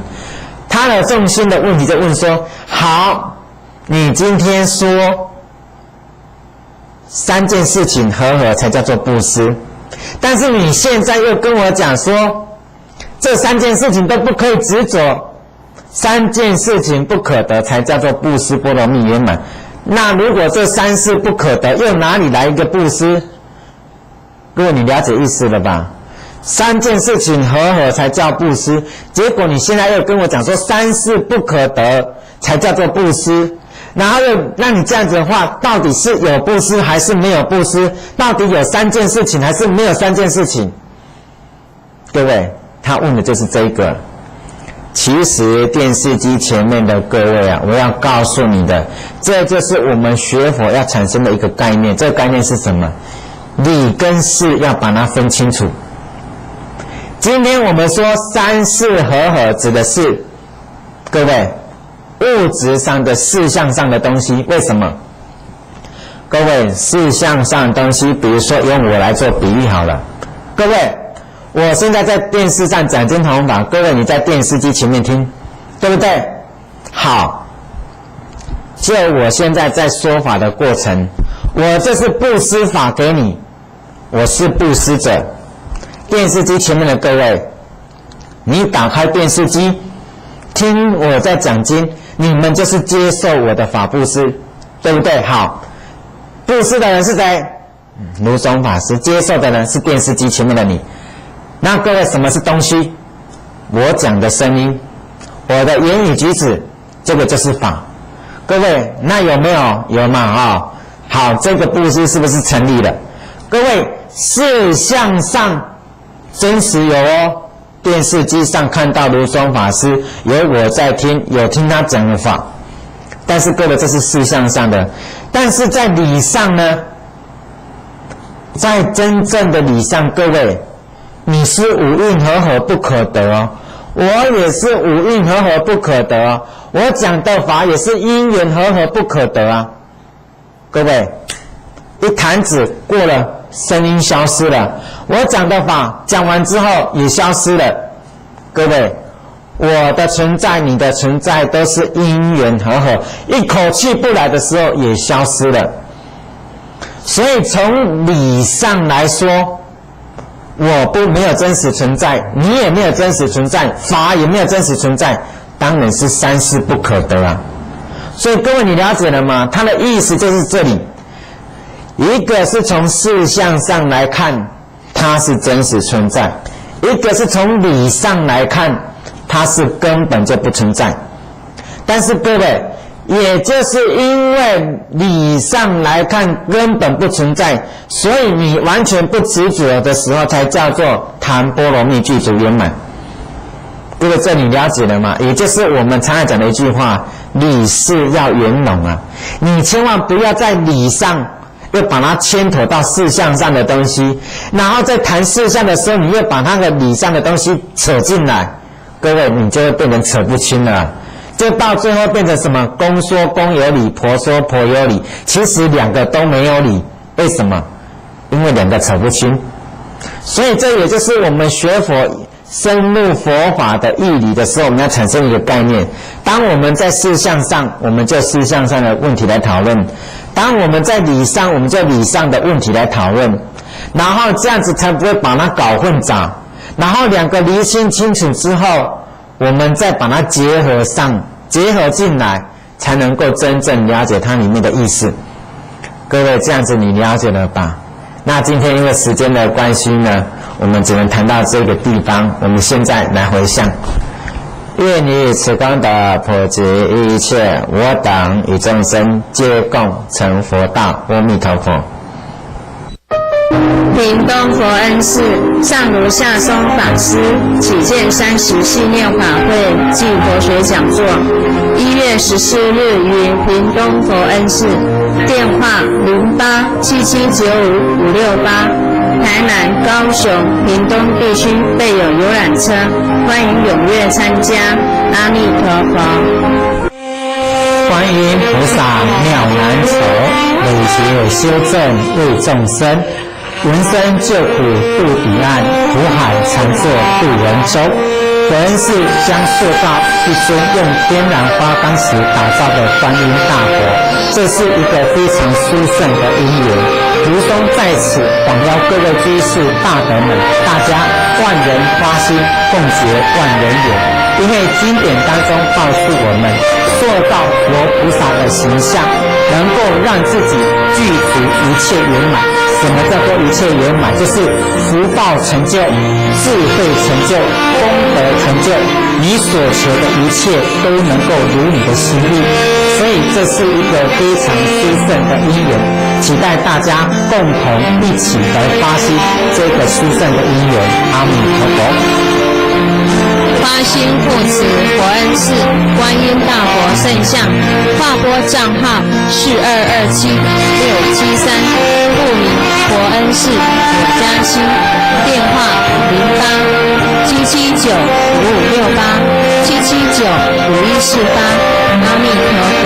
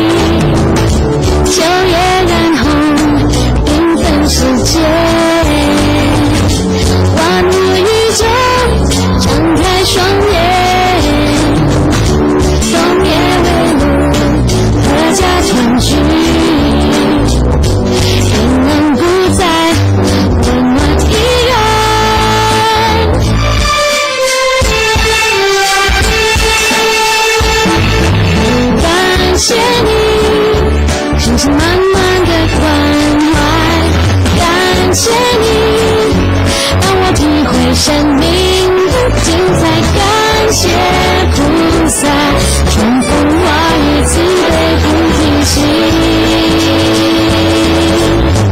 无私我的慈爱，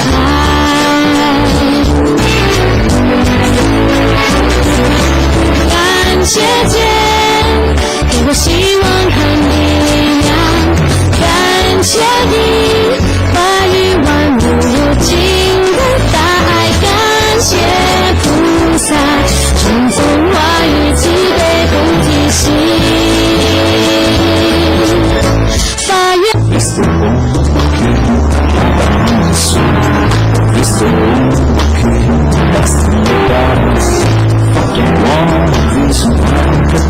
着，在我左岸收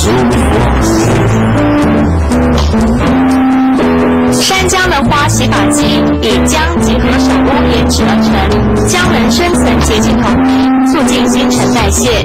而手物中含卵磷脂，营养发根，润泽秀发，节后秀发不油不涩，柔顺好梳理。山姜的花洗发精洽询专线07-223-1825，另有山姜的花沐浴乳、润肤乳同时发售。十方法界客服专线07-223-1825，07-223-1825。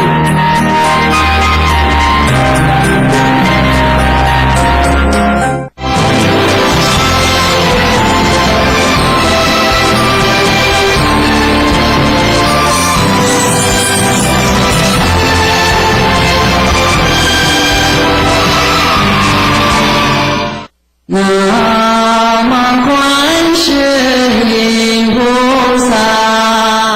师父在一部叫《百无庄严经》里面，佛的1毛孔的功德是全世天下人跟这天人所行的善加起来都抵不过他1毛孔的功德的1000分之1、100分之1、10000分之1、1000万分之1。他的功德怎么积聚？因为有忍力啊，有忍耐、忍度，不生恨。那我们功德都不做，对不对？不是爱生气，所以一定要修忍住忍住就是以后你会受用的，会成佛的，会外相好看。在《地藏经》里面讲说，爱生气、嗔恨的人不敢遭丑陋报，有没有？会很丑大家爱看丑还是爱看庄严相？那你要度众生，要在庄严相？要所以你要修忍度，为了要度众生，你都得忍一忍所以你心绝对不要想坏，你心只记坏不久都按照拼紧了，你知道要丢掉寿司你要丢掉不够坏所以你要常喝健康都要记好，坏的要丢掉，忏悔不记倒掉，卖抽起来就对了，那个卖袂用你要低调你看咱那是不是讲呢？对吧？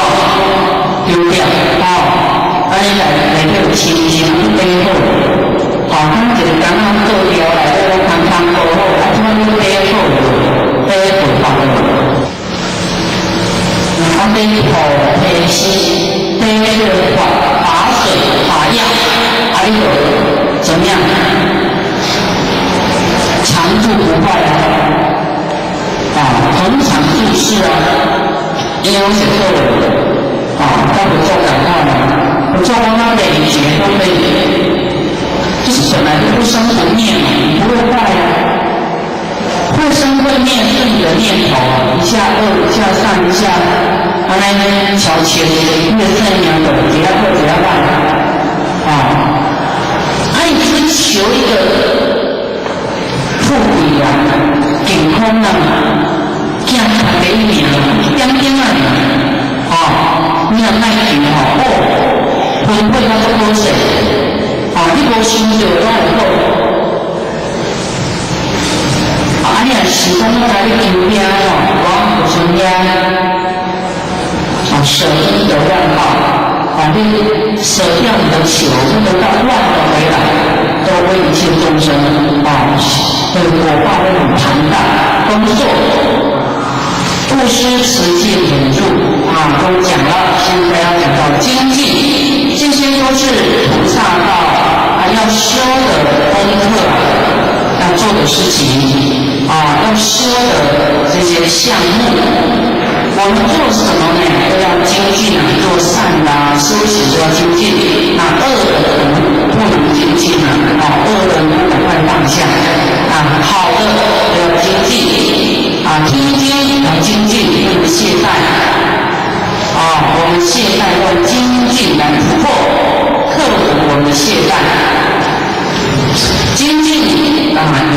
件事情。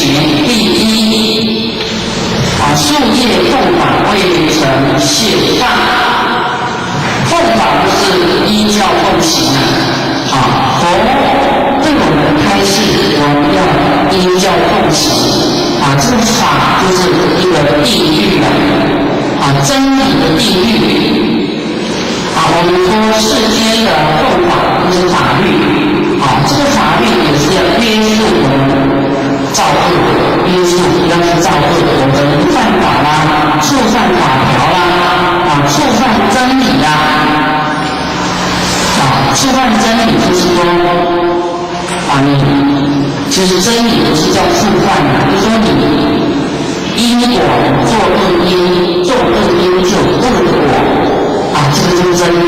做了善因就有善的果，这个是一成不变的从为多当时在经上面讲你做多时为多果，做多果有多果果的是报应，有好的报应跟不好的报应这个是定律自然的法则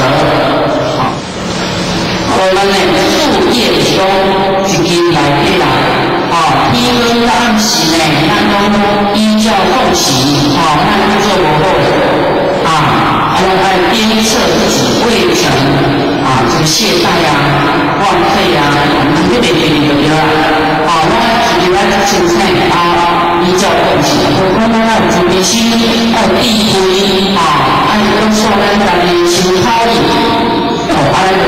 认真去修就对了咱的意声甲你骂声当作一个空气一个无气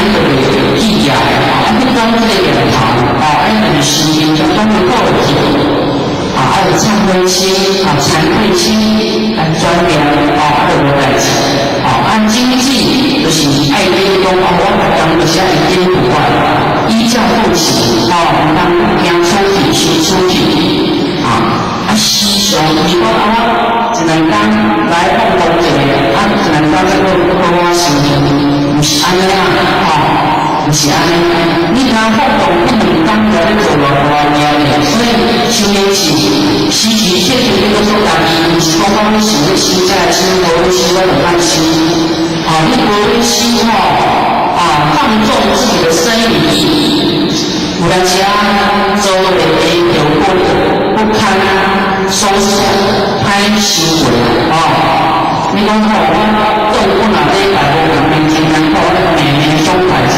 来修你以为你我还恶头经过地狱我看你有比较侪靠高中透懂你每个梦不舒服就吓他该使用用不当所以要定着定着定着就对了第二就是说咱依管实际这个生命都袂违背不做尴尬的这样的就是要修一定只是讲无命咱就爱修就对了你讲师傅若要打牌我嘛牌对好牌你原是这样无做我就在难做这个修正你心的意就不做我就必然我做难打工咱不要爱咱头你爱咱的法师就爱奉献一样那个是布施圆满对吧不是投杀你要影响我就影响你讲想讲不做高感我们我依教奉行即使失去生命无所谓你安尼慢慢的死后变无感觉不是体你是真心就不做不是你要多看修好不做讲你不去死那改妈改不要改怕伊虽然有这个精力所以伊嘛大力雄者应该是多是我中心对法因为以慈悲众生慈悲众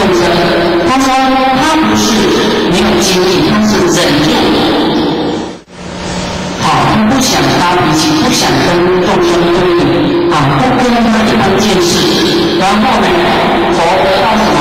我们今天你有不做，有啥物多做？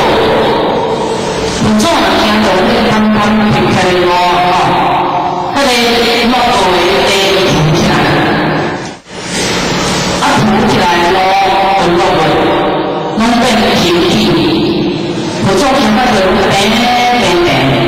因为它心平它没有心平跟家打斗，不变动，所以光教我伊所用的物件是平的，比讲口边边地边爱落去，伊拢会会时间变的，落去地凸起来，安尼换的地落去，变来去。拢连大陆之前的差的所在，嘛连大陆那个外力有没有？就是什么？石头3点点的那个了，安尼你对无？安尼对啊？虽然你做车，看当车迄个后间的足平，路就很平坦，好，那当平的。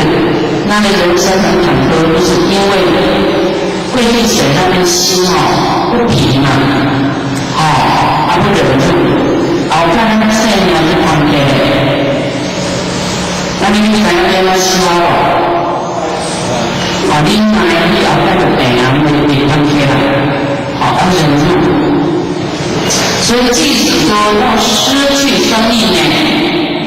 你就爱念无要紧，你要听人家你看这肉体是假的嘛，灵魂还没死啊，这投胎就较好辛苦嘛，你是要着世界嘛，对吧？即摆这个我当我较顶去着世界，你如果讲你着世界较顶去，人较顶去的，我就好机会，讲好，你排你个实在的感谢，你是你打保重极乐世界，你都感谢你，你都无要违背做这个教导，安不是经济，所以你听我那波西他都走了，你持戒，你选入，你精进今天他波西上单单，对吧？按各位人听了波西的身体因为爱人的钱，你是爱人的钱，我做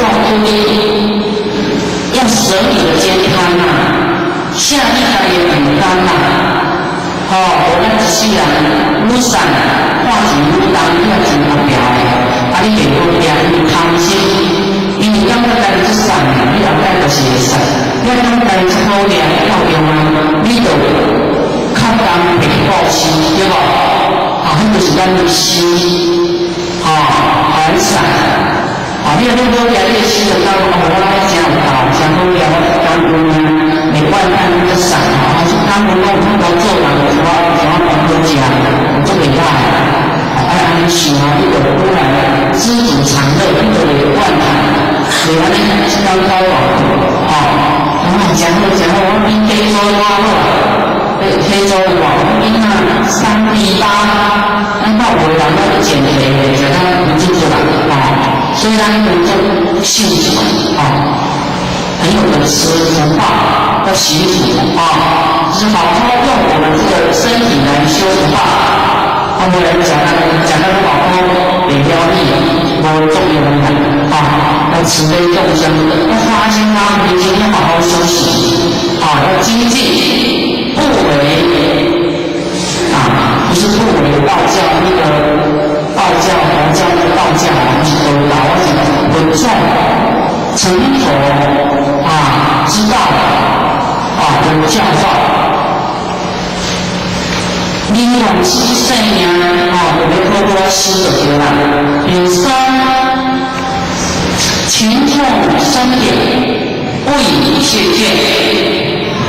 这个是说，咱做精进来谈这个经册咱谈有觉受，咱按时的做定力，按研究，按准备，按精进，当谈这个当谈这个，你把它看手指生巧就记起来。当一天捕鱼，3天晒网，一个每天撩撩，你就按累进步，别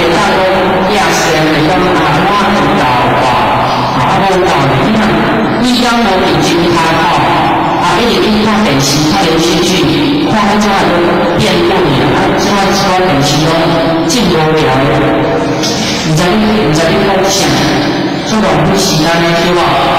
吼，已经你有这物件偌济买，无你多买，安怎你跟有关系无？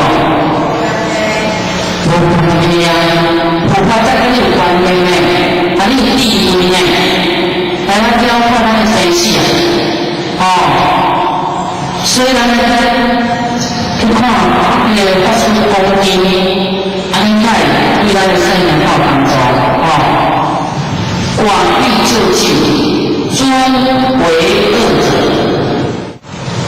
就是爱广是大局面的，要利益众生的对吧？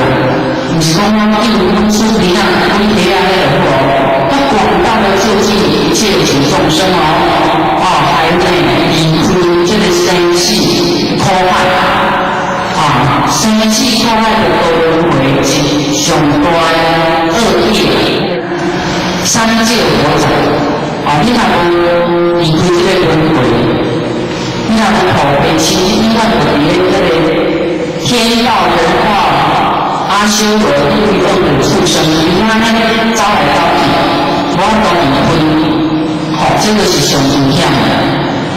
咱本身地球拢是伫遮，怎啊会改款？佫袂清醒佫要做白日梦，晚上的梦，白天的梦，做你生梦时，都看不到真实相，都不知道这个是虚幻的，不像认妄为真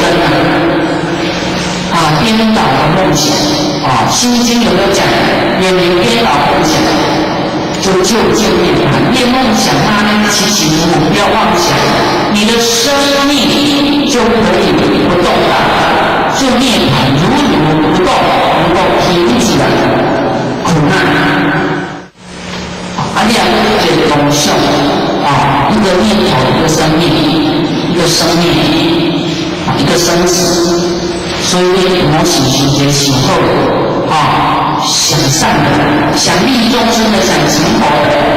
虽然你的生命烦恼还没断，可是佛讲菩萨为了救度众生的烦恼，他是没有过失的，他是慈悲的，他利众生，想尽各种方法要摄受众生，善巧方便，他是没有过失的。不像有的生意人，他是为了要赚钱，要怎么样？他用很多的感叹，你来看人情，你是过失。可是菩萨他是善巧方便，用四摄法救度众生的那种没有过失，多无边多烦恼是无贵气。咱来大来救度众生众生离开这个恶业还消灾免难，消这个灾难，免于这个恶业那就是精进所以精进改变起来，精进广度众生然后精进要去读经要听法精进依教奉行佛法落实在生活上去行去行，不是讲听赶快不开车吃饭拢会改变，做事拢会改变。那无采去修你根本无修是修讲伫遐念念，2点钟念念无你做了安尼。迄个时阵无去烦恼，无人每个都离开关了心代志呢，有无？各种结果是很造出来的，有没有人在念佛？阿弥陀佛，然后才会让一心多用不是不贼归为，不是真正好了，他就是无需要他多年，对吧？那个是阿弥陀佛，行业行，行业主义，行业义，安得过你要思考一下，你做的，我差不多基本上，他怕心态，如你理解，安尼了，你的妄想是一种业障没有办法停止你的烦恼，一直死。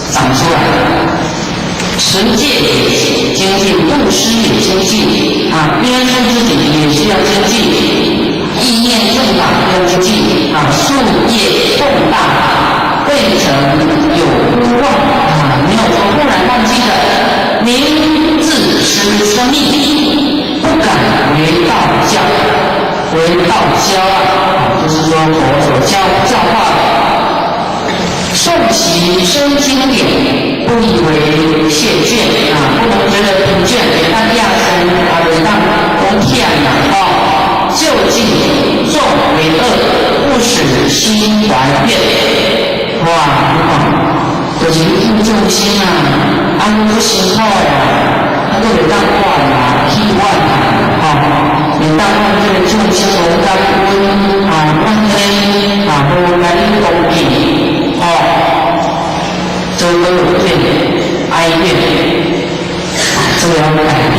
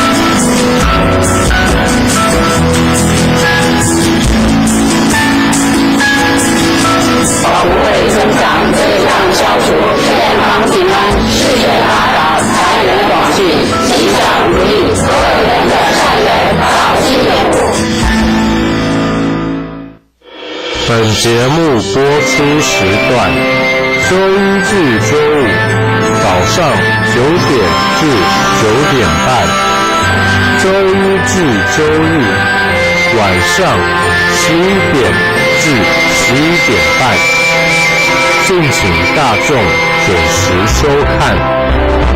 功德山义工职工招募，欢迎20岁以上、35岁以下有志青年，一同加入功德山人才培训的行列。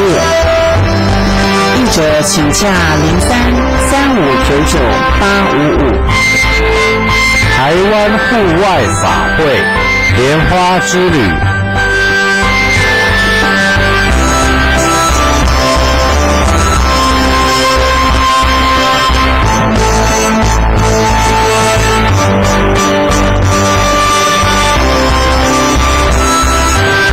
愿洒3000，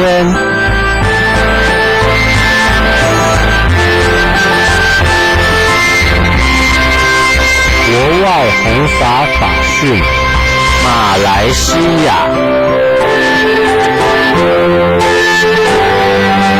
新加坡、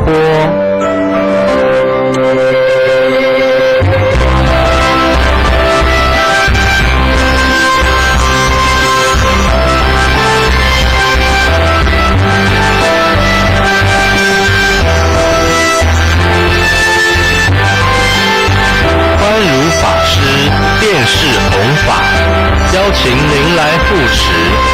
电视弘法频道已播至，刻不容缓。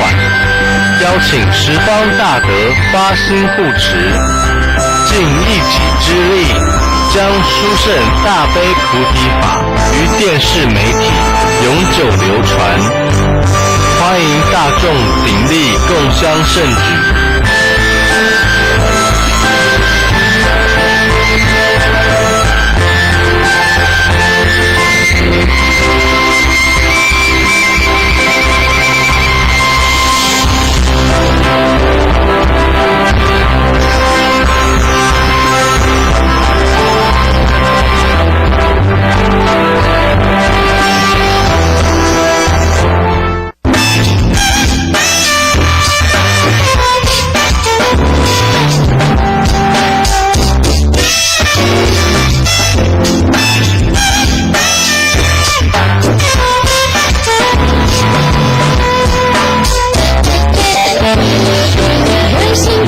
生老病死，无穷无的无生亦无死，我土为此生足怀空，如梦如幻如电亦如幻生万年的花前。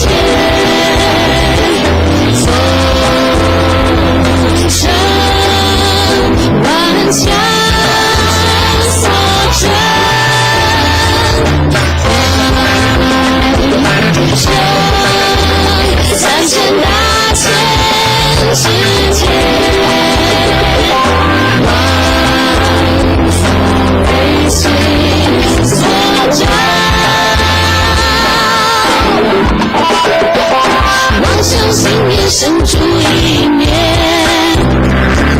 过去、现在、未来不可退。我想人生就是生受真相，地狱就像是民族佛，万生3000大千世界。It's the one It's the one that's the darkness. Fucking one reason that they will drop. They will right the front. When the soul walks. 山江的花洗法机以姜结合手工研制而成，将人深层洁净透明，促进新陈代谢。而手物中含软磷脂，营养发根，润泽秀发，节后秀发不油不涩，柔顺好梳理。山江的花洗发机洽询专线07-223-1825，另有山江的花沐浴乳、润肤乳同时发售。十方法界客服专线07-223-1825，07-223-1825。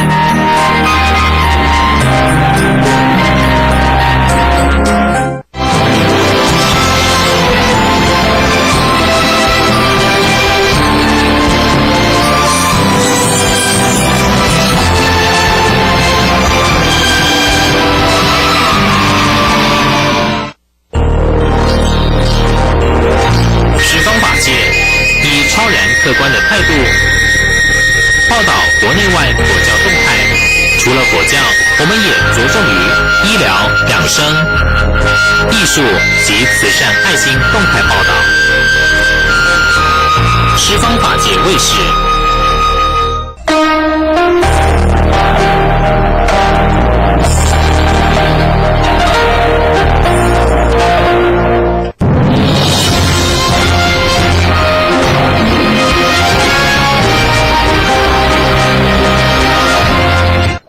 各位观众好，欢迎您收看今天的十方新闻，我是蓝一荣。首先带来关心今天的新闻重点。庄严自身也是一种佛法，礼敬诸佛菩萨的威德宝相，中国话素食节，悠扬的乐声中享用美食。僧伽谢那法师来台交流，端水意象，简品属水墨创作。十方法界捐赠老和尚与小沙弥派书，新住民家庭成长、学习教育。学佛的人如果总是邋里邋遢，别人见了也很难心生欢喜。龙树菩萨所造的中观论圣，谈的是般若思想的空，般若的空也就是中道。论圣中对中道有很清楚的解释，舍二不执中，舍两边而不取中间，这才是真正的中道，这才是最自由最自在的。在佛教中他有讲到一个叫中道，什么叫中道？就是出家人男众他不能太过霸气，也不能太过暴力，所以他走到中途就是思维要细致一点。那女中法师呢，那就希望就是现大丈夫相，所以佛菩萨都是现大丈夫相哈。那其实现在的佛教，很多人会觉得，我们用比较朴实的方式，甚至穿居士服，甚至不化妆、不擦口红等等的东西，要让自己变成返璞归真，这是一件好事。但是呢，我曾经有遇过一个我自己的家人是这样的一个状况，就是我妈妈自己学了佛以后，可能她在这个寺庙就是可能穿着不能太鲜艳，那也不能擦口红，甚至头发她也都不去装扮。可是后来很多人就跟我讲，啊你看她学佛学到最后，好像变得太朴实，好像就是不会让人起法喜之心。这时候我就有一个问号，为什么会这个样子？后来我看看所有的佛菩萨，你看所有的佛菩萨为什么要把自己穿金戴银，并不是他重视这些物在的东西，那是因为他的修为，所以居士供养了他这些璎珞。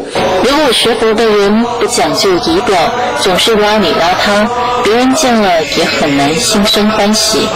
庄严自己也是一种表法，我们的自心就是佛性，自身就是坛城，爱护自己是爱护众生，庄严自己是庄严坛城。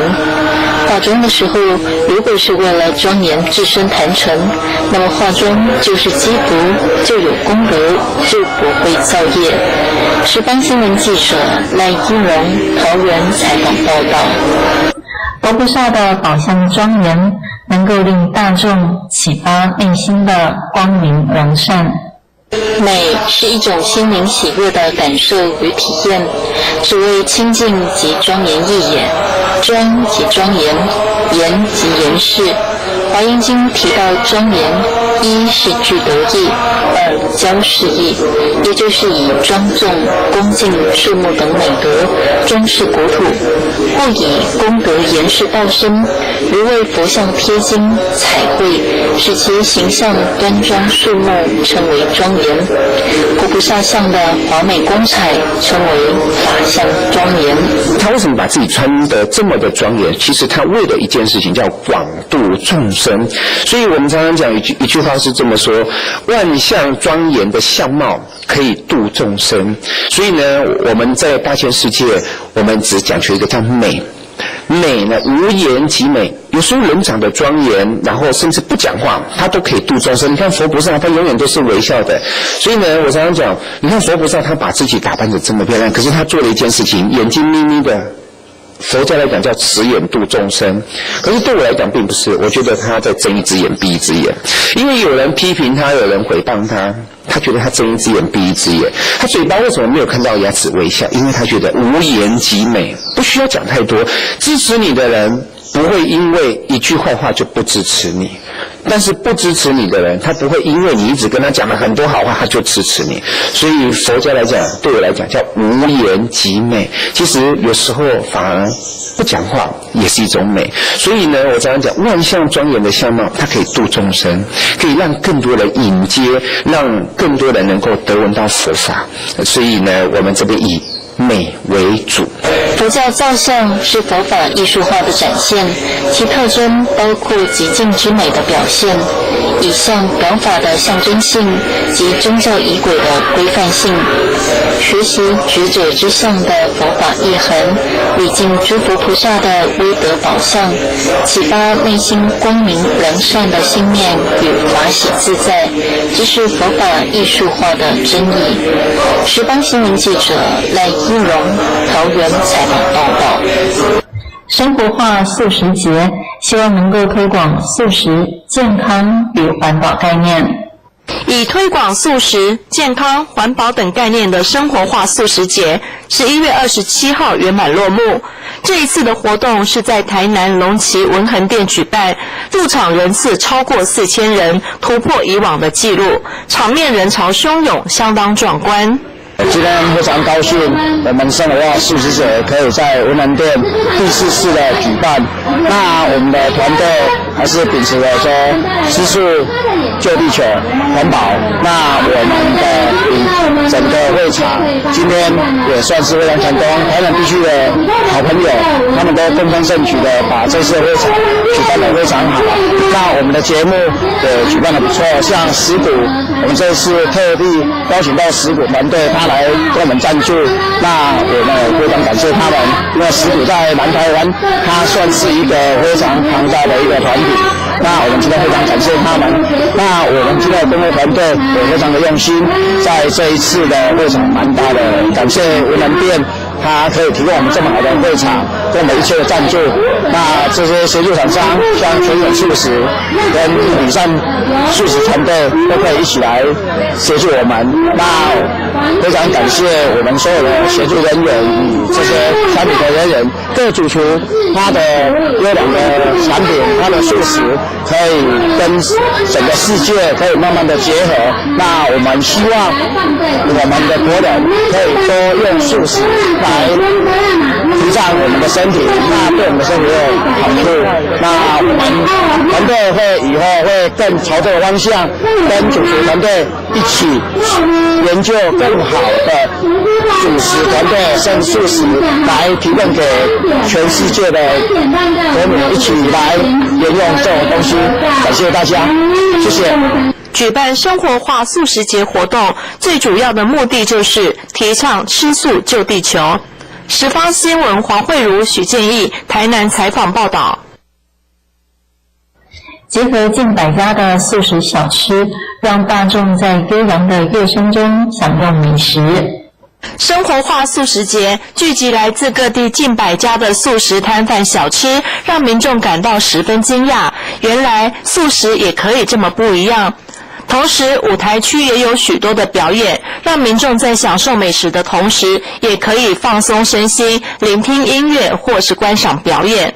现在生活化素食节它的除了说我们要推广素食以外，其实是因为现在整个世界来讲，为了环保，为了整个地球，那现在每个国家都在推广素食，像德国、澳大利亚、像纽西兰，他们都在推广素食，所以我们是跟着世界同步在进行。那重点是我们的杀戮，我们的动物，我们也不喜欢说去看他们被我们杀掉了。那我们希望大家可以慢慢去学习吃素，因为我们人体吃素对我们的体内是一个很好的作用，不是说我们不喜欢吃肉食的东西。那因为每个人的习性不一样，那希望这个都可以来学习的。感谢大家。生活化素食节策展团队发言人陈世坤表示，希望在未来每年都能够持续推动生活化素食节的活动，也希望号召更多的人一起来努力，让素食环保的概念可以持续推动，也让这个世界更美好。十方新闻黄慧茹、许建义台南采访报道。来自印度的生茄仙娜，希望能够为和平与和谐付诸行动。印度的真茄仙娜率众来台湾佛教寺院交流，由法官法师陪同并兼任中文翻译，自义兴寺甘露水禅室参访。我认识这个印度的拉达克的桑嘎森纳法师已经25、26年了，算老朋友了。那我本身当然是很赞叹他嘛，那以前有一些参学的日子，包括有去过他那边那他在印度的喜马拉雅山上，他本来就是以国际禅修中心为核心就是法来讲的话，不管哪一个方法，就是所谓禅修，就是回到对这个五蕴身心的关照唯有回到这个对五蕴身心的关照，然后去了知这个所谓的实相，五蕴它呈现的实相它共同的这个相共相，实相就是无常、苦、无我、空的。然后呢，当然我们对世间一切的现象就比较不会再去执取有我的，然后有很多想抓取的，喜欢的就想抓，不喜欢的就想要排拒喜欢不喜欢，所以这个是我们众生就是烦恼的这个习性的根源那我认识这位法师很久了，那前几年我比较没有时间陪他，那这次他刚好又来，那我就几天的时间陪他在高雄、花莲，然后也许上去台北。那我想他出家也很久了他已经是一位长老。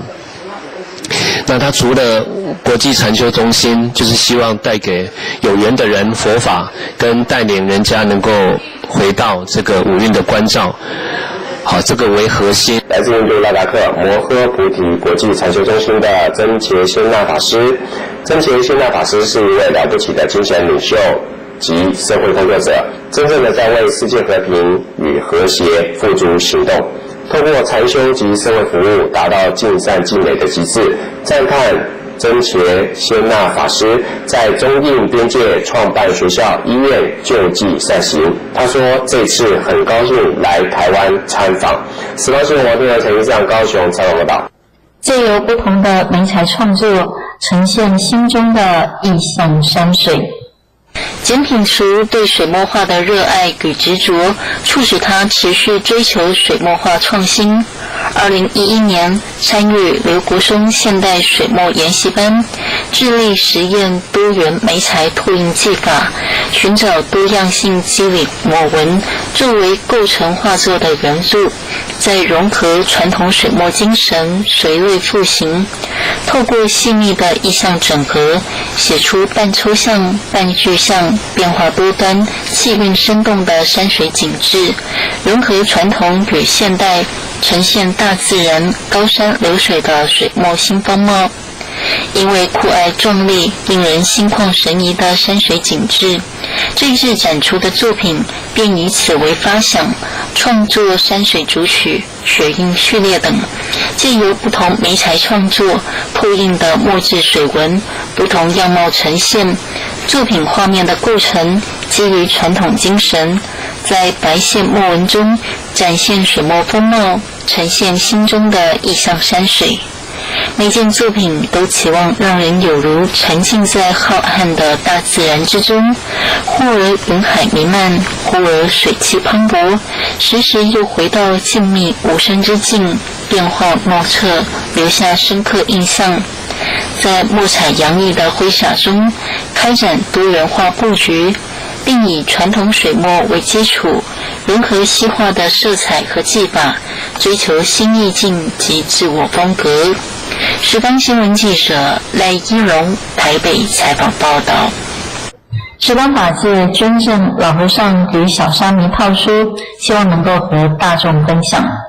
十方法界弘法卫星电视台捐赠老和尚与小沙弥套书给高雄市立总图书馆与分馆，让高雄市民受惠。首先我们还是非常谢谢十方法界黄董这样子可以捐这个老和尚与小沙弥这样子的一个书给我们市立总图书馆还有我们的其他的分馆哈。那这样子其实我刚才刚好有机会看到这个一些录制的那个过程哈。那我觉得这个是非常有创意的哈，因为其实佛法会让人家觉得有距离，是因为它太艰深。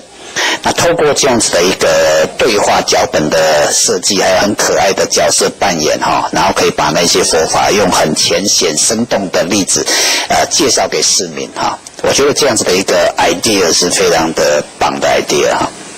那我们也非常高兴说也有这一套的丛书，那让我们纳入我们的馆藏。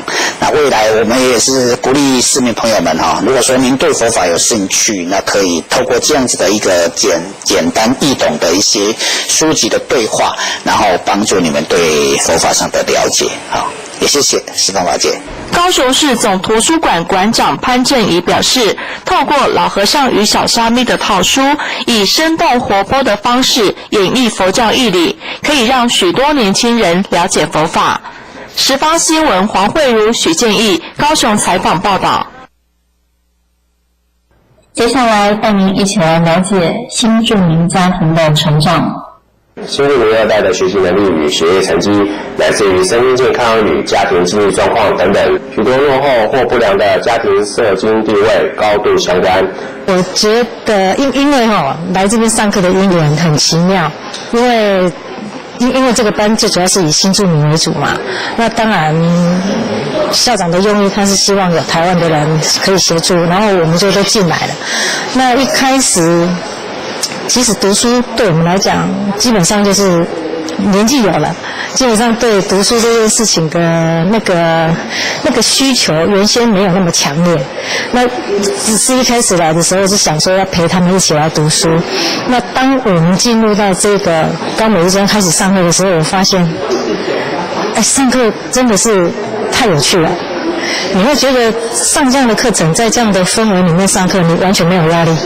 对我来讲我觉得完全没有压力，然后跟他们一起这样学习，你就会觉得很快乐，因为你会觉得你是很有那个叫什么，就是你觉得在这个课程里面跟这些人在一起，你是很有用的，因为跟姐妹们上课，基本上他们的国语程度没有那么好，那我们都是要协助嘛，那对我们来讲就会相对的比较简单一点，所以我们就会觉得我就常常跟他们讲说，我觉得我上这个课程好开心因为没有压力。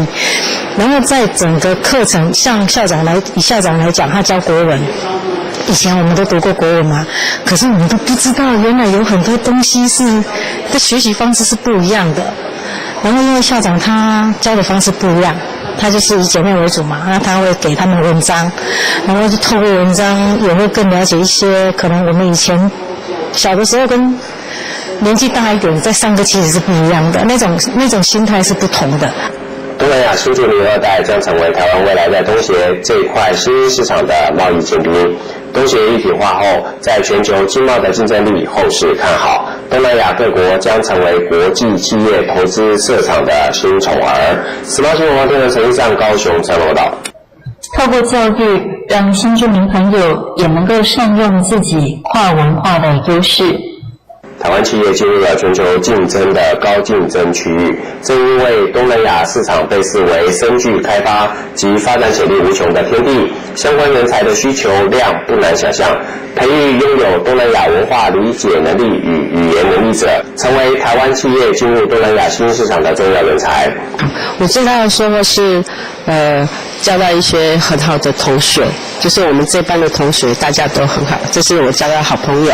然后我在那边收获，其实我没有念过书，我没有在因为我们小时候是住在这里，所以我们念过书，但是有很多东西，我们没有很认真去念。在当时在念书的时候，可能没有很认真。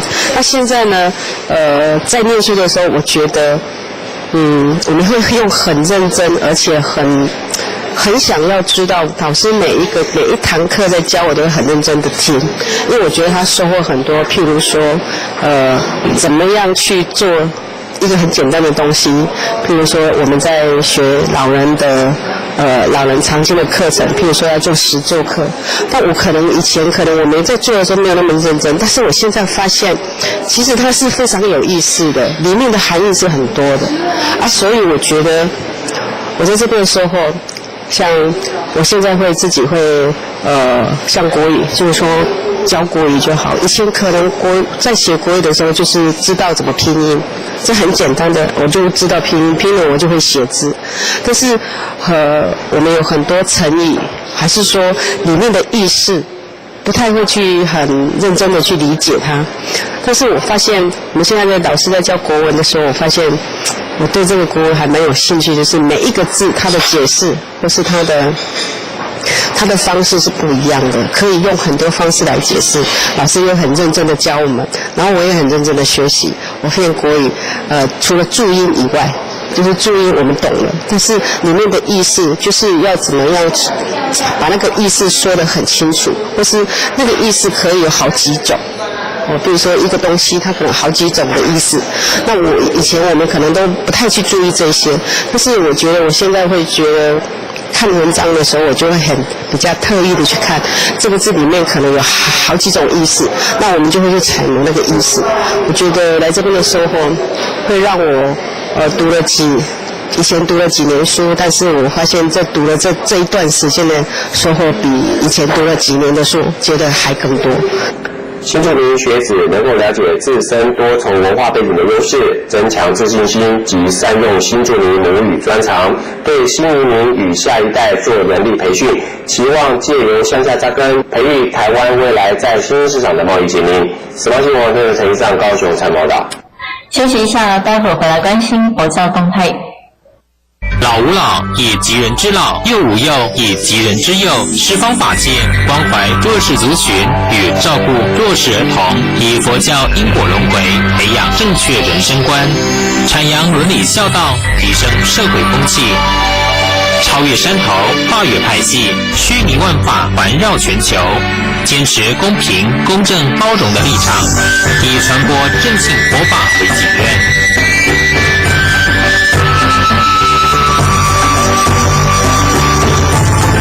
十方法界卫士，世人求心不求佛，凡人求佛不求心。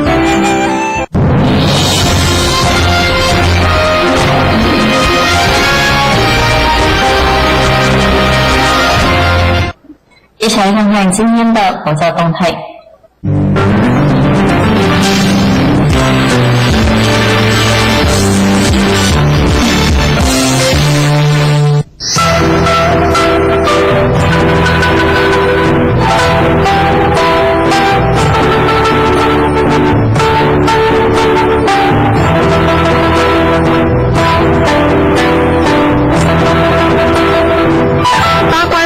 暨三昧水忏法会12月9号在新店区文化剧场，八关斋戒暨弥陀宝忏法会12月10号在台北市龙山国中06-233-5530。大慈山弥勒菩萨道场吴坤法师传授八关斋戒，12月10号在台南东光国小，电话06-283-4425，入场时间上午8点以前。107年水陆法会由心律法师主法，日期107年3月4号到10号，地点在菩提山极乐寺，电话07-783-1466。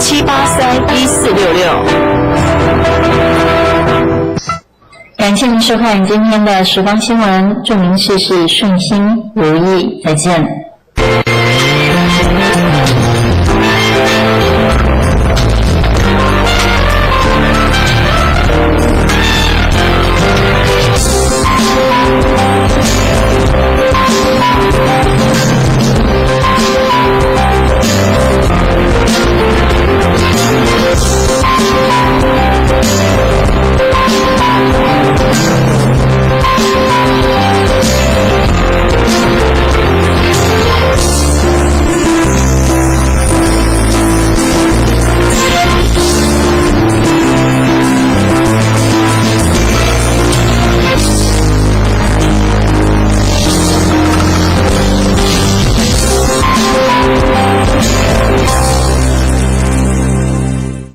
法界借着电视以及网络无远弗届的传播力量，做法的布施，除了发挥教育以及弘化的功能之外，也提供了信众平日或者是退休之后修行弘法的场所。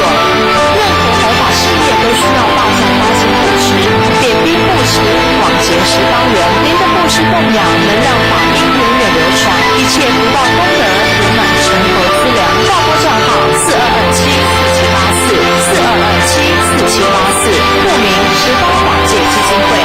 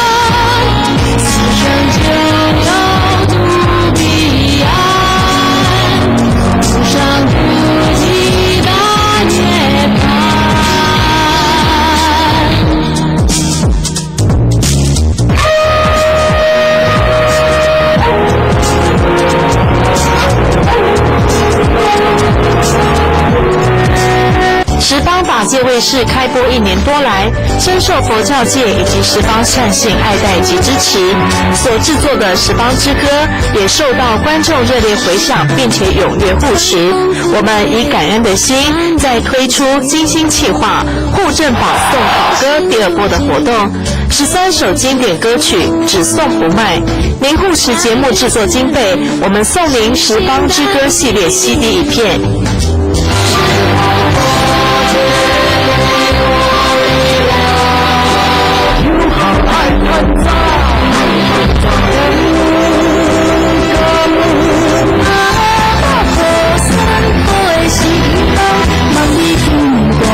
请求为更明啊，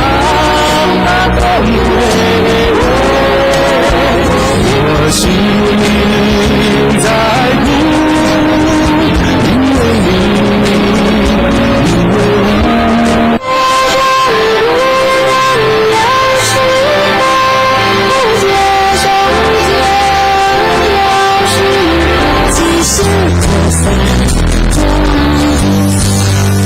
因为好歌是您心灵的滋养良方，支支悦耳动听，值得您收藏。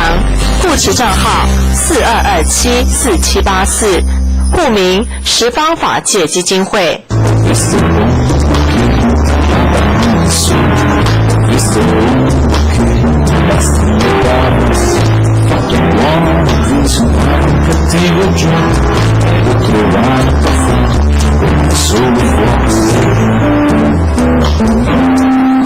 山姜的花洗发精以姜结合手工研制而成，姜能生存接近透明，促进新陈代谢。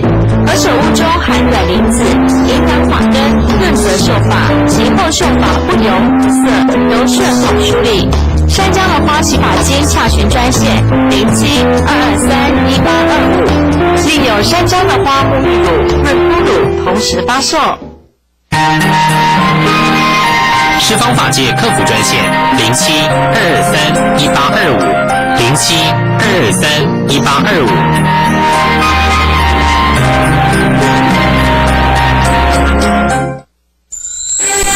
您现在所收看的是十方法界卫视。